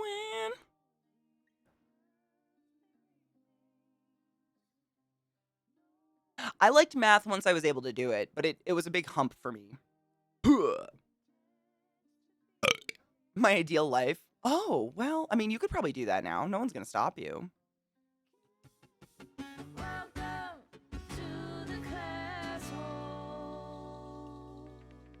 Meesmo, you silly bitch. Thanks for the 30 months. Boo. Thank you for subbing the class, keeping the class alive, and giving it name swings for a really fucking long time. Continue being a consensual motherfucker as per the usual. I appreciate you. Thanks for the resub. Yeah, math was really fun for me because I like puzzles. I've always loved puzzles and like puzzle games, you know, figuring it out. Riven was one of the very first video games I ever played at a friend's house. To this day is one of the best I've ever played. Um, I loved that stuff, but the way I think is different, shocker, as is most of us, and I just didn't learn math. Like all through primary school, nothing. It took college, my second year of math in college. I can't tell you, I think it was algebra 2. I really couldn't tell you. I can't remember. It's been a really long time. But my teacher, Professor Richardson at Western Washington University, if he's still there, fucking amazing. He sat with me after class for multiple weeks teaching me the math he taught everyone all day a different way so I would get it. And just him doing that for a bit got me so I could do that on my own. And now I like, I'm okay with math. Like, I like it because it's like a puzzle, essentially. But when you just have that, like, inability, like, my brain just would, it was like you were speaking a different language to me. My brain just never clicked. It was like torture. I felt like I was very dumb. It drove me nuts. There's a chapter of Song of Solomon where she doesn't answer the door because she's diddling herself, and when she opens the door, her lover has gone away. You know, sometimes miracles happen. How are you, LZT? No shit, Catalina. That's, you know what's interesting? I've never read the Torah, but I did my sophomore year of college. I decided to take a class on Islam. My college was offering a class literally just called Islam, and it was taught by a professor from France who went to school in France and stuff, and he was actually Islamic. His family had emigrated when he was very young and so on and so forth. Too much history, you don't care. But I was very excited, and the class was so fucking good.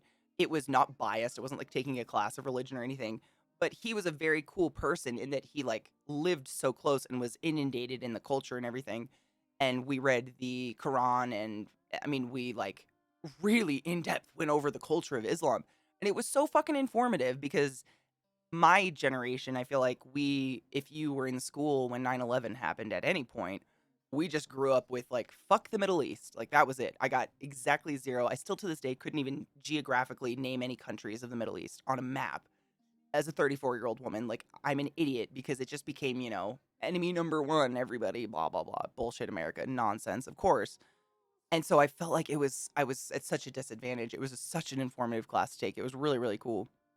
I encourage anybody to branch out like that. Like, if you can do that for fun, you know, obviously don't pay $5,000 for a college course for it, but it's cool. And what I was going to say is like, samesies, like the Bible and the Quran are insanely similar.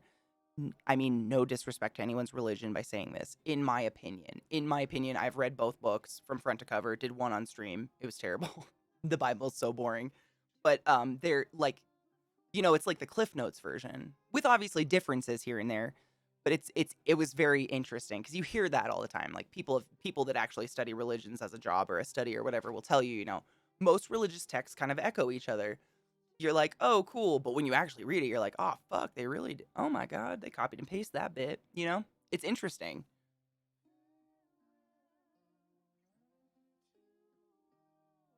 I wrote 3 exams. Oh my god, is it finals week? What is this? Is it spring break? Oh my god, is it finals?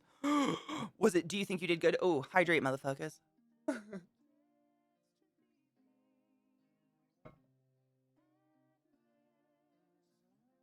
You know, Iron Chestnut, I was kind of the same. Like, I've found as an adult out of school, but I learn really well by doing things independently, like learning on YouTube and stuff.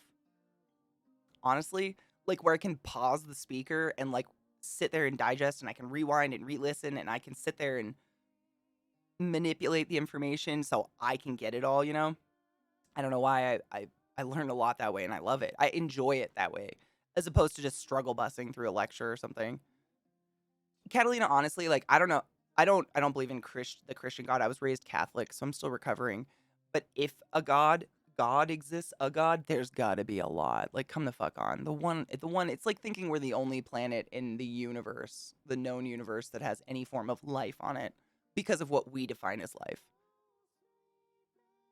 Really, math is quite beautiful. It really can break down like insane. I mean, it's funny because when you watch movies about like NASA and rockets going off and shit like that, people will in general say the math doesn't work out, the math, and you're like, what the fuck does that mean? And then when you go in some of these upper level math courses they forced me to take, which were horrible and I will never use again, you're like, oh my god, I get it. The math though, the math is Middle East is just like if you go the most east that you can, it's kind of like the North Pole in that sense. That's what I've learned. I mean, I had to train myself. You know that. I've told you that, and I did. She just laid on one of my chords. I did Russian history classes when I was in college because I did Russian as a language and figured why not learn the cool Eastern European class. And I knew nothing of the, geographical anything of Eastern Europe. And that was our very first test in my very first Eastern Europe class was we had to memorize every country and their capitals of Eastern Europe. That was a nightmare. I can't do it now. Reykjavik. Hello, Tom. How are you? Oh, dude, chill out, man. Chill.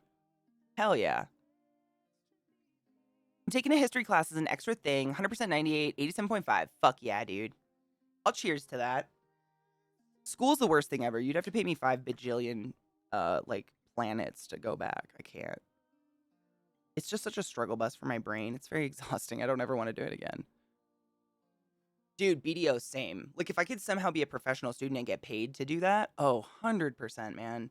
Learning is so much fun. I mean, what's cool to me is, like, of course, I did most of my studies that really were science-y, medicine-based. Like, I did chemistry and then I did respiratory. But when you learn things, even that you think are, like, fucking out of your wheelhouse, everything connects a little. Like, I know chemistry, but chemistry dips into so many other practices that so many other people know about chemistry. Like, for instance, people that go to school to do hair for a living and bleach and dye hair, they know almost more chemistry than I do because they can melt your hair off if they fuck up. Like, it's wild how things just interdisperse all over. You have more in common with more people than you even realize. The grades is the worst part. Honestly, that was me too. 100%. Grades made me feel like, oh, I didn't learn though? Like, even my mom would say that. She's like, you call me and you tell me all the information you're learning all day. I don't understand. And I'm like, me neither. Trust me. And I just learned I'm much more of a hands-on person, which is why respiratory, the hands-on medicine was so much better for me than like working on a lab bench or something. Because it's the tactile part of it is what makes it click forever, which is why now I can just regurgitate miles of dumb shit at you guys all day. Because I've, put it into practice, which makes it like, I guess, laminate itself. I don't know. Is India southeast? I think I know where India is if I'm just like thinking in my head. Because where else would I think? Shoot me. Just don't listen to me, please. Meet Kaimo. It was so hard for me. Math. I mean, it's really, really hard. I mean, when you just see everyone around you, like, get it? And you're like, how come I didn't? What happened? I was here. It's something weird in your head.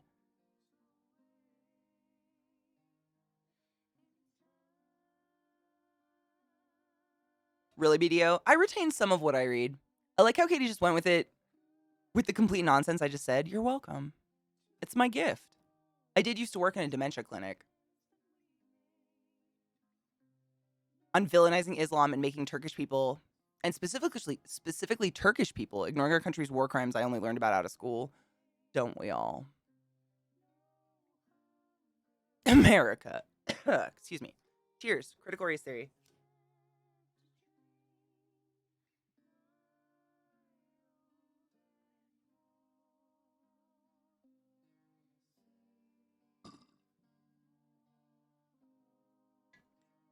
Grades it's not like it made me anxious simply because of the implications of them. Like, if my grades didn't mean losing student loans or losing, like, for instance, I've told you this before. I'm sure you've heard me blab on about this, but like at most big colleges, when you get higher up in the specialized classes, your class that you need, like for instance, you're on a series of OChem classes. Usually there's only two, sometimes there's three. So it'd be like OChem 253, OChem 254, and OChem 255. The numbers mean nothing. That's just the series. And so like if for some reason I could just not get a good grade on a test for OChem, the first one, it's not like I could take it the next quarter. I'd have to wait an entire year to take that class again, which means I have to wait a year literally to just continue my education. That's what would make me anxious, is those implications. And so it was like I would struggle between, do I want to enjoy the information I'm taking in and learn the way I know I'm learning, or do I want to try to just struggle bus rote memorizing what I need for the test so that I can take the next class, but not know what the fuck I'm doing in the next class because I didn't actually learn. I did the rote memorization flashcard thing. Know what I mean? For me, that's just me personally. But that was just like, it was always, and every single quarter, at the end of the quarter, you would have to write an essay to financial aid. And granted, this is just America, so if you don't live in America, this probably makes no sense. And I totally get that. You're living a great life, maybe. You have to write an essay to financial aid saying, these are the classes I signed up for next quarter. These are how they apply to the degree I specifically told you I wanted when I was 18 years old and barely had my first period. And yeah, and you have to like prove it every quarter. And if you don't take the exact course load that you tell them you're going to take, i.e., one fills up before you can get into it, you have to write another essay to them. Otherwise, they'll say you lied and they'll cut it off 100% and make you pay everything you've taken back immediately. Otherwise, they'll put you on like some insane interest rate and hit your credit score. Like, so many times I got letters from financial aid saying they're going to cut me off. Like, they just would. And then I couldn't go to the first 3 weeks of class, to any class I signed up for, because they weren't paid for. And then financial aid would come in like a month later and be like, oh, I guess you did need a chemistry course for a chemistry degree. I guess we'll pay for it. So then you're a month behind on all your classes. Thankfully, my teachers were very sympathetic, but that doesn't make it any easier. So you see where the anxiety can come from. It's not necessarily the grade. I don't give a fuck what the teacher thinks about my learning capacity. I know I learned the information. I know I was a badass RT and I did a really fucking good job. I know I got it.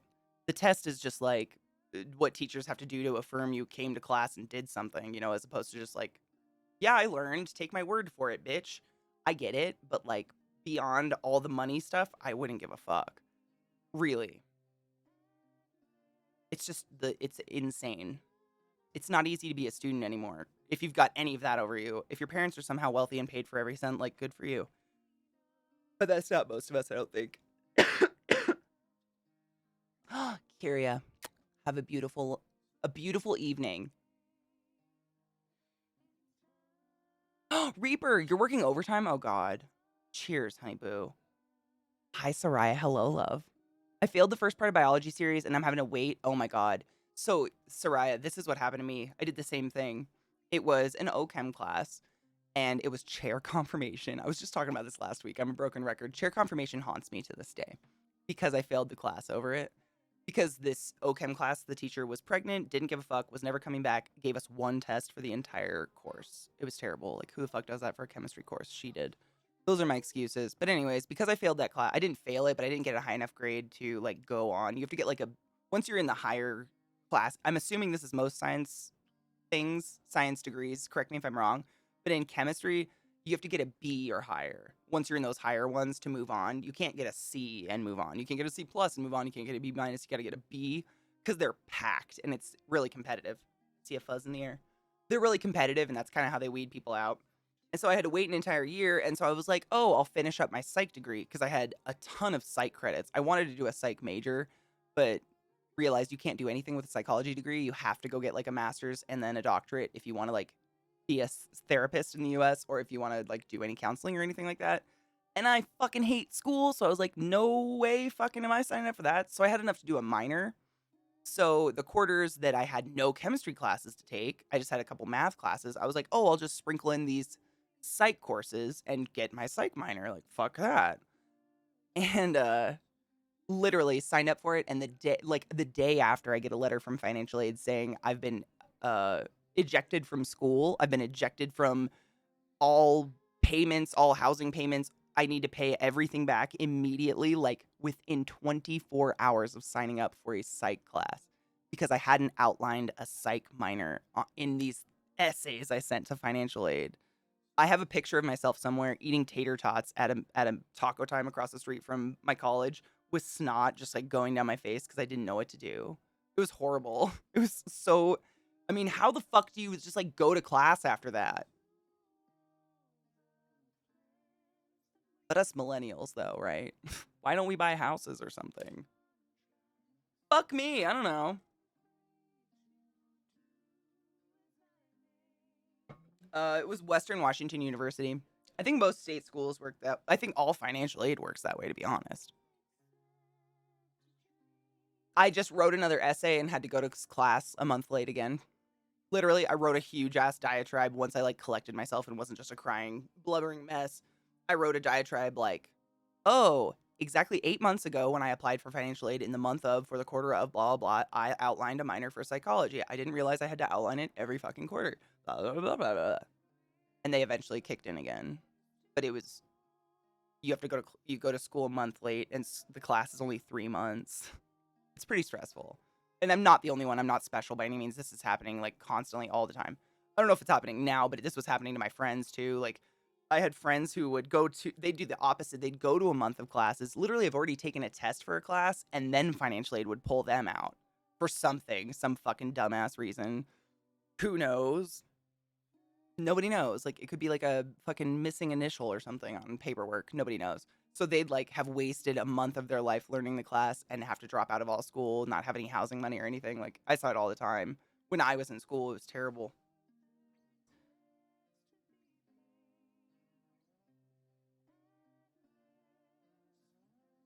I think most state schools, I mean, anyone that has to get financial aid and you're not getting it through your parents, I mean, that's pretty much how it works. They're crazy. I know my little sister had to do it too. I mean, no. I think everybody has to do that if you get financial aid. Correct me if I'm wrong. Isn't cute?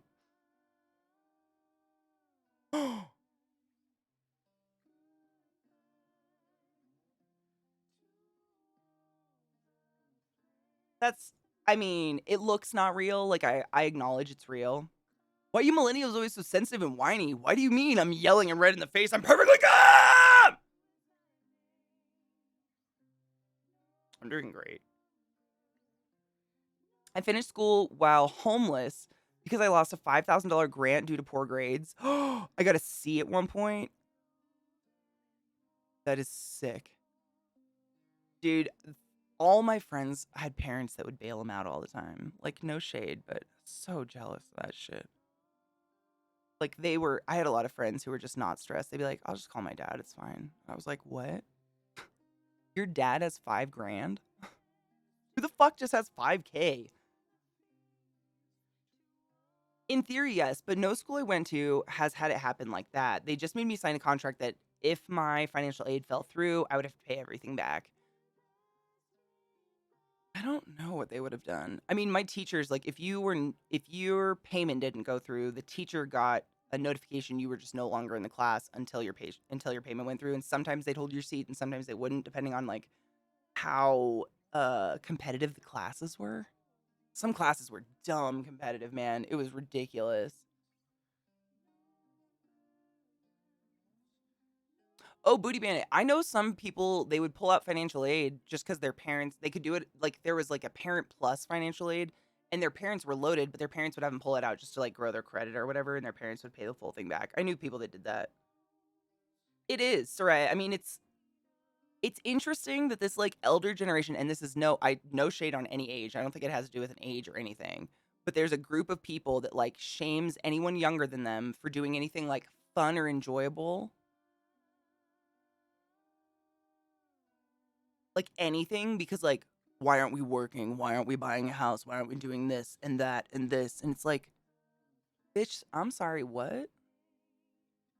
Did you just shame me for eating an avocado? I found it on the street. Go fuck yourself.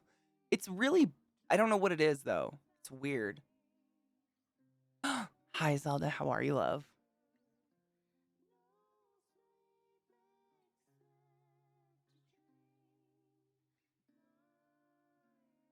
$2 weeks? Oh my god, I can't even fathom.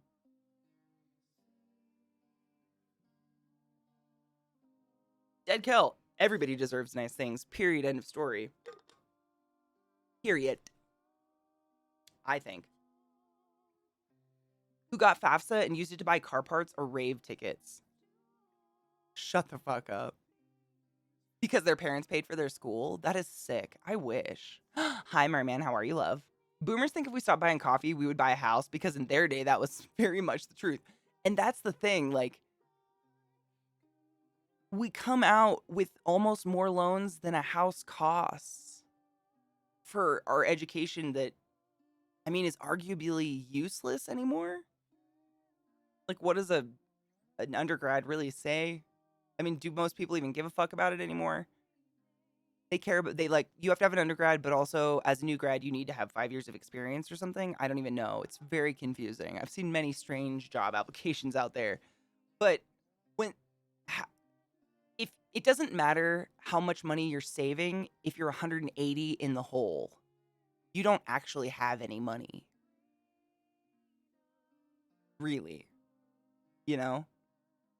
So like, if I'm 180 in the hole from a degree, then I'm probably not going to be throwing 20 to 30K down on a house. I'm probably going to be throwing that back at that fucking super expensive degree because we have to, because they like penalize us like heavily if we don't.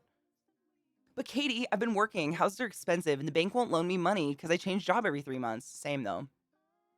I can't get money because I make money from more than one source. That's the weird part. Like, because, you know, video game companies will sometimes sponsor me to do stuff or whatever. It has to be like one person, one place all of my money has come from for me to get a loan for anything. I'm like, okay. Okay. Sick. Guess I pay cash from now on. It is. It's a checkbox, yeah. You need 5 years of experience, and then we'll pay you $15 an hour, which is sick. Sick. You can make $30 an hour selling carpet at Lowe's. Oh, I know. Dead Kel, I feel that way too. I mean, I don't, like, I mean, we're all really, yeah. I'm below the line, but, like, I don't feel like I'm suffering. I feel like I'm okay. Some stuff sucks, but I'm not gonna flog myself for it. It's not even weird places. It's just more than one, which is weird. I remember it was the same when I worked respiratory. Like, when I was a respiratory therapist, I worked at 2 different hospitals that were, it was like, you know, Hopkins and Maryland or Baltimore General or Maryland State, whatever. Or I was working at like Evergreen and Skagit, you know. And if I wanted a loan, they would say, pick whatever one you made the most money at. They don't want to. Nobody wants to know you got money from 2 different places. It's very confusing. They don't care where it's from. It's just like one place. So if I made the vast majority of my income on Twitch, for instance, I could do that. But they don't want to know about all the additional stuff for loans and stuff. It's very weird. The owning your own like business, I guess, whatever the fuck this is. For real, dude. All the specialists when I worked at Lowe's, and granted, this was a very long time ago, so they probably make more now. I don't even know. If you're a specialist, like a sales specialist, like you sell carpets or blinds or appliances, I mean, those guys were making like 27, $35 an hour before the spiffs. The fucking 2 old geezers that worked in appliances would make like fucking $100 per fridge they sold. It was wild. I've heard of job offerings for Java programmers that requires years experience longer than Java has existed. Shut the fuck up. That is the dumbest thing I've ever heard in my life, and I love it. It's beautiful. David, I'm the same. I mean, I don't know if I could ever get a student loan or a loan now. I think I have to pay cash the rest of my life, which I don't know how that's going to happen, but I think I have to.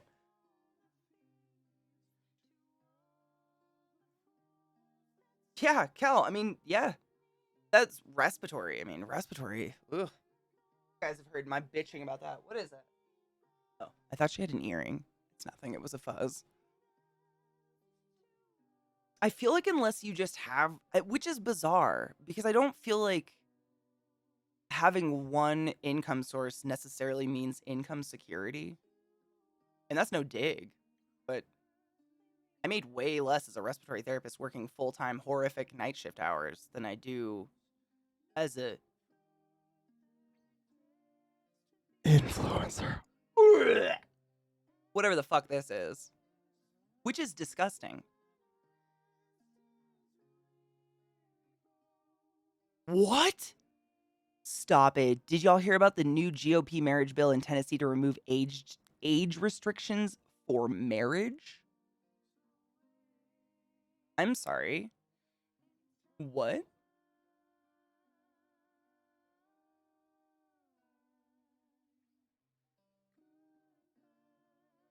Scary clown says run away. We hate it. What? What's happening? Right, gay people are shamed and being a transgender child in Texas is a crime. However, I can't even make a joke. It feels so gross.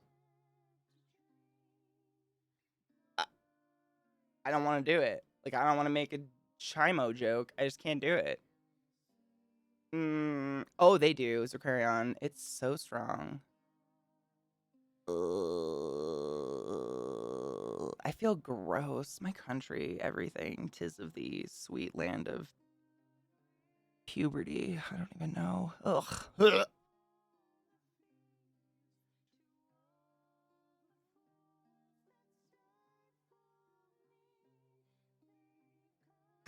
They're all upset. Y'all stop making dinner and babies, dude. Cooking sucks.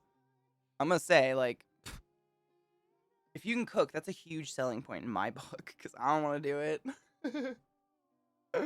I am not. I mean, I clean a lot. I don't know. To each their own. I'm sure there are still people that search for that quintessential be my bitch relationship. I don't want to know those people. I don't think I could do it. I'd be beaten. Oh, I know. They only care about kids until they're born. We know that. That's gonna screech and it's gonna be terrible. Squeaky, I feel that. I know, and I don't want to encourage ammo. Like it's just I don't know. I don't know. I don't have answers for any of it. I'm just grossed out by it. It's just weird. It's so fucking weird. What the fuck? Did they pass this thing? So like you can like date a child? Cause I don't like I don't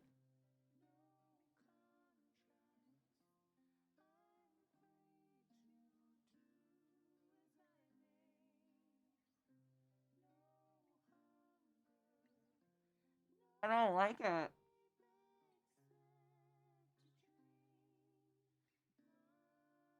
I'm packing a bowl to cheers with y'all.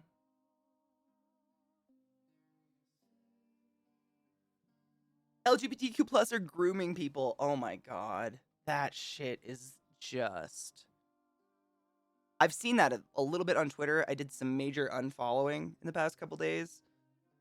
Don't throw around the word groomed unless you know what the fuck you're talking about. There's actual grooming out there. Like, stop it. Just shut the fuck up. You know, I'm sure you guys want to say it too. I'm not saying that to you guys. Just so you know, shut the fuck up. Shut the fuck up. It's easy. Just like, shut the fuck up. Ow. Shut the fuck up.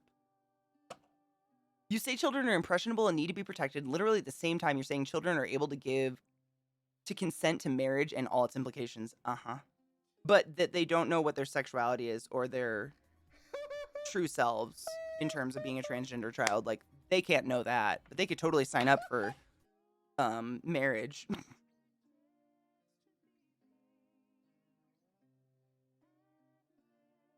I am hard confusion. Same do. Mucho. Brain esta. Dead now. God. Yeah, but Rod, can you excuse me. I'm sorry. But can you give me a description of woman? Of a woman? Can you describe for me a woman? Tell me you're transphobic without telling me you're transphobic. Can you give me a description of woman? Oh, you can't? You can't tell me what a woman is? Oh, you can't? You can't? Hmm. Interesting. That shit hurts me everywhere. It's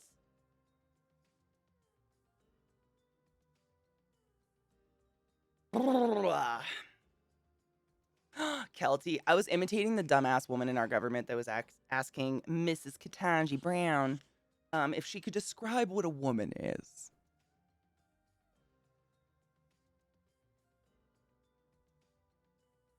Sorry, my brain tried to shut down again. It's terrible. Blackburn, is that her name? Sorry. I'm really bad with names, but especially the evil ones. Ugh. Ugh. Ugh. What is just a fucking vile person? What happened? I want to know, like, what pain is she going through that she feels the need to, you know, no one's born like that. We all agree. As evil as they are today, we can't say they were born evil little babies. But, like, what happened to make you so icky and so intent on being so just, like, I puke a little in the back of my throat sometimes when I think of your face. And, you know, like, I don't want anyone to do that when they think of my face. That's probably the last reaction I'd like.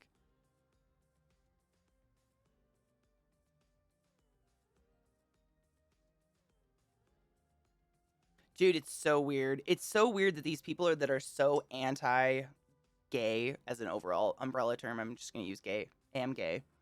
The people that are so anti-gay are far more worried about most of our genitals than any of us were. Like, I'm only worried about the genitals I plan to put my mouth on, and I'm only worried if they're like infected or itchy or hurt, because usually I care about that person at that point. You know what I'm saying?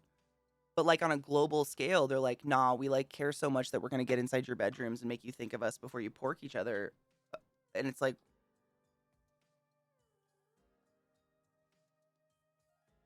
it's arguably quite gay. Money and power, it's always money, right? It's gross. It's so gross. I can't believe people, I mean, that those were real questions. And honestly, just the fact that is it Mrs. Miss? Mrs.? I don't want to mistitle her. Um, Bitch Brown, I'm going to call her. She's our queen. Uh, the fact that she kept a straight face and gave answers and never just turned someone down, like she actually gave answers to all these questions, says a lot to her character. Because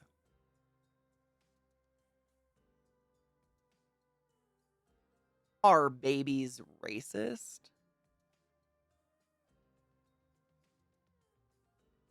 You know what I'm saying? Like, bitch is, I mean, she is a queen. Like, she might actually be a queen, like, spiritually. I don't know. Her spirit animal is a lioness, is all I'm going to say. Maybe an entire pride of them. Like, she has some self control I couldn't even dream of having. I would probably whip out my spirit cock and be like, hold on, I tattooed the definition on the bottom of my shaft.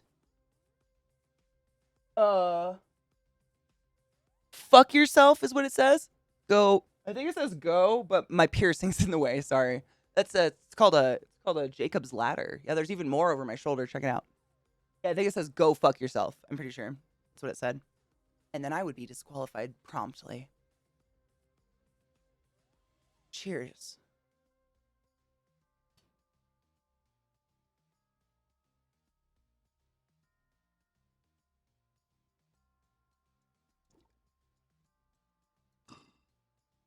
Exact same, Soraya. Hard. I would just, my jaw would drop and I'd be like, you're kidding. So. You must be. This is a plant, right? Ha ha, funny. I know my birthday was like a month ago. Tee hee hee. Not real. Correct? Hello? Oh, fuck, it's real. I'm out. I'm out. I'd fucking get up. I just couldn't. Because she's essentially fighting to work with these people, to change things for the better, which is amazing. But she is essentially going to be working with these people, which is a fucking black hell nightmare if you think of it. For me, like just like a dark room, but fire and scary dark water. What else do I hate? Yeah, that clowns in the dark with the scary dark water. Like that's the equivalent, which is crazy. And she wants change and she believes in it enough and believes in her nomination enough to do this is says a lot about who she is as a human, in my opinion. Is this an interview for a gynecologist in the 1950s for real? Can babies be racist? Can you tell me what a woman is? Yeah, it hurts me. Hello, ZL. How are you, love? How was it? I'm glad you made it home safe. Actually care that much about identity stuff. You think coal miners in the Rust Belt are all upset when about trans women's sports, or is it only an issue because Republicans need the distraction of identity politics to get away with other evil stuff? I think it's a mix. I think a lot of number two though, 100%. I think both. I think all political parties, both in our country, because let's be honest, there's only two. I think they both use, collateral that's happening in the world and things around them as what's the word? As like accoutrement to who they are to like either start shit or get elected for something. Like they all kind of ride a wave of it, I guess. Kind of like what you're saying. I mean, I hope it's coming across that way. I agree. My bong's still smoking itself. Stop. Zoning out. I wish I could zone out. I haven't done that in years.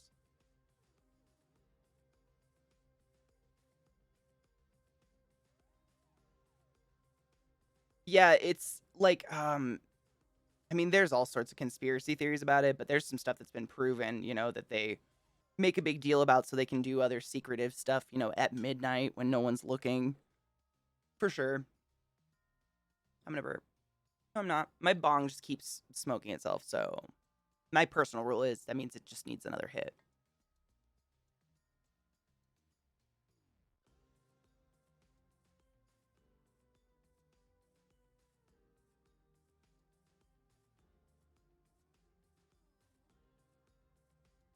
MTG tweeted that Romney Collins and Murkowski are pro-pedophile for saying they would vote for her for SCOTUS. What? Pro-pedophile?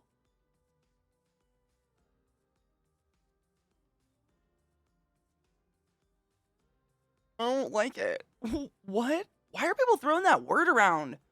That actually has a very, I mean, it's like, it's devaluing the actual term pedophilia, which is sexually predatorizing children. I mean, the fuck are they trying to cover up a pedophile? I wonder. Are one of them is someone a pedophile? They're trying to cover up, so they're trying to milk us down with this word. The fuck. The coke and orgies. Oh my god, I can't wait until they investigate that shit. Oh Zoe, I thought of you immediately. I was like, oh bitch. Key bumps of coke? You mean cock bumps of coke? I need to see this shit immediately. I'm stoked. That didn't come out of nowhere. That kid's not smart enough.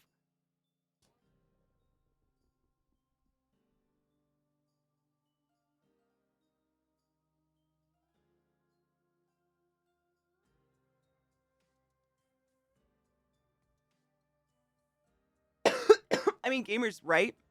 What gamers said, I mean, I agree. And honestly, I think the core of it all is there are no consequences when you cross a certain threshold of money that you have.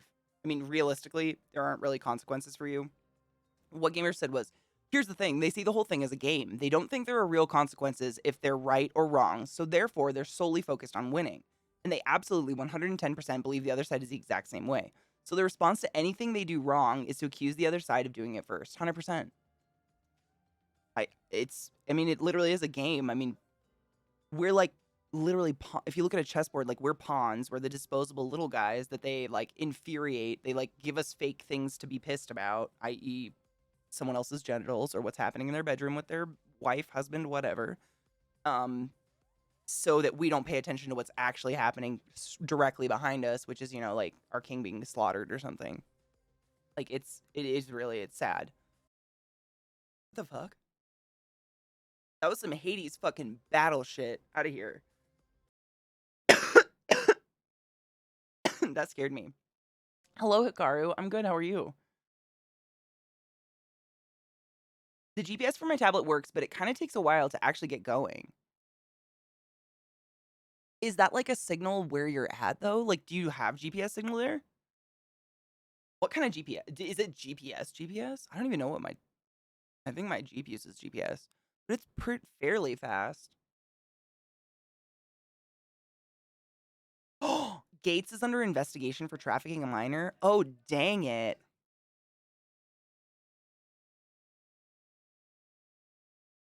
It feels like a scam. Some of it as their identity and way. Wait. As their identity and way they've been indoctrinated since birth, and also probably money, since these fools are often the ones in power and have the cash. And I would put money on 5 to 6 defense mechanisms. Yeah. Yeah. Madison Cawthorn, Cawthorn is such a piece of shit, and you hear her stories. You hear stories that the people who went, it's cool, I'll figure it out, who went to college with him says he's a fucking predator. In his campaign ad calling his opponent a simp. Oh my god, stop it. He actually did.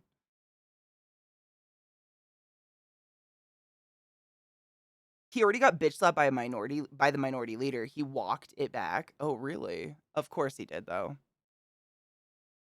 Aw, Silverheart. Love.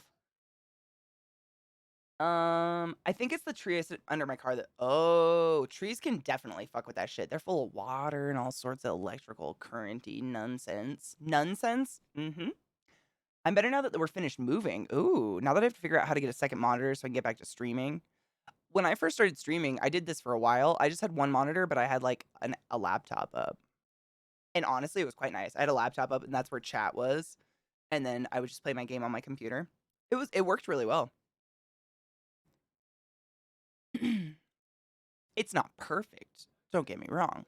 But until you can afford a monitor, if you have like an iPad or anything, it works quite well. Dude, Tatcha is so fucking nice. I hate how much I like Tatcha products. To be completely honest with you, I despise it. They're all so lovely on my skin and make my skin feel like satin every day. Like I just want to keep touching myself, even though I know I shouldn't. It's so nice. I know. I'm so sorry I even told anyone about it. It really is really nice. It's just so expensive.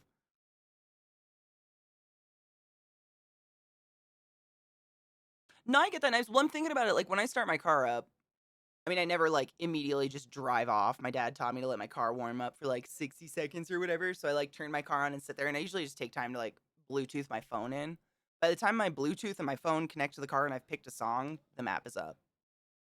I don't know. That could take a varying amount of time though. I might not be a great resource. Like Rand Paul, who originally was approved by 2 boards for his optometry license and kept the second board, his family members, to approve, as well as him claiming he's an expert in pathology. Oh my lord, he's delusional. Nonsense. It's like Nunya. It is. Oh, all the bullshit slows us down from doing anything. 100% agree with you. Yeah. It's just like static, you know? Like TV static. I just saw on social media someone posted a picture of flying someone of a flyer someone's posting in DC. Quote, "Attention members of Congress. This week's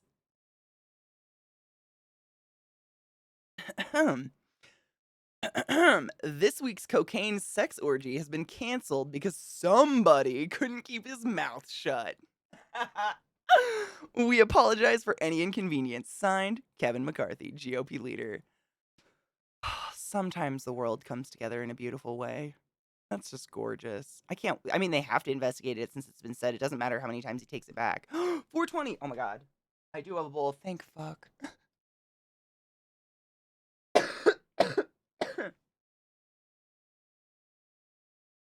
Exact I mean, I still use Google Maps on my phone, honestly, just because it takes such a long time to type shit into the GPS. Cheers. But I save favorites into the GPS, like my weed store. Cheers.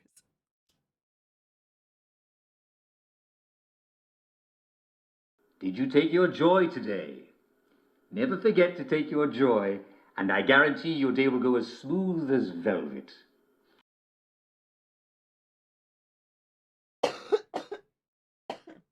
He was invited to a sex orgy and watched a key bump of coke.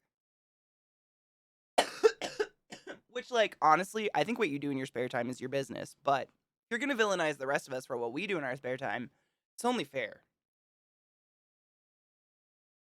Absolutely, Kelty. Was she okay? Was she just napping? Was it wonderful? Dudes, yo. I might be on my second pot. What are you talking about? Like the moisturizer? The dewy skin, whatever? The purple thing? I'm on my second one. Stop it. I know. And I know it's gross. But I do, like, there's luxury products that, like, it's just some fucking cheap ass lotion inside of an expensive container. And then there's some magic shit. I don't know what it is. I don't know what it is. I like it and I hate that I like it. No, I didn't, David. So usually I um wash it at night and blow dry it. And then I put it, well, now I can. I used to not be able to do this. I put it in like a little ponytail on the top of my head, like just the top, and then take it down in the morning, and this is what comes out. So I did it last night. And then I put like a weird little, like, the ones they do on babies. Because honestly, um, I read this a long time ago. I have no idea how legit it is, but it was like in a magazine or something I read when I was a child that you should put your hair up at night because your hair is very greasy naturally, which is okay. It's good for your hair to be greasy. But when it goes all over your face all night long and all over your pillow, and then your face grinds into your pillow, it can cause acne. Because, like, this oil is not the same oil as the oil that's good for your face skin. So I do like this little, like, this shit at night. This little guy. It's very buoyant. I go to sleep cute. But I don't want to have zits on my forehead. So that's what I do. I've just done it forever. And now I just don't like my hair touching my face. Thank you. I think it honestly, I used to do it when I had super long hair. That's how I slept every night. Because when my hair was like to my waist, I did not wash it every day. Holy fuck. That would have been hours of maintenance. Like, no, absolutely not. So when I did wash it, I would usually like wash it, blow dry it, do all the nice hair maintenance, whatever, and curl it. And then I just wear it all day. And then at nighttime, I'd put it literally in a top ponytail, like right here, right in the middle of my skull. So it can't get hit at all by my pillow. And then in the morning, I would just take it out. And I think like pulling, because the ponytail like pulls your roots up all night long, it gives you volume. It's cheating, but I think it works. Tell me if I'm wrong, y'all, but I think it works. I don't know.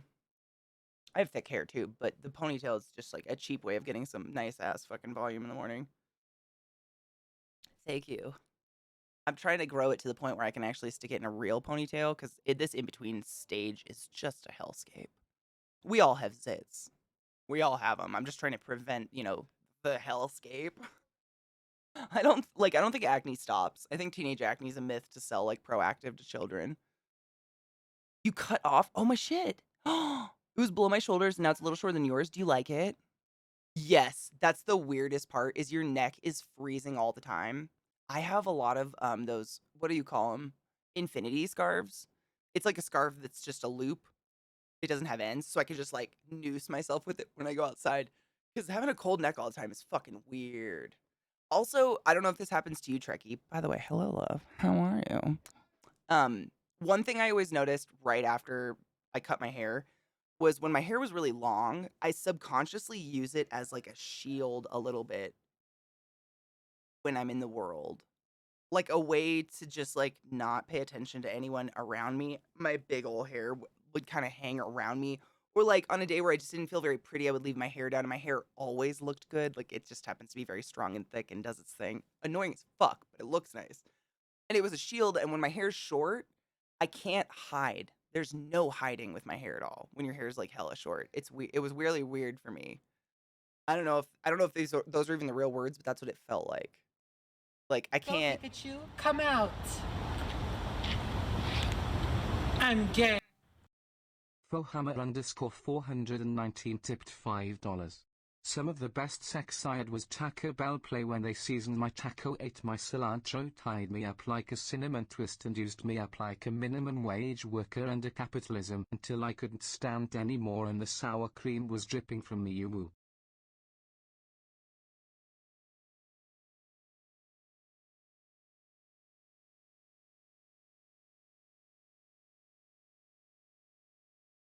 You know it's not real because Taco Bell would never carry a green leafy product.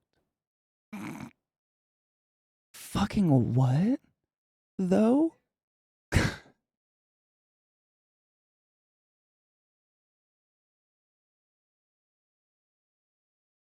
So fun story.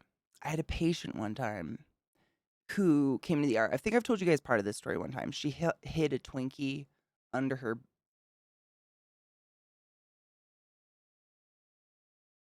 But the part I usually leave out is the yeasty buildup.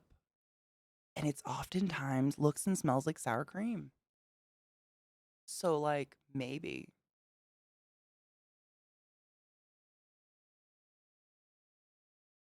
Or ricotta, if you will. So,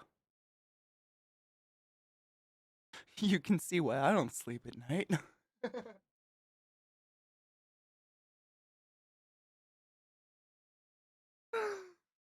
Oh, God. Sleep is for the weak. Really? My neck didn't really get hot when I had really long hair. But honestly, I usually put it up if it was hot out. I mean, I lived in Baltimore, so I'd have it up in like a big bun or something. My neck doesn't really get hot. I don't. My chest gets hot. Like right here, I have a little dwarf star that lives in me, and sometimes at like 2 a.m. it will burn and set everything on fire. It's wild. But other than that, most of me is just cold. Did I ruin cheese? Oh, I mean, it didn't smell like ricotta, if that helps. Did kind of smell like sour cream. Which one? What's SL? Dude, I'm weak as fuck. I slept like 12 hours last night, Sales. I'm right there with you. If sleep is for the weak, call me brittle bitch, because I like sleep. I love it. I wish I didn't need it, but I do love it. Oh, they pushed him back again. No shit. I mean, it's like I honestly think every time it gets pushed back, it's because Biden wants to do a big payoff, and the rest of the bitches are like, "But our money," and so he's like, "Okay, I'll push it off again." But I feel like he's trying to do a payoff or something. Okay, maybe for the week. Well, what about the weekends? Stop it. I want to sleep all the time. I mean, if any of you ever had to go without sleep, I don't know, man. I'm hard pressed to like what else feels that shit-tastic than being not able, like either by insomnia or whatever, or just having to push through and just not sleep and go function with a bunch of people that did sleep, who are like happy and fresh. I mean, you just kind of want to kill them, but also die at the same time. It's crazy. I hate it so much. I used to be a really bad insomniac when I was young, and it was the worst. I didn't like it. I mean, it's the worst, seriously, when you're around a bunch of happy people who obviously slept. The resentment is so strong. They did nothing wrong to you, but at the same time, you want to attack them for their gift of unconsciousness. Literally, knives. I mean, I felt it. It's the worst. 70? Oh, dude. Right, though? The crash. I mean, for me, I've never gotten a solid crash. I feel very envious of anyone that just blacks out for hours at a time. I usually have like an in and out crash, if that makes sense. More like a nap that just lasts for 18 hours. Like I wake up a little bit and I'm like super thirsty and slug to the kitchen, like suck off the tap and slug back to a couch and pass out again. But I never get to just black out. I wish my body could die for that long. That'd be great.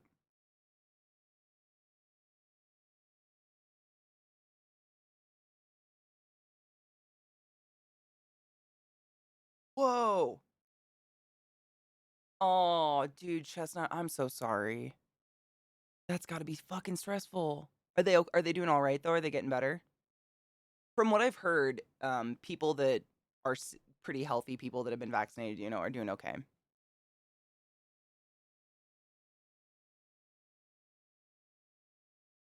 Kaimo, I'm the same. Anything over like 7 hours, and I feel shitty.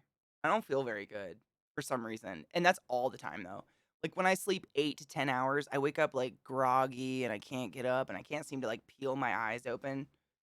It's bizarre. I don't know what happens with because I know you're not gonna hit another REM cycle. You only do one of those a night, but one course of your cycles. I'm not a sleep expert. I worked in a sleep clinic, but it was really just sticking gooey shit on your head. I knew a chill person who would go out and use cold snow to keep themselves awake sometimes. Ugh. I don't know. I honestly, when I worked at the hospital, I just walked. Like the number one way to keep myself awake, I would walk the halls for hours. If I had nothing to do, I would put on music on my headphones with my phone in my pocket or Twitch or something. Really, Mismo? I mean, I sleep pretty well now. I don't really wake up too often unless I'm super uncomfortable or if I get really hot. That's the worst. I'd rather be in a freezing cold room than a hot room. Ugh, I hate waking up like, oh, too many blankets, gross, hate this. That's just the worst.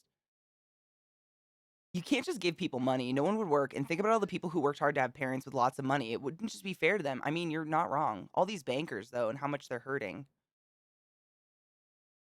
That hurt to say. Oh, merman. Boo. I'm sorry, honey. I feel that hard. I feel it.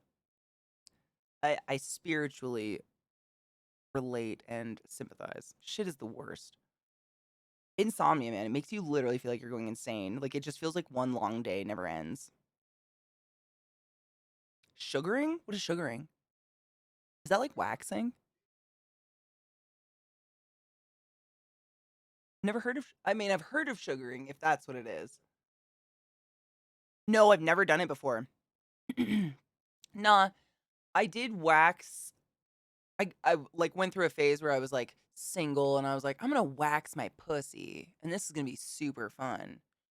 And it wasn't, and it just wasn't really worth it. And so I stopped.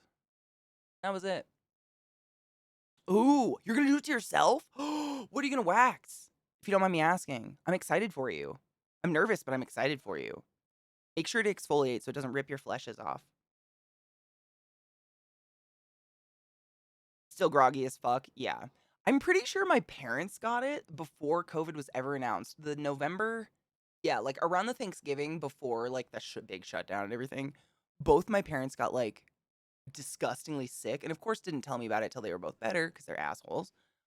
But they said they were like puking their guts out, sweating, just like cold chills, couldn't keep anything together. And then it all hit, and I was like, this sounds weird.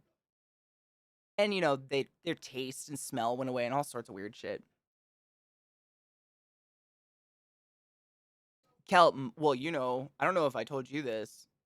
I think I did. I told chat this at one point or another. My mom works at Ground Zero. The first hospital to have a COVID patient is the one my mom is a respiratory therapy manager of. So I've always gotten some quite up-to-date information on patient load and things. It was a patient from a nursing home, but that patient went to my mom's hospital. It's pretty wild. I'm so glad my mom did not. I mean, you know, didn't get COVID from that patient.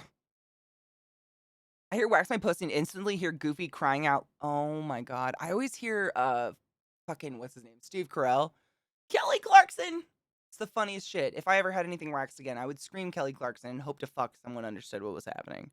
But it really wasn't worth it. Like the way your hair grows, it grows in like 5 to 7 different stages. So in order to actually be 100% hairless on whatever part of your body you're waxing, you have to do it every 4 to 6 weeks, at least that many times, like over and over and over. It's just a lot. It's a lot of maintenance. Whatever. I don't have that much hair on the rest of my body, to be honest. It's all clusterfucked up here. So I try not to worry about it. Really? I don't think I mean, hail Satan. I don't know how I've just been very, very, very, very careful. And ow, the luxury of working from home, I do not disregard. I am very lucky to be able to work from home, so I don't really have to go interact with the public outside of, like, getting my weed and my pet food.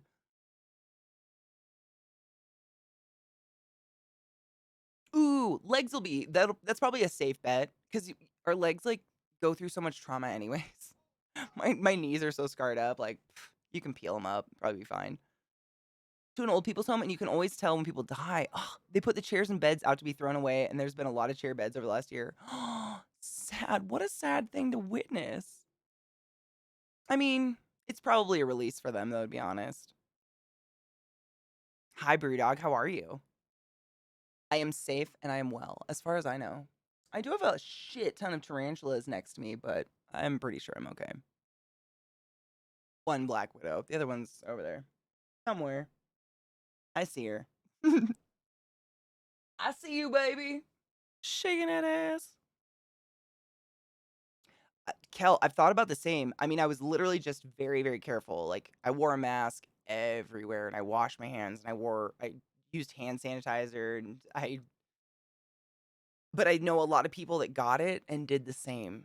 Like, they just got unlucky. Maybe they accidentally touched a door handle that someone coughed on or something. I don't know, man. It just feels like a lot of people got it who tried very hard to stay safe and didn't deserve it, you know?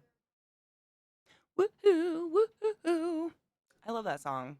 Now I have to watch Kill Bill. How dare you? Great movie, though, if you've never seen it.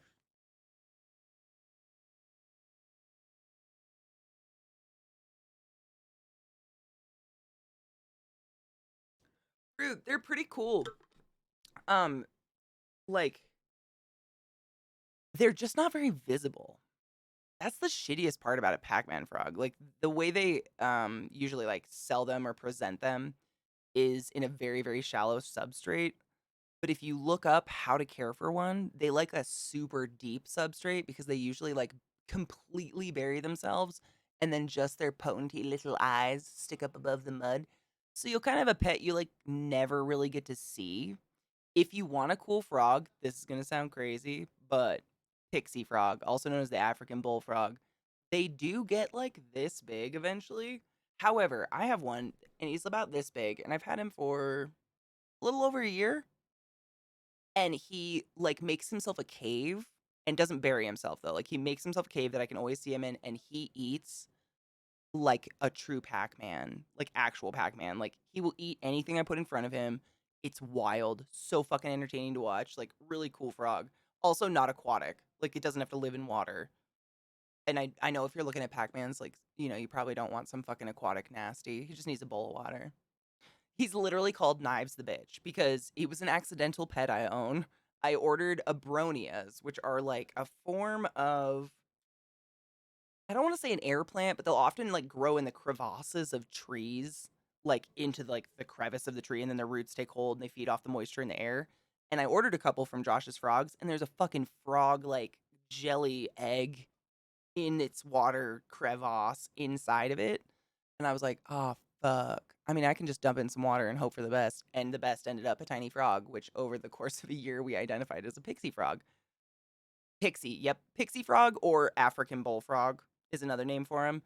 They start out literally this big and they look like a cute little bullfrog. They're real cute, but they eventually literally will be like this big, but they don't move. Like in nature, they literally would like find something to hide under or kind of sink into and just wait for food to walk by. So you don't need some huge fucking enclosure. Mine literally lives in a bin for now because it's a baby. But they don't need like enormous habitat, you know, nothing like that, which is nice. No one wants a huge fucking like monstrous enclosure with one animal in it. It's a lot of wasted space. Ooh, you have tarantulas? Yes. I have so many. This is a lot of them simply because I'm redecorating. But these are this is Persephone and this is Greg. Those are geckos. That's velvet spider. That is Pteranopelma sazami, and I've got an OBT and a Mexican black velvet and a black widow and Latin jargon nobody cares about a lot. I've just been reorganizing, so This is the safest place to put them. I do have dogs that are big and dumb. So I put them on my desk to keep them safe for the time being. Absolutely, Brew. Yeah. I mean, in terms of a pet, they're really, really easy to take care of. But I've owned so many pets over the years, and by no means am I an expert. But I'm a huge fan of pets I can actually see, at least once a week. I don't know, just want to see that it's alive. I actually own 4 tarantulas that I have never seen ever because they're fossorial, which means they dig a hole in the ground and never come out. And it's quite weird to me that I mean, they eat. I see their little legs poke out and go, "Meh," and like pull a roach under, and that's it. It's like Beetlejuice. Hey, want a little snack? Want a little bite? Come here, big fella. Help me, help me. Like that exact moment. That's it. And that's kind of a bummer. Like some people are into it. My red tail BCC is in a 10 foot by 4 foot, just over 6 foot. Dude, I have 2. Do we just call them BCs now? They used to be BCIs. I guess they're just BCs now. But I have 2 named Jen and Kira because I'm a fucking nerd. Whatever. But I don't know. What are the dimensions of theirs? I'm looking at them. They're across the room from me. They're huge. And I swear to fuck, those guys live in a ball in a foot by foot corner. And their cages are easily 4 foot by 4 foot. And they're juvies. Like, they're not full grown at all. They're like a year old, 2 years old, year and a half oldish. I have to look at the month and day. Who knows? COVID killed everything. But I mean, I honestly think it's because they don't have to hunt or anything. Like, we just feed them like kings and queens of the log. So they're like, why go to the other side of the log if food always comes to this side? Fuck the other side of the log. I think that's honestly, they're just like fat and lazy. Meldon, I totally respect that. Like, phobias are real, and arachnophobia is one of those things that's like, for some people, it's really hard to get over, and I am in no place to try to make people afraid of spiders, like, at all. For me, it's not like I'm obsessed with spiders or I felt this calling. I've always loved bugs and reptiles and like creepy crawlies. Always, like, my childhood was flipping rocks and logs in the yard, which I was explicitly told not to flip because they were part of my mom's landscaping, whatever. But I did it anyways, looking for like newts and frogs and salamanders and like literally anything I could find and get my hands on. And so it's always been a thing of mine. And when I was in a place where I knew I wasn't going to move for a long period of time, so I could actually like maybe get some animals that I've always wanted. And my significant other is not afraid of them, which is a big thing. I don't want someone I'm living with to be afraid of my animals. My biggest thing was I needed something low maintenance because normally, without a deadly virus going around the world, I travel a shit ton for like conventions and just pleasure. I love to travel. And tarantulas are stupid low maintenance. They're lower maintenance than a cactus, and I don't say that lightly. They really, really are. Like, a cactus maybe requires like actually sunlight and more water than a tarantula does. So for me, that was a huge pro that I could literally go away for 2 weeks, and as long as I filled their water bowl and fed them right before I left, they'd be totally fine. They literally, the less interaction, the better. They would love to be shut up in a dark cupboard and just like sprayed once in a while and left to their own devices. They don't want anything to do with us. So it's more like the way that my tarantulas are treated, viewed, and in my home is like a fish tank. I don't hold any of them. I don't interact with them. It's not safe for them at all. Totally safe for me. There's no such thing as a deadly tarantula in the world, but they're so fragile. If you think of like a water balloon but made of wet tissue paper, that's what tarantula's abdomen is. And it only takes 3 to 6 inches of a fall for that abdomen to burst, and they're just dead. Like, that's it. And most tarantulas aren't very good at the clingy. So it's just not worth it to me. I'd rather look at them be cool and spin their fun little webs. They drink with the same apparatus that they eat. So their fangs insert venom, and then they actually have these mouth parts that drink the fluids of whatever they've, decided to kill and or water. So they literally, like, when my tarantulas drink, they kind of, it's like watching a Persian cat drink. It's just like a into the water bottle. Into the water bowl. They just kind of shove the front of their face into it and drink. It's kind of precious, but they don't like undulate their fangs or anything weird like that. I've never seen that. Yeah, it's just like a little headbutt. David, sleep well, love. Sweet dreams. Sweet dreams. So the vast majority of tarantulas, so most all tarantulas are extremely similar. They're actually like super old. I believe they're from the prehistoric age. They're insane. But obviously some of them evolved to live in trees. I don't have one here, otherwise I'd show you. I have you can kind of see this tall skinny one. See all that webbing at the top? That's an arboreal tarantula. So those ones, they're a little stickier. Their pads of their feet are a little bit stickier and they're less likely to fall, but they're not any more hardy. Like they still have just a soft, squishy, gutty because they have an exoskeleton, but because of the way that spiders feed, they have to have a portion of their body that can expand and contract with fluid like water, food, and or eggs, kind of like ants do. So because of that, that body segment is soft and it's so delicate. So most tarantulas are terrestrial, which means they like live on the ground surface or live under a log. Then you've got the fossorial ones, which live underground. Sometimes my girl right here, Persephone, is a Thailand golden fringe. They can dig a burrow 7 meters underground and live in it their entire life, never come out. Just wait for bugs to fall down it, and that's all they eat. That's their life. And then you've got arboreals, which usually spin really complex webs, but usually, like in a hole in a tree or like a bundle of leaves, they don't spin, like circular webs. That's never going to be a tarantula.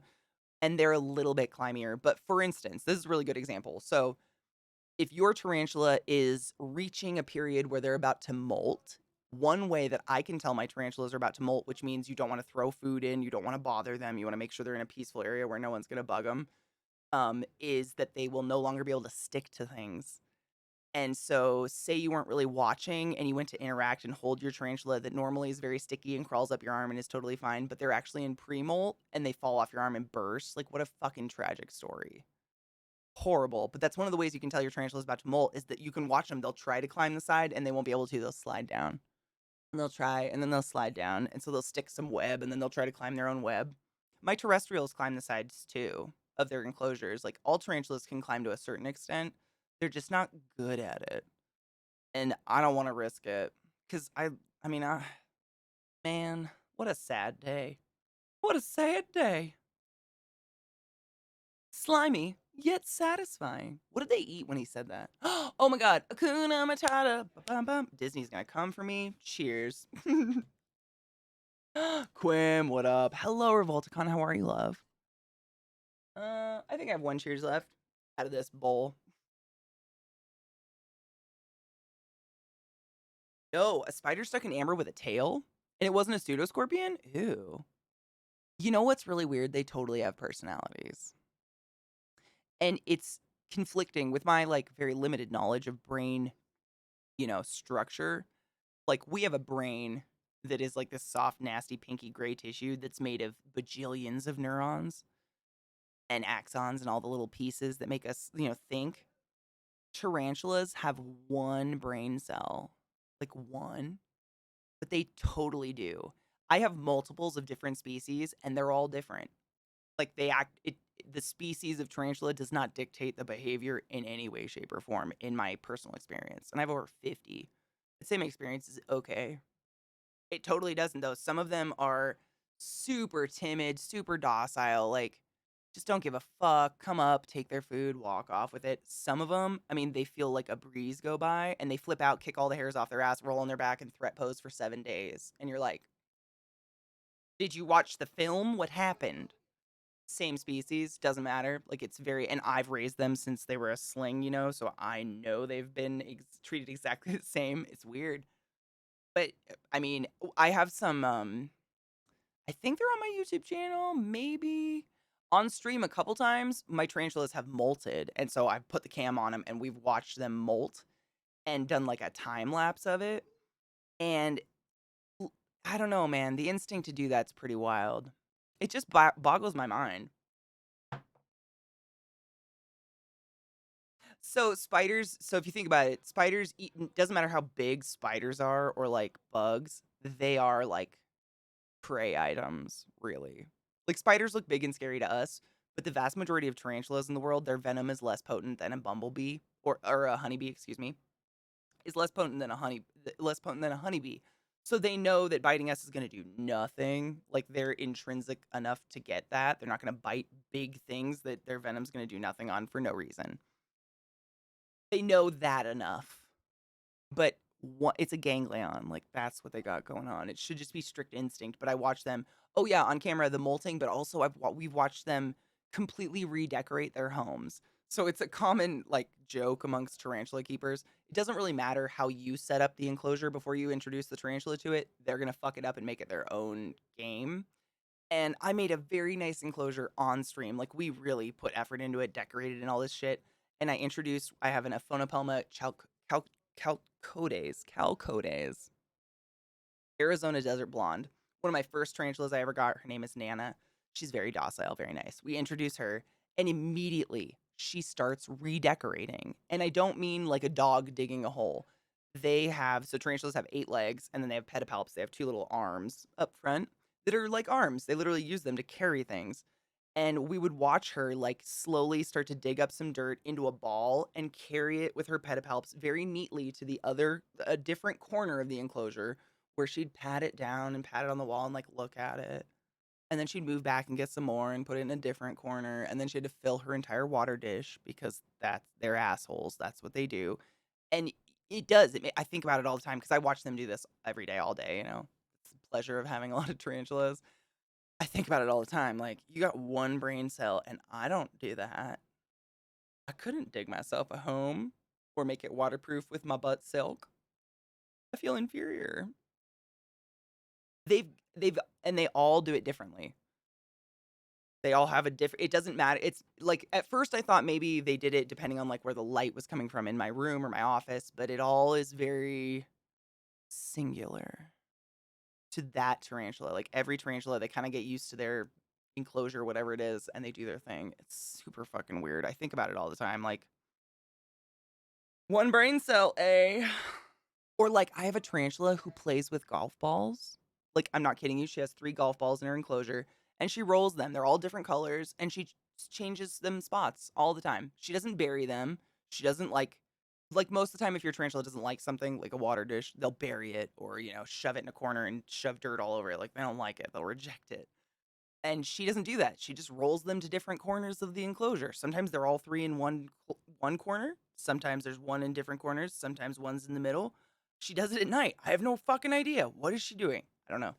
But I let her keep them. I put them in there just for color, just because I think I got her on a day and I didn't get enclosures in the mail or something, so I had to make her a quick enclosure. So I just put them in there, and she loves them. So I don't want to take or love. I mean, can they?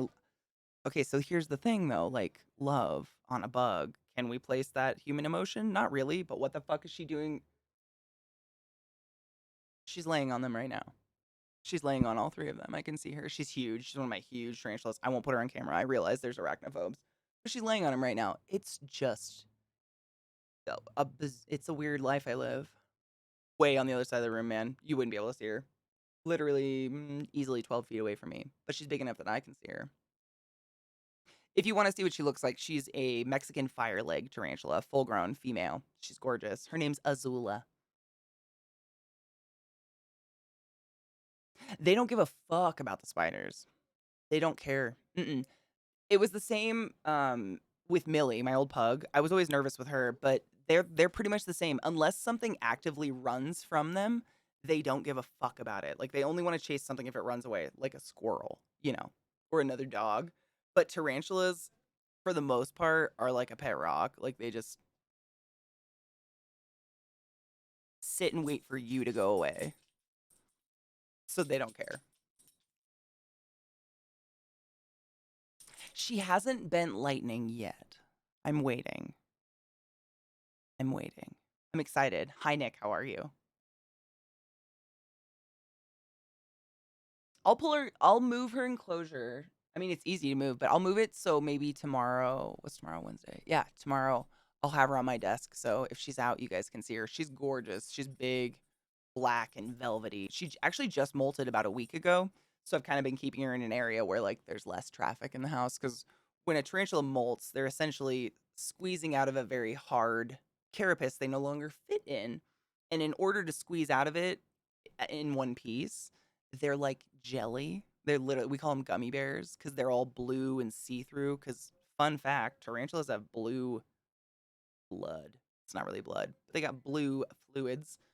So they're all like blue and white and ghostly looking, but they're insanely delicate. So like if your tarantula goes through a molt and they're like a gummy bear and there's a cockroach in the enclosure you didn't catch or you threw it in there because you weren't paying attention to your tarantula, it can kill your tarantula. It's scary. So you want to like put them in a nice warm corner where they can harden up and get their circulation going. She ate the eggs, which usually means it's a dud, which honestly I'm happy about because I have a male to pair her with eventually, and it freaked me out she went mature that fast. That was wild. And I just like, where did they come from? Hi, Void. What are you doing? He's just staring at me. I can't move my monitor. Come here. You want to say hi? Ow, Lilith, why do you always shock me, man? Why are you made of electricity and hellfire? Always. This is my other poodle, Trickster. He's my void boy. He's so big. My God. It's amazing. They're the same, like, height, essentially, and same size, their bodies, but he is a dense motherfucker. This boy is a tank. His, like, neck alone is just, like, muscle. It's crazy. It's all, let's be honest, when is it not a dog stream? These guys haunt every moment of my life in the best way. What are you doing? Oh, he dropped his ball. Don't lick my boobs. Why do you always gotta lick my sweaty boobs? Oh no, it's salty. It tastes nice, Mom. That's my boy. He just turned 2 on March 25th. He's an Aries. He'll come back. Someone adopt my boy in the next life. Welcome back, Alan. How was it? Dude, he loves sweaty crevices. He'll lick like your inner elbow, your armpit, your neck pit, your boob pit if you got it. Any pit. Sweaty, a nice salty, sweaty crevice. Oh, yeah. I mean, I guess. Aw, she's a Smoky, which is apparently really rare. Interest Avoid, she's like a storm cloud. Oh, pretty. Black tip fur with stark white undercoat. Oh, that's so pretty. I love kitties. I'm not a one way or the other. I used to be. I used to be afraid of cats. I grew up with farm cats. Farm cats don't give a fuck. But I stayed with a few friends in the last few years, various different friends who have such nice cats that like don't taunt you with their bellies and then pain and sadness. I was like, oh, okay, so it was just mine. I get it. With a 17-inch tail, where the fuck are you going to put that? Besides inside your ass. I love hairless. I want a Sphinx kitty cat so bad. It's my dream animal before I die, someday. Doesn't he have this? I know. He has the sweetest little eye. Oh, he's just such a sweet boy. He really is. I don't just say that. He's just sweetness. Until there's a squirrel, in which case he is straight murder. Dude, Pulsar. I firmly and fucking wish there was anything I could do or say to help you in any way, shape, or form. All I can say is I'm right there with you. And ain't it the worst? Losing your best friend in the whole world is the worst thing that ever happened. No one tells you that's going to happen.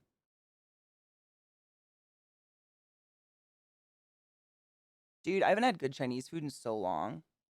Nowhere, I have no room. Dude, like, put it above your shower or something. So when people stay over and shower, they look up and it's just like that fucking. You can tell them, like, oh, sorry about it. I was like, I was airing it out in there. Oh, did it get dirty? Mm hmm. How? Mm. Just fuck with people. It'd be fucking great. I live for those moments. All my love pulsars, seriously, like, it's just. Man, it's like mourning your baby. It's the worst. I still cry. The constant riddles would drive me up the wall. But them titties, though. Like, can't you just, like, zone out on it. Like the jiggle of them nip nops. It could be fun, is all I'm saying. Lilith is down here now, and Trick is like longingly licking her head. Stop, Lil. Don't even. Not enough room for both of you, you little hog. Your kitty is so fucking beautiful, though. Oh my god.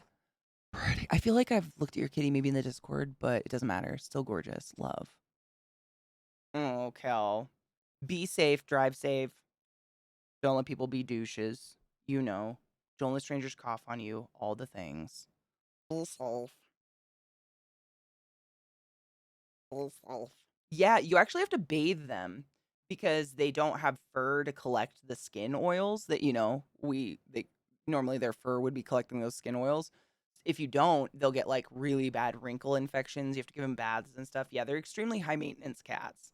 You're signing up for a child, a burn victim, not just a cat. Oh my god! I mean, knives. When I was a child and I used to watch Land Before Time and shit, me and all my siblings would be like, "What kind of dinosaur are you?" And I'd always say I was a T-Rex because the fat thighs, short arms, big mouth that says nothing of worth highly applies to Godzilla. Just saying, that could be me. Very much so. Because they're kind of still puppies and because they're COVID dogs, so like the first year we had them, nobody was going to dog parks.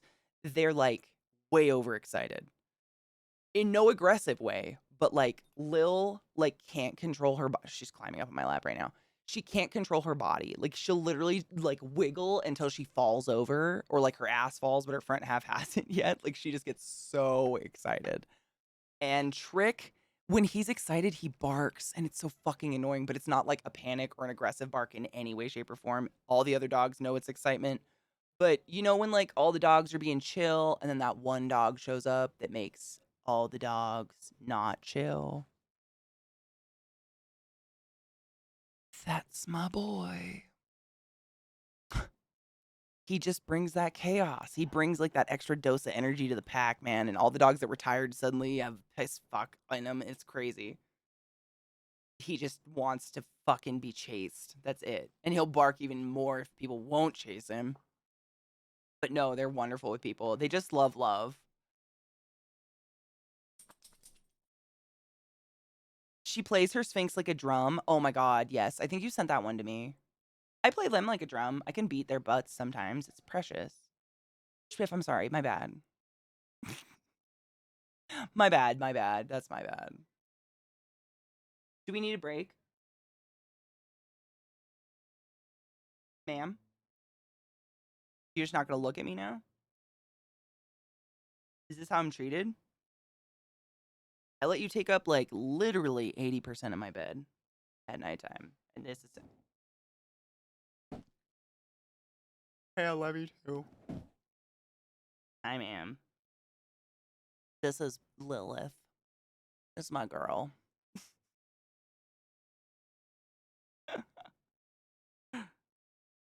My girl. Do you want to go potty? She's just licking my hand all weird and slow. Oh god, oh god. Go on, you go get him. Let's go outside. Don't go outside. Chaos. It's the one way to get him off you. It's great. Oh, see? He gets fucking stoked and he barks. It's so fucking weird. I don't know where he got that because she doesn't do that. They're siblings. All right, let's take a break. Get up and stretch your dicks. Get some water. Get a beverage. Pack a bowl. I need to pack a bowl and a beverage. And now he's humping. Chaos is happening. I will be back in a few minutos to do all the stretchings and the stuff. It's pornography. It's pornography happening. Don't look at me. The wind, it makes everything just that much nipplier. Welcome back. Fucking burr. The wind, I say. 'Tis cold. Dude, her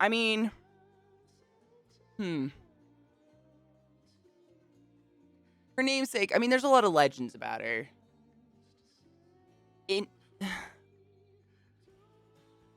She's definitely the alpha. Lil is for sure Z's. Like when it comes between her and Trick, she will, like, if you watch Zach's stream, for instance, if she's on the couch, Trick will not get on the couch. She like fucking owned it. She's very dominant for as like goofy as she is. It's interesting.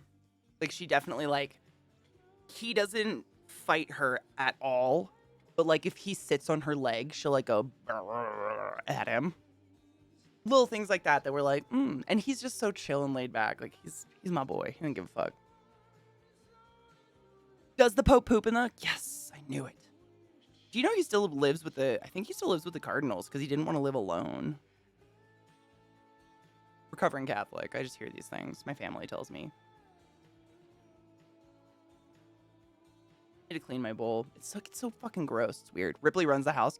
That's how Millie was, dude. Millie was abso-fucking-lutely the damo of the house. Always was.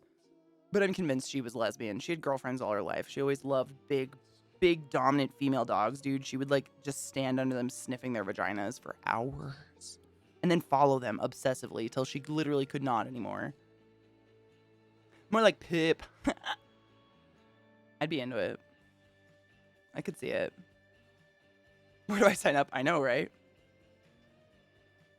I wish. The last thing I signed, I lied. It was like an anti-drug thing when I was in high school and I was super stoned, but I needed a pencil. Oh, King or Nice. Doing pretty good. I'm chilly. It's just windy.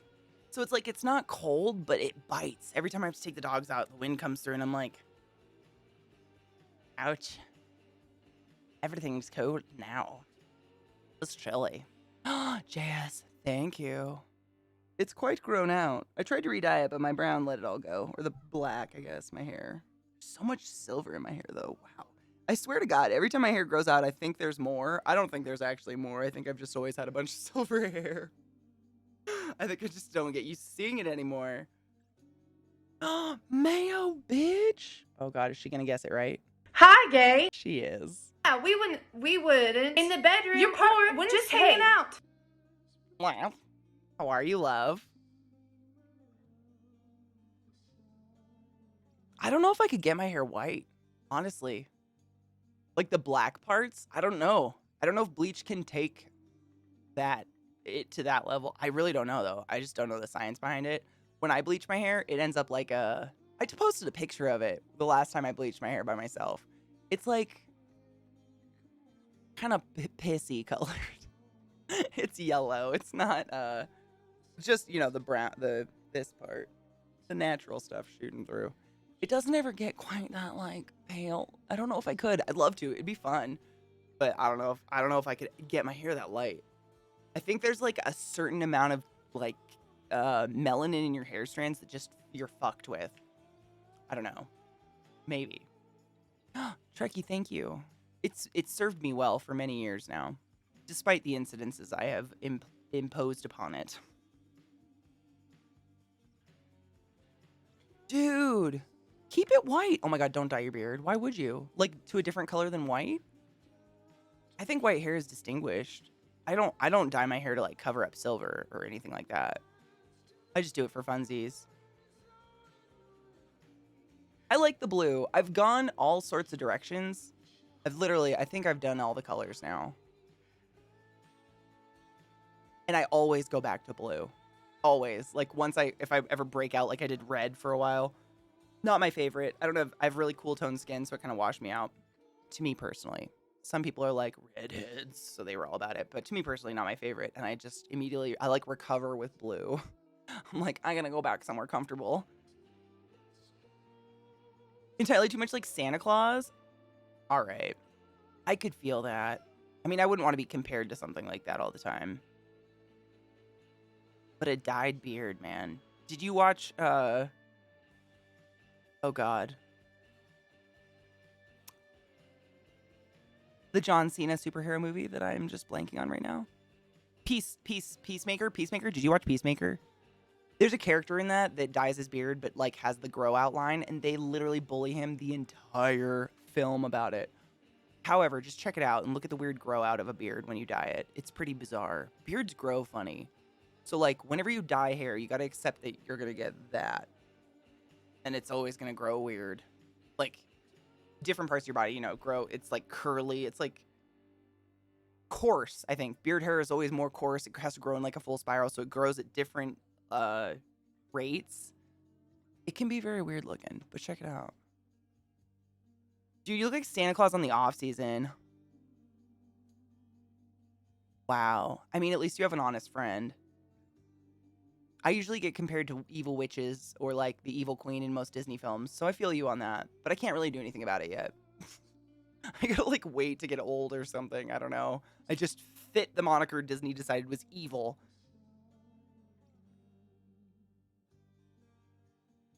I think it's really cool. I really, in my opinion, strictly me, I have a lot of, like, there's, not in my opinion, there are a lot of females in my family. It's almost 4:20, by the way. 1 minute for Central. And they all are obsessed. They're very, very vain, like, on a painful level. I don't know what happened to them, but, like, they all have plastic surgery and dye their hair to the point where it's, like, crispy, and they just have pure white hair. And when that line grows out, I just watched it growing up. I thought to myself, like, I'd rather just have pure white hair than that. Whatever that is. Because it almost looks like this weird marshmallow fluff of nothingness between the colored hair and their scalp. Like they're wearing a wig that is off their scalp. It was weird. I don't know. I just rather let it go. But I feel that, like, the Santa thing's a little rude. It implies so many things, like all the jolliness and stuff. What happens at 4:20? What up, Respawn? How you doing, Hooey Boo Boo? I mean, because I live in Denver, it's 4:20 for Central folks of the Americas. Happy 4:20. Cheers with the beverage if you'd like. Hydrating is necessary. But cheers, my loves. I know someone who went, oh, dude. Did they, oh, wait, they bleached it from dark blonde? I mean, what I've been told by hairdressers, I don't know if this means anything, but they always tell me that my natural hair color is the one level above black. I don't remember the level number, but my natural hair is for some dark shit. I mean, it'd be so fucking cool, though. I'd totally do it. If I could do it and not melt my hair off, I totally would. It'd be fun to have white hair for once. Why not? Cheers.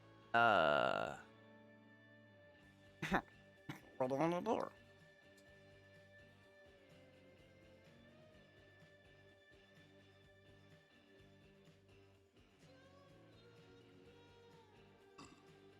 I have major beard envy. Like, you guys have this whole other area that you get to, like, change up a lot. And I'm very jealous of it. I would have so much fun with facial hair if I was a dude.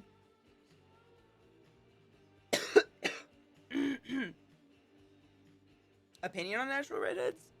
Lucky? I don't really have an opinion on them. I know facts. Like, for instance, of all my patients that I ever saw, gingers have the most pink, translucent balls ever, which is crazy. They interact with anesthesia differently. I don't know if I have an opinion on redheads. Don't they steal souls? I mean, so do I. I don't have much room to talk, right?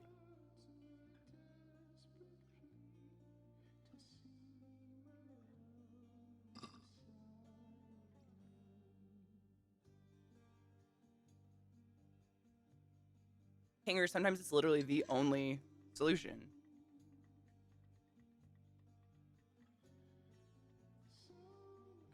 Ooh. What tweet? Wait, what tweet?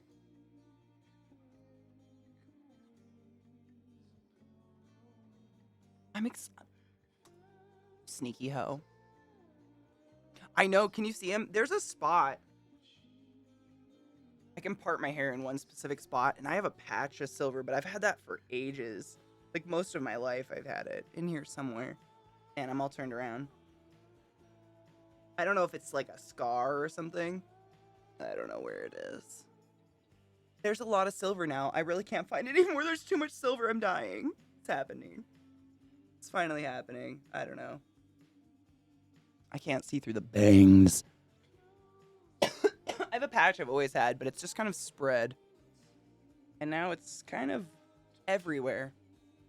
I have one in my eyebrow. Both. It's really weird, actually. I have might still use my bitch.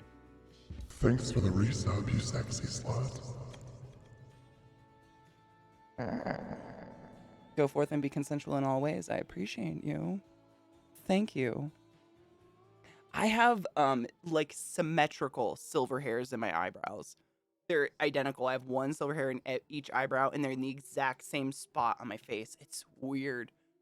I don't have a symmetrical face. I mean, nobody does really, but yeah, it's very bizarre. I look at them every day. I have a white spot on the back of my head. That's what I've heard. Like when you see people who have like that white streak through their eyebrow or something, apparently it's like a birthmark, like an invisible or under the skin birthmark that makes the skin or makes the hair white. I don't think I have that because mine's silver. I think I just decided to go silver in one spot. Or maybe it's because a horse stepped on my face. And if you guys get that weird attack eyebrow thing going on, like the hairs toward the middle start to aim out and get prickly, mine have always been that way. I think it's my hair texture. Like I have cowlicks in my eyebrows that strictly dictate my eyebrow hairs will grow down and out and straight as fuck and like pokey, like stabby. I trim them. Mine don't get long and crazy yet, though. I think that's like a certain hormone level I haven't hit yet. Yeah, I've known some people to have that white streak. I don't have that. I don't think. Just silvers, early silvers that just haven't stopped. Suck my pickle. Yes. Oh, that's beautiful. Dude, Zach's had me yank some out of his eyebrows. He has one in each eyebrow that just grows insanely long and will curl into his eye. And he's had me yank it out, and my eyes water when I do it. I'm like, can we just cut it? I can't do this. The random ear hairs. Isn't it weird? I don't know. I don't think there's like a reason why we start getting hairier as we're older. Because we're technically dying. Maybe our bodies are confused. Because like it's interesting, like dudes, you guys usually get like the ear hair and the nose hair and your eyebrow hairs go crazy. And women, we go from like these soft, nice things, and we start getting like stiff, black, random hairs that will just grow out of our neck or chin out of nowhere. You're like, is that a blackhead? No, it's 8 inches long. What happened? It's just why? What are we protecting? I'm sure you guys have seen the witch's chins. I haven't been blessed yet, but it'll happen. Dude, Millie, that's true. Millie does have that. That's a pure ass white streak. That's true. She actually died on top of it one time on accident, and she regretted it hard. Like she normally I think she was darkening up her hair for a show a little bit, like around it, and she hit some of it. She was so sad because white hair, mine does the same. My silvers do the same. They don't pick up dye. They don't hold hair dye the same as all the other hairs. So like, if I try to dye my hair a really dark color, all the silver hairs, they kind of show up like sparkly almost like through the dye. So like, for instance, if I went with dark red, they'd be like this pink, like sparkly pink showing up. And so when she put like this just very mild tint on them, I think they went like grayish weird. It was bizarre. It's the witch's hairs. It's the witch's chin. But like, why? It's very bizarre. I don't know why it happens. The left eyebrow has hairs that are longer. Really? Oh, weird. Dude, hair growth is insane. It's so bizarre. I don't know why. Like, by all rights, I should be a very hairy person. Like, I should have to deal with, like, a mustache and a beard and everything for how thick my head is. I don't have any body hair. Like, this is it. My body just went, let's just do it there. My eyebrows are thin and sad, and, like, I don't really have to shave my legs that often. I'm kind of spoiled in that way, but my head, like, if my hair gets too long, I get migraines from it because it's, like, scalping me all day.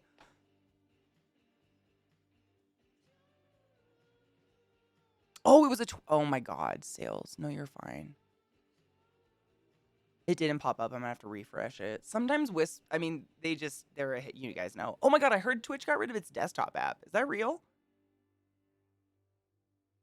Like, they completely just were like, meh.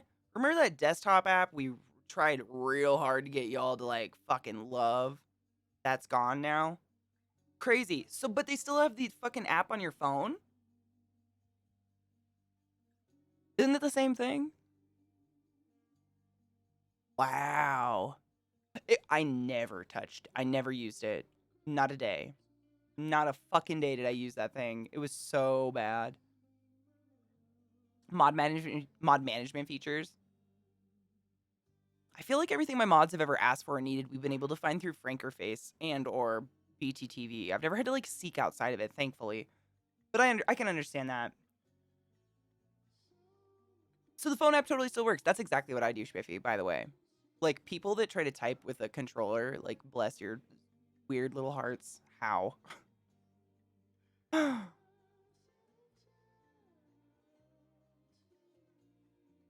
No, I know there was a lot of game mods. That's what I was gonna say. The only time I ever like kind of had to use the app was when I was working with Amazon on New World.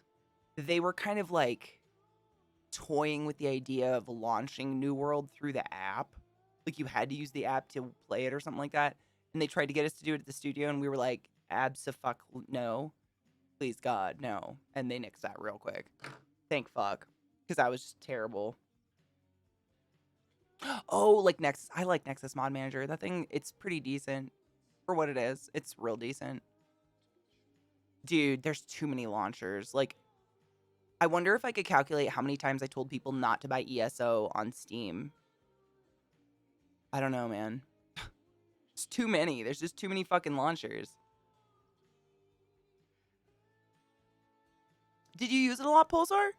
See, I never used it. It just didn't, it wasn't fluid enough. And it seemed like they would, not really focus on fixing it or managing it, just like adding bullshit to it. It felt like a beta for Twitch to me. Like I felt like they would throw shit on it every once in a while and then it would disappear. And then in like 6 months, I'd get an email about how it's going to be in Twitch chat here pretty soon and weird stuff like that too. Nah, dude, there had to have been more than you, man. There had to have been. There's no way it would have survived with just you on there, bro. It had to have been. Just wasn't me. There's just too many launchers in the world. Like, I would honestly just prefer everything to be in a browser other than like the exact game I'm playing. That I just got too much to manage on a computer, man. And every client is different. Like for instance, with the Elder Scrolls Online, if you buy it through Steam, it launches Steam and it launches the ESO launcher, and those can battle each other sometimes, and you'll have a dick of a time getting into the game a lot. There's weird complications like that that just nobody talks about or informs anyone about. And when you play the game all the time, you just get to hear the problems all the time. The Amazon gaming client? I don't know. Is it? I'm not very pro client, as you can tell. I don't even have any consoles, though. Like, I'm so lazy. Like, how many tiny, shitty computers do I need to own to play the new release games? Or can I just own my power beast of a PC and wait? I think I'll just wait on my beast. It'll look prettier anyways. I did. I waited how many years for Horizon? 2 years? Crazy.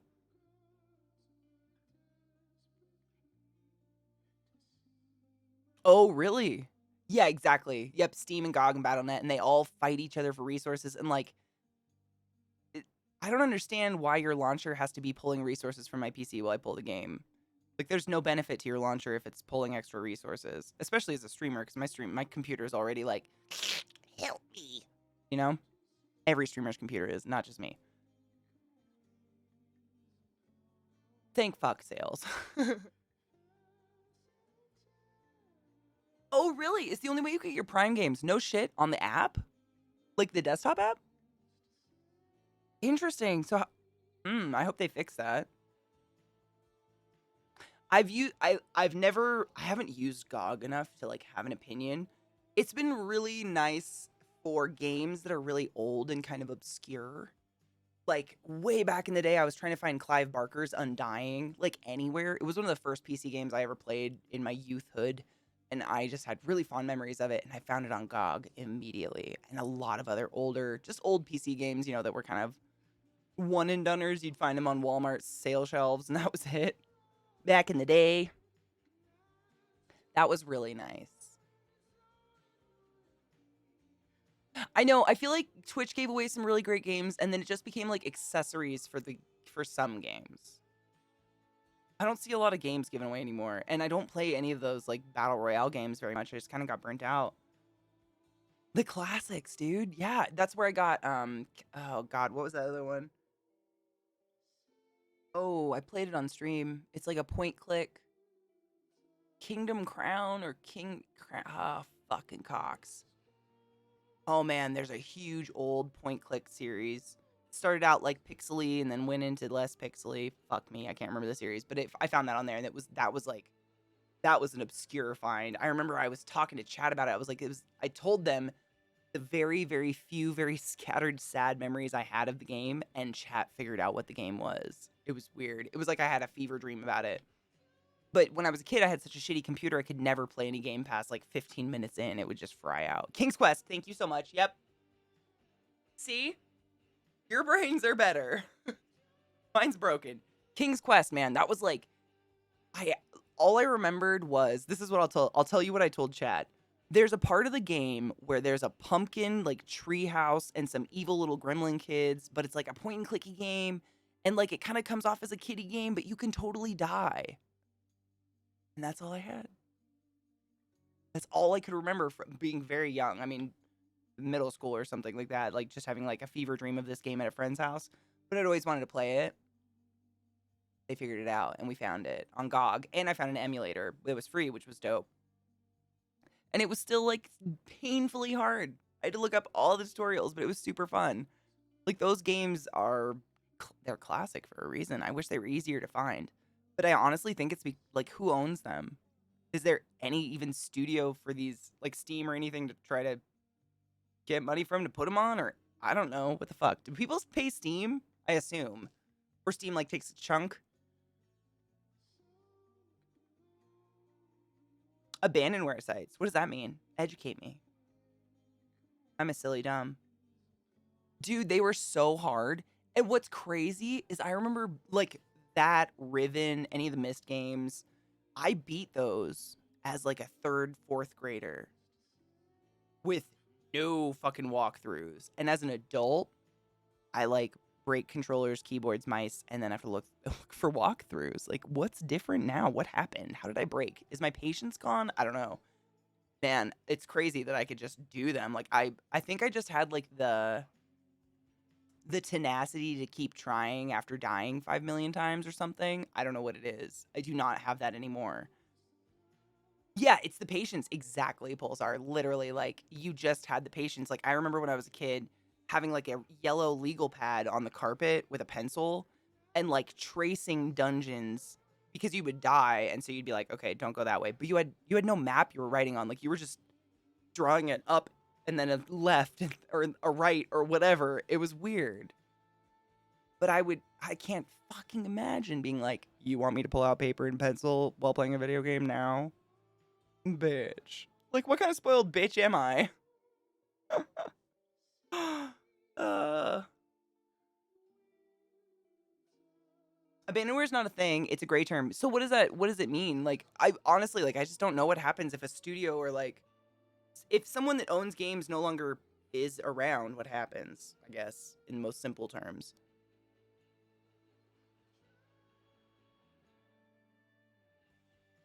Nah, man. Dude, even chat can't. I mean, Brew, did you ever play King's Quest?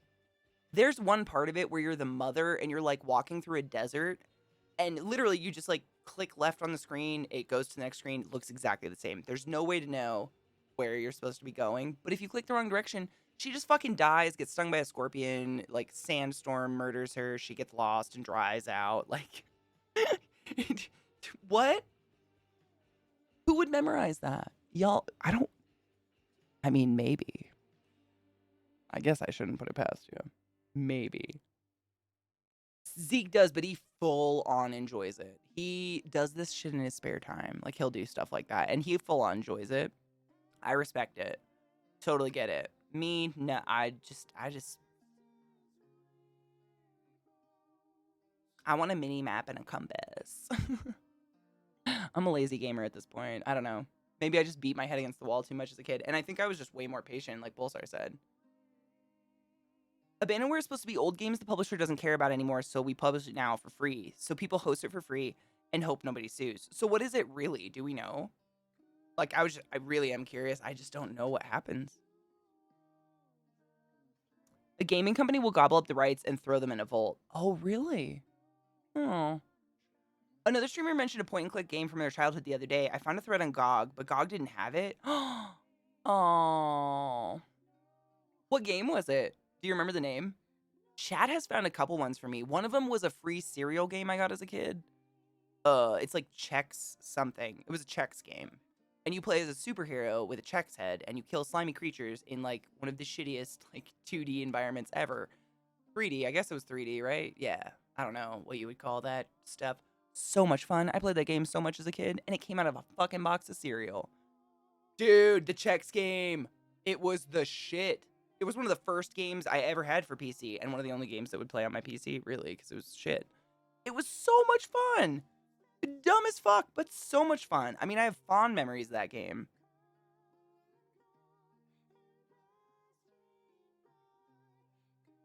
Something about Pandora's Box. It was the creator of Tetris. Aw. Pandora's Box is pretty cool. I mean, just the, mythology is cool.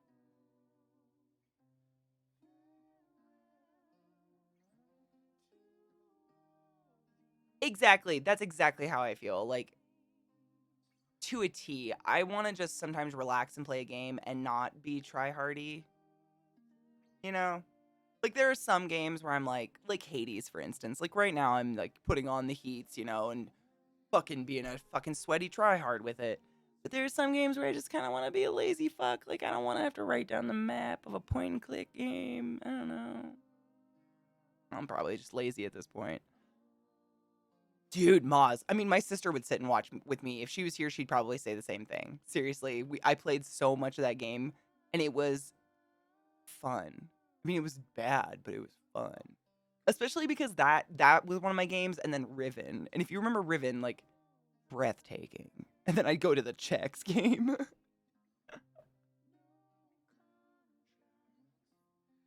Oh, a puzzle game, yeah. And I like puzzle games, like Riven and stuff like that, but when I have to, I don't know, I think for me, honestly, it all comes down to having to replay the exact same content and listen to the same voiceover over every time I die. That's what burns me out more than just the writing a map down or something like that. I think on Steam for those and a few other childhood games like Putt Putt and Freddy Fish. Oh my god, cute. There was a dumb fucking game. I can't even remember what it was called, but I played it all the time in high school on this student computer with internet. And it was on addictinggames.com, and it was like 2 humps, and you just had to bounce a ball between them, like Pong. Can't even remember what it was called. Literally, it was like 2 little hump hills, and but like, we had competitions in school. It was the dumbest shit. It was so entertaining. Sometimes you feel like a cat with a box. You know what I'm saying? Like, your owners can have the 12-foot velvet cat tower that literally, like, locks onto the ceiling and wraps around every corner of the house and, like, gives you a hobbit hole in the attic. But, like, the box, like that cardboard Amazon box, though. Sometimes I just am a cat with a box. Yes! Dude, addictinggames.com was the most amazing way to waste your time in school back in the day. It was incredible. It had so many, like, dumb... I think that's where QWOP originated. You remember, if anybody knows QWOP, it was, like, the game where you controlled every single bit of a runner trying to run on a track, and it was comically terrible. Like, you would usually just, like, break your spine in half backwards and try to run. It was just hilarious. I think it was on there. Dude, Oregon Trail gave me anxiety. Games like where there was no skill involved really bugged me when I was a kid. I was like, why did Tina get cholera? Why is Tina a weak fuck? Who fucked Tina? Who fucked Tina? You know, that was me as a kid, like, getting real pissed. Because I didn't feel like I did anything to deserve cholera in the moment. I still played the fuck out of it. But I very rarely made it to the end of any Oregon Trail game, because as soon as someone died, I'd just be like, where the fuck is Tina and her cholera-infected pussy? Tina and her weak genes fucking my family. I just couldn't take it. In most cases, software classed as abandoned is not in the public domain, as it has never had its original copyright officially revoked, and some company, or fruit fly, or individual may still own rights. I assumed, like, I didn't think anyone would consciously, like, give up, dump copyright of a game. Seems silly. Someone will buy it, but maybe, I don't know. There's a chance for anything. Tina is a filthy fucking whore. Cholera pussy is all I'm gonna say. Minus a lot of what I said. I got very angry as a child when shit like that would happen in games. It was out of my control. Like, I felt like, I could restart the game, but doing anything different wouldn't have altered the outcome. It's like gambling. I don't like gambling for the same reason. I've never been good at gambling because I'm like, well, what if I get bad cards? That's inevitable. My Nana was fucking incredible at card games, though. I used to watch her just like bring home thousands from like local little Snohomish casinos and shit. And I'd be like, the fuck? What you doing, Nana? I just playing blackjack. Okay. Or selling meth. Cheers to Nana. I miss that bitch. She was awesome.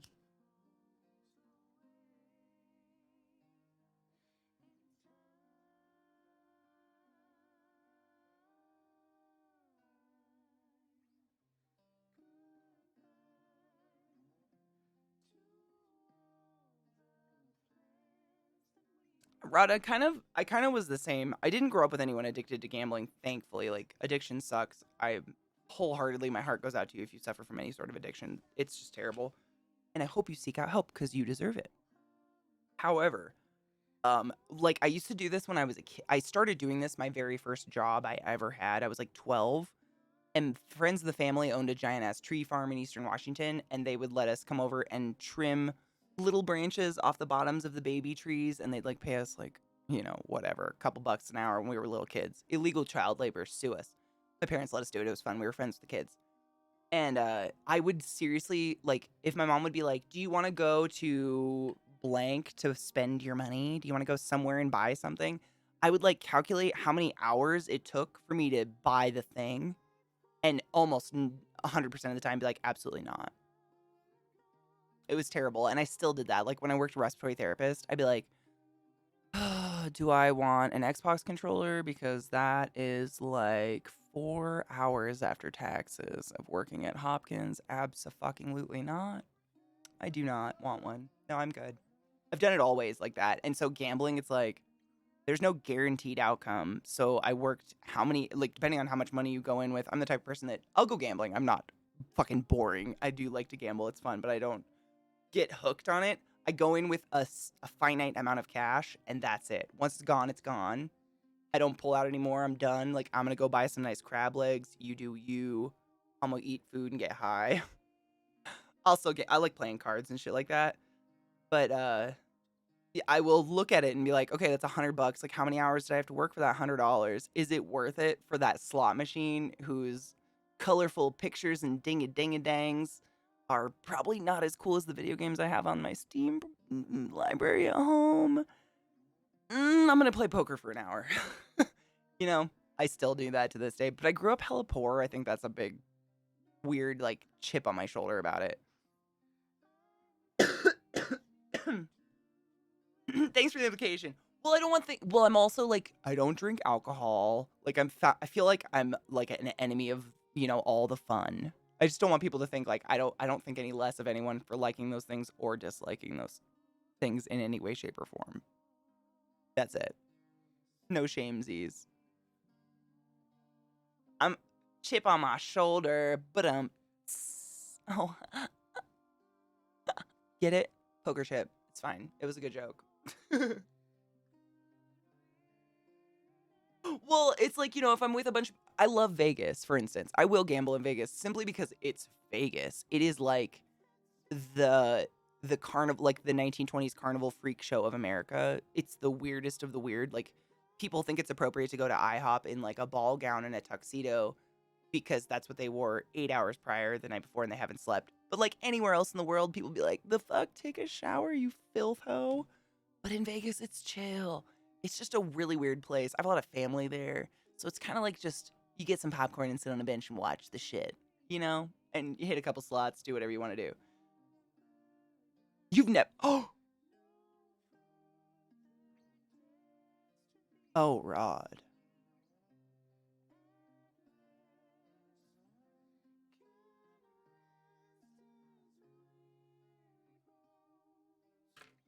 I'm just taking a mental note.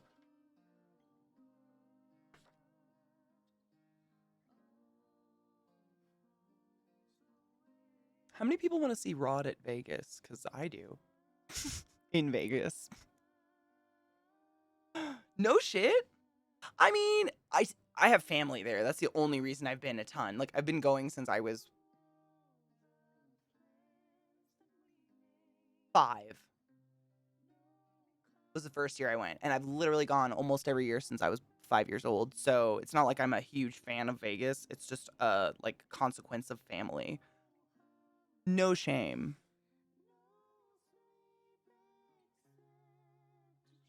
Is it BDO? You scare me. Should I be scared? It's fun if you're with the right people, as is all travel, I think. You know, most travel, that's the way it is. Like, if you're with people that roll at your speed, then it's fun. But if you're with someone who, wants to sit at a poker table and, just one more hand, like over and over until they lose their house, their family, and everything, that's really hard time. I could see that.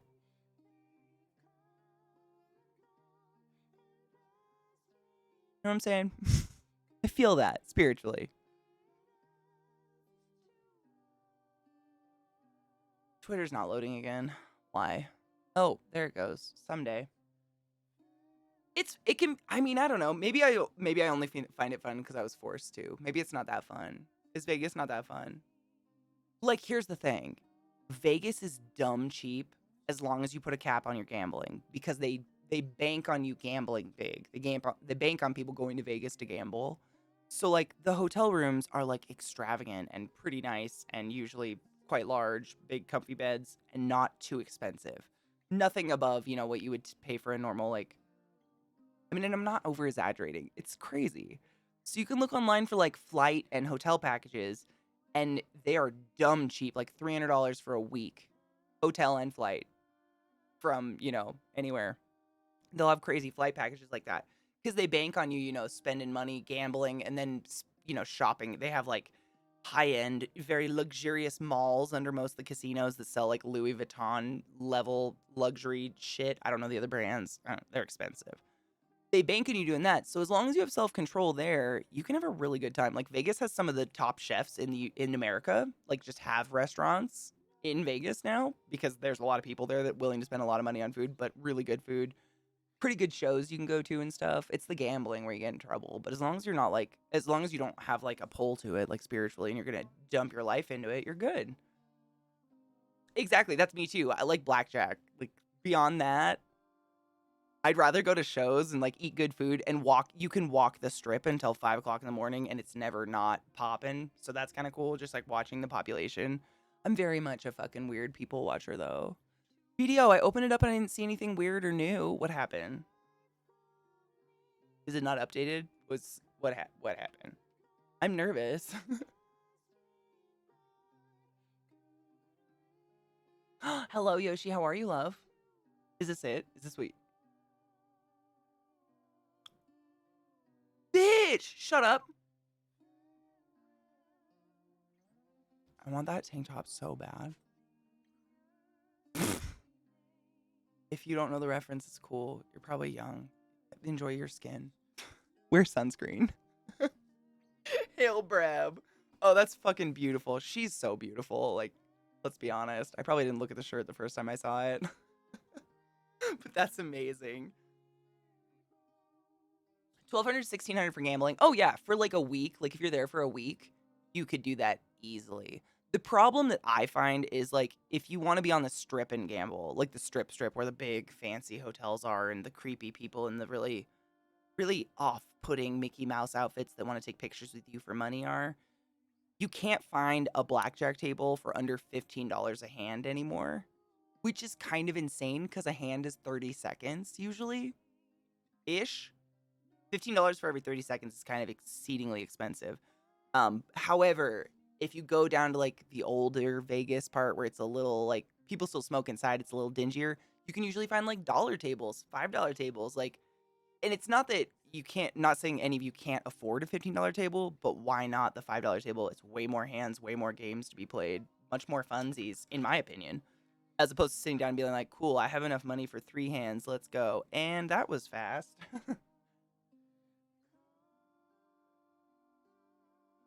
What is Black Hawk? Oh, you're gonna be in Europe?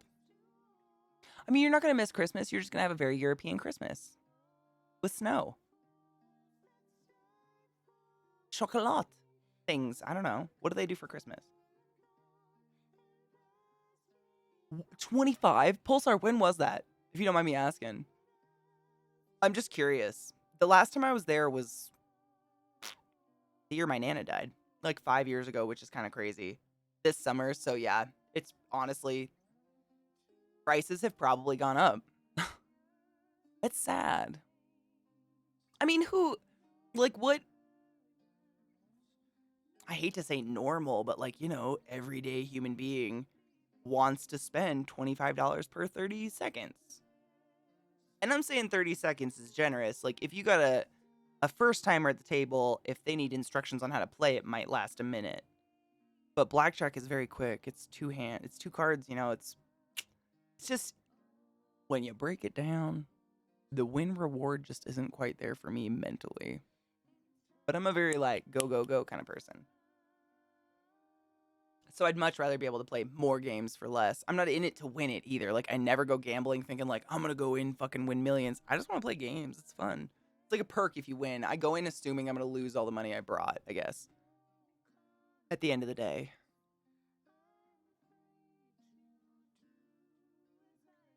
And see, blackjack is fast. It's like 2 card. Like it's 21. It's when you're trying to accumulate 21 and not go over 21. You're either 21 or the highest of everyone. So it's super easy to go over. Like, lots of people do it all the time. People usually cash out because they just know their hand is shit. And it can just be really, really fast and very depressing. And suddenly all your money's gone and you've only been in the casino an hour. And you're just like, what the fuck happened? That's how I feel when I go to those big tables, because I just am not there to win big money. I don't really care. I mean, honestly, so do I. Like, I spend a lot of money on pot, but pot, for me personally, gives me a way better reward than, like, playing blackjack with strangers. That might just be me. I'm kind of fucking weird. I get that.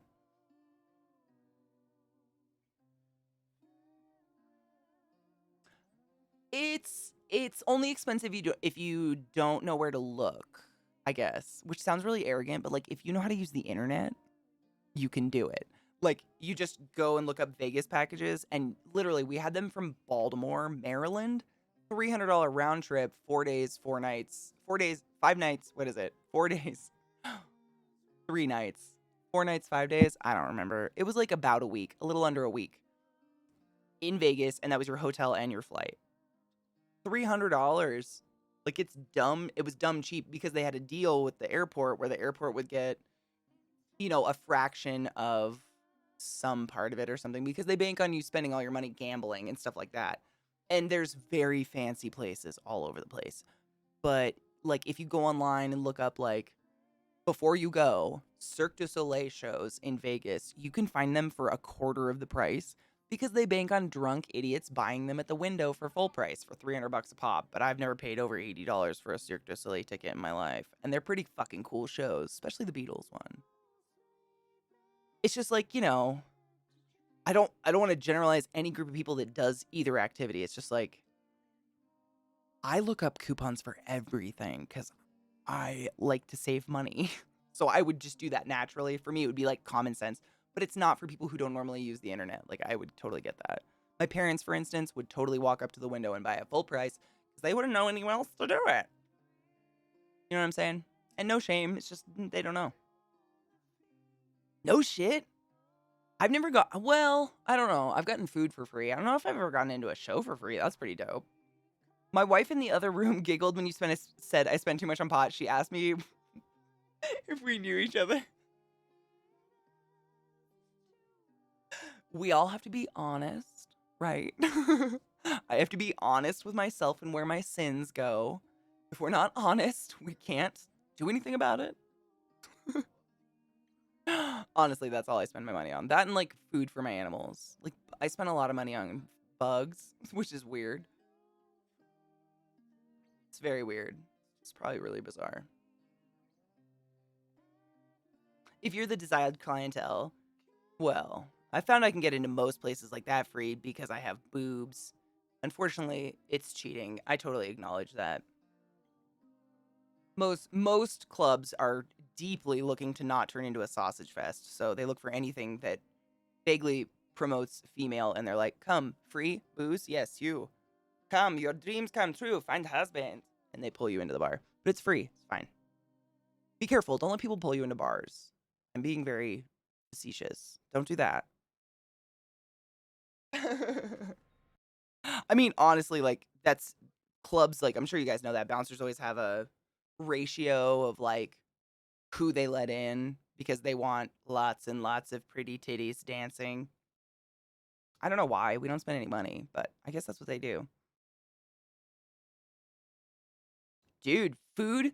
I think food is one of those, like, if you have the money to spare, I think food is one of those places you should spend it simply because, like, your nutritional, like, intake does so much for long-term health, you know? Like, if, and it goes as simple as, like, just buying, you know, some organic milk that's not full of, like, hormones and 30% nipple pus. Just something like that. It's like $1 difference. Like, it looks really expensive, but over time, it can prevent, you know, health problems later in life. And none of us want the chicken bucket of pills as they walk into the pulmonary office at the age of 60. Like, no one wants that life. That's misery. And if it, I do little things like that, like little tiny changes here and there. If everyone had boobs, the world would probably be a less dangerous place. I mean, I think a lot of us would have a lot more things to do with our hands. Thank you for the follow, by the way. Welcome. House food weed games. I find this order keeps most people happy here. That's about, yeah, same. It's like house including like bills and everything. And then like make sure everything's fed and happy. And then weed. Yeah, same. I'm about the same. I think that's about a good balance. Because like if your money runs out before the weed, obviously you need to like balance shit.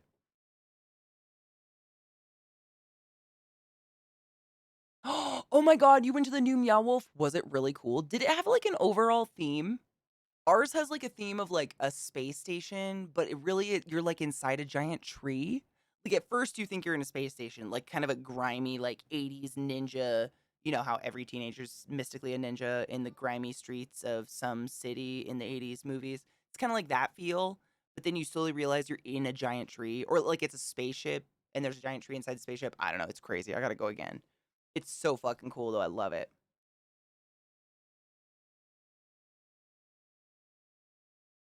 It's like Space Tree Ninjas. Yeah. Seriously, it's really, really cool. If you have a Meow Wolf anywhere near you, and you can find there's Groupons for it all the time. Coupons online. Again, very much a coupon hunter. Don't be ashamed. Save your money. You got better places to throw it. It's so fucking worth it. It's literally like imagine that like IKEA, but strip it of everything that's inside, like all the furniture, and fill it full of like art. But like not art. That's a bad way to say it. You gave this area to a group of artists and said, do what you want. And that's what they did. And you just get to go in and walk through it. And you can climb on shit and climb in stuff. There's secret doors everywhere, secret passageways. And it's like a giant kid's big toy at McDonald's. It's really fucking cool. And the art is phenomenal. I had a really good time. It's called Meow Wolf. Literally like meow, like and then wolf. And it's just the name of an art, what would you call it? An installation that's kind of all over the US at this point. And they hire a bunch of local artists to go into this space they purchased that's literally as big as like an IKEA warehouse. They're enormous, multi levels. I mean, the one in Denver, I'm trying to think how many levels it is. It's at least 5 levels. Because it's not like you see one staircase go up 5 floors. It's like you climb through a tree and then inside a nose you know, and then through a sewer grate to get there. Like, you just don't know. It's really fucking cool. They do, however, have elevators and access for people who are not incapable. Like, if you don't have the physicality to climb through tiny holes and secret doors, they definitely have ways for you to get into these rooms. You are in no way stripped of access to Meow Wolf if you aren't able to act like you're 5. I probably shouldn't act like I'm 5, but I do it anyways 'cause I don't care about my body. Anything I fit my shoulders through, I'm like, let's go.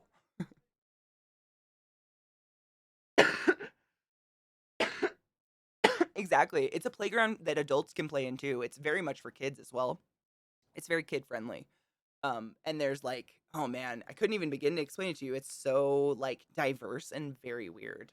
There's so much stuff to see, like weird videos that you'll see in lots of secret stuff. Like there's one hallway that we found that had script on the base of the hallway on the baseboard that kind of looked like, the like serial number of the baseboard that you would buy at Lowe's, but it was script in Latin, mirrored backwards and upside down. And you would never in a million years even see it, except that I dropped a pen and I was like, the fuck is this? Because I turned my head upside down, so I took a picture of it and mirrored on my phone, and we had to translate it online for an hour just standing in a hallway. That's Meow Wolf, and that's everywhere. Everywhere. Like the artists that do these things are very involved. It's very, very cool. I enjoyed it a lot. I actually have a Meow Wolf behind me somewhere. It's amidst the spiders, so I'm not gonna try to fucking dig it out right now. But I have their what would you call it, mascot? It's like a little black cat wearing a little wolf hoodie. I guess a wolf onesie. I don't even know anymore. It's like a kitty, a little black cat mixed with a white wolf, like melded. It's cool. It's very cool. Very artsy, very like 90s mirror mask, artsy, fartsy kind of shit. If you guys know what I mean by that. I liked it a lot though. I dig that stuff. And they have people that work in it that act as characters of whatever like the theme is or something. Like ours is like, spaceship, whatever. So people will kind of speak a different language and mumble weird shit at you, act like they're a vendor for like a carton of alien toenails.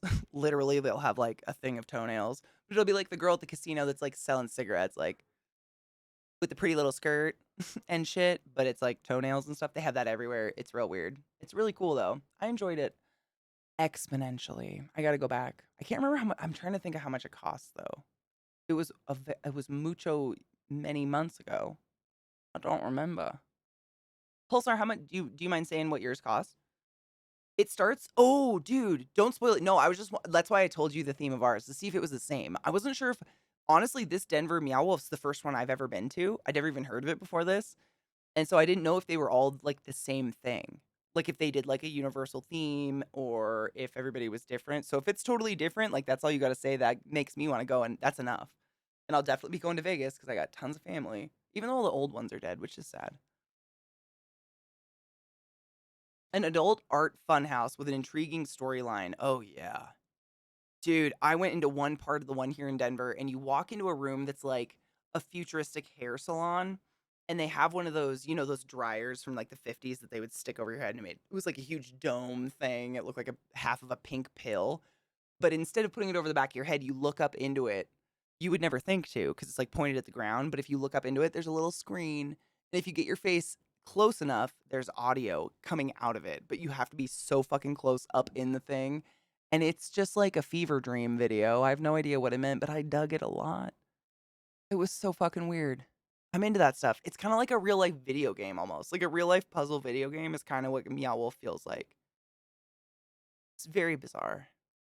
But I had a super fun time.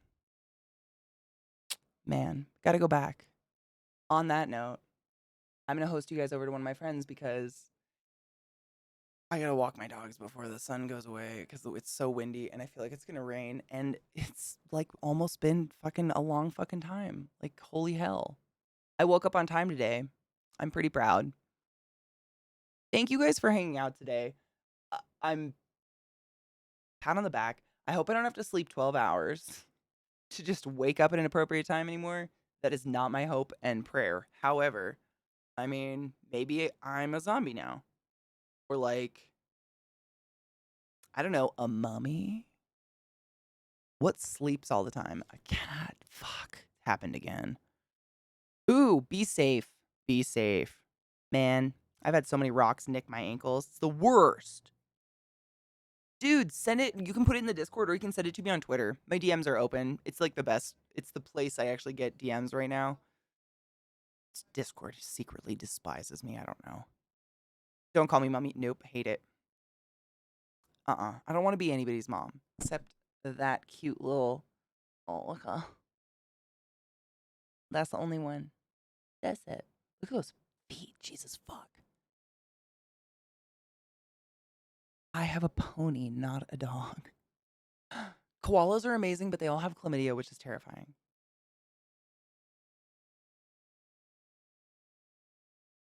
squeaky right the fuck back at you. Thank you for hanging out and being awesome. Well, I was trying to think. Tomorrow is Wednesday. I don't think I have anything special. No, that's it. I think it's chlamydia because I think they can. I don't think they. I don't know. Correct me if I'm wrong. I did a fucking charity way back when this was not way back, like a couple years ago when Australia had those horrific fires. Like they were uncontrollable, and you just saw like koalas on fire crawling out of the fires. My heart. And I've worked with the Australia WWF Foundation, a couple WWF Foundation, kill me. WWF a few times before, and so when this was all going down, I'm like, please tell me you have something going on for our koalas, my dear chlamydia-ridden freaks. And we did a big old charity for them, and that's when I learned about chlamydia. Is it? Fuck, it's weird. Dude, I don't have a dab rig. Imagine. Isn't that weird? I don't trust myself with a torch. It seems like way too much fun for me. Like, I have a hot glue gun, and when I first got my hot glue gun, it was like I couldn't wait to find the next thing to hot glue, and I feel like a torch might be the same. It's because the koala population has a stupid small gene pool. Sad. So they're just rampant with it.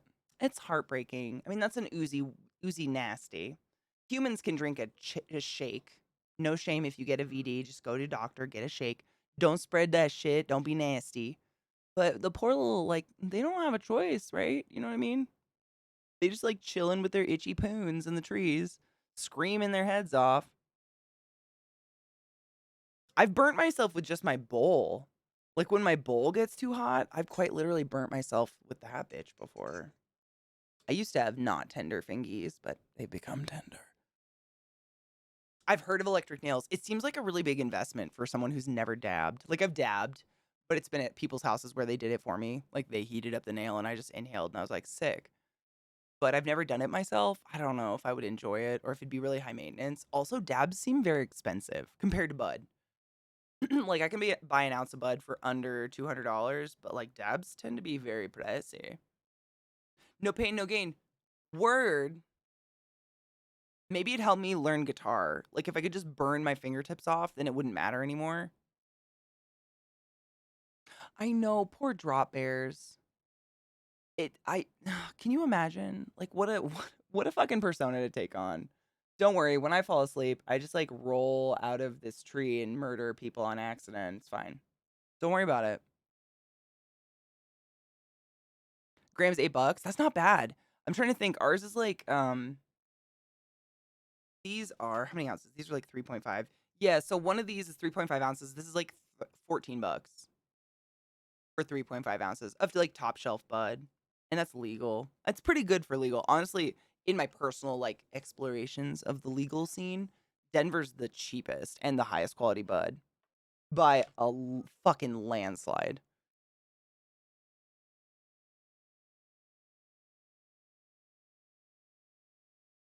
I've heard that all the case studies of the koala vaccine have been amazing. I've heard. I mean, literally just through the emails I get from the WWF and all that, because it's a big concern. Like, it will kill them because they can't go take a nice little shake, you know? Poor koalas. They're so cute, and their screams are just precious. I love them. They're just innocent. Like, let's not. Poor guys. I don't know. I've never. I mean, oh man, I really should pay attention to how much weed I go through one day. Someday I will.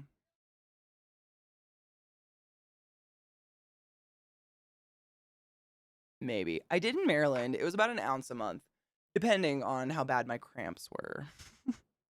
That would always give me an extra run. All right. I'm going to host my friend Rod. He was here earlier hanging out. If you didn't know, he makes rocket shit. He's a rocket computer scientist. Like he puts shit in space. Need I say more? He has a French bulldog. You're welcome. I'll see you tomorrow morning. Wash your bong, wash your water bottle. Be good. Wash your hands. Don't be gross. Scary clown says run away. Bye.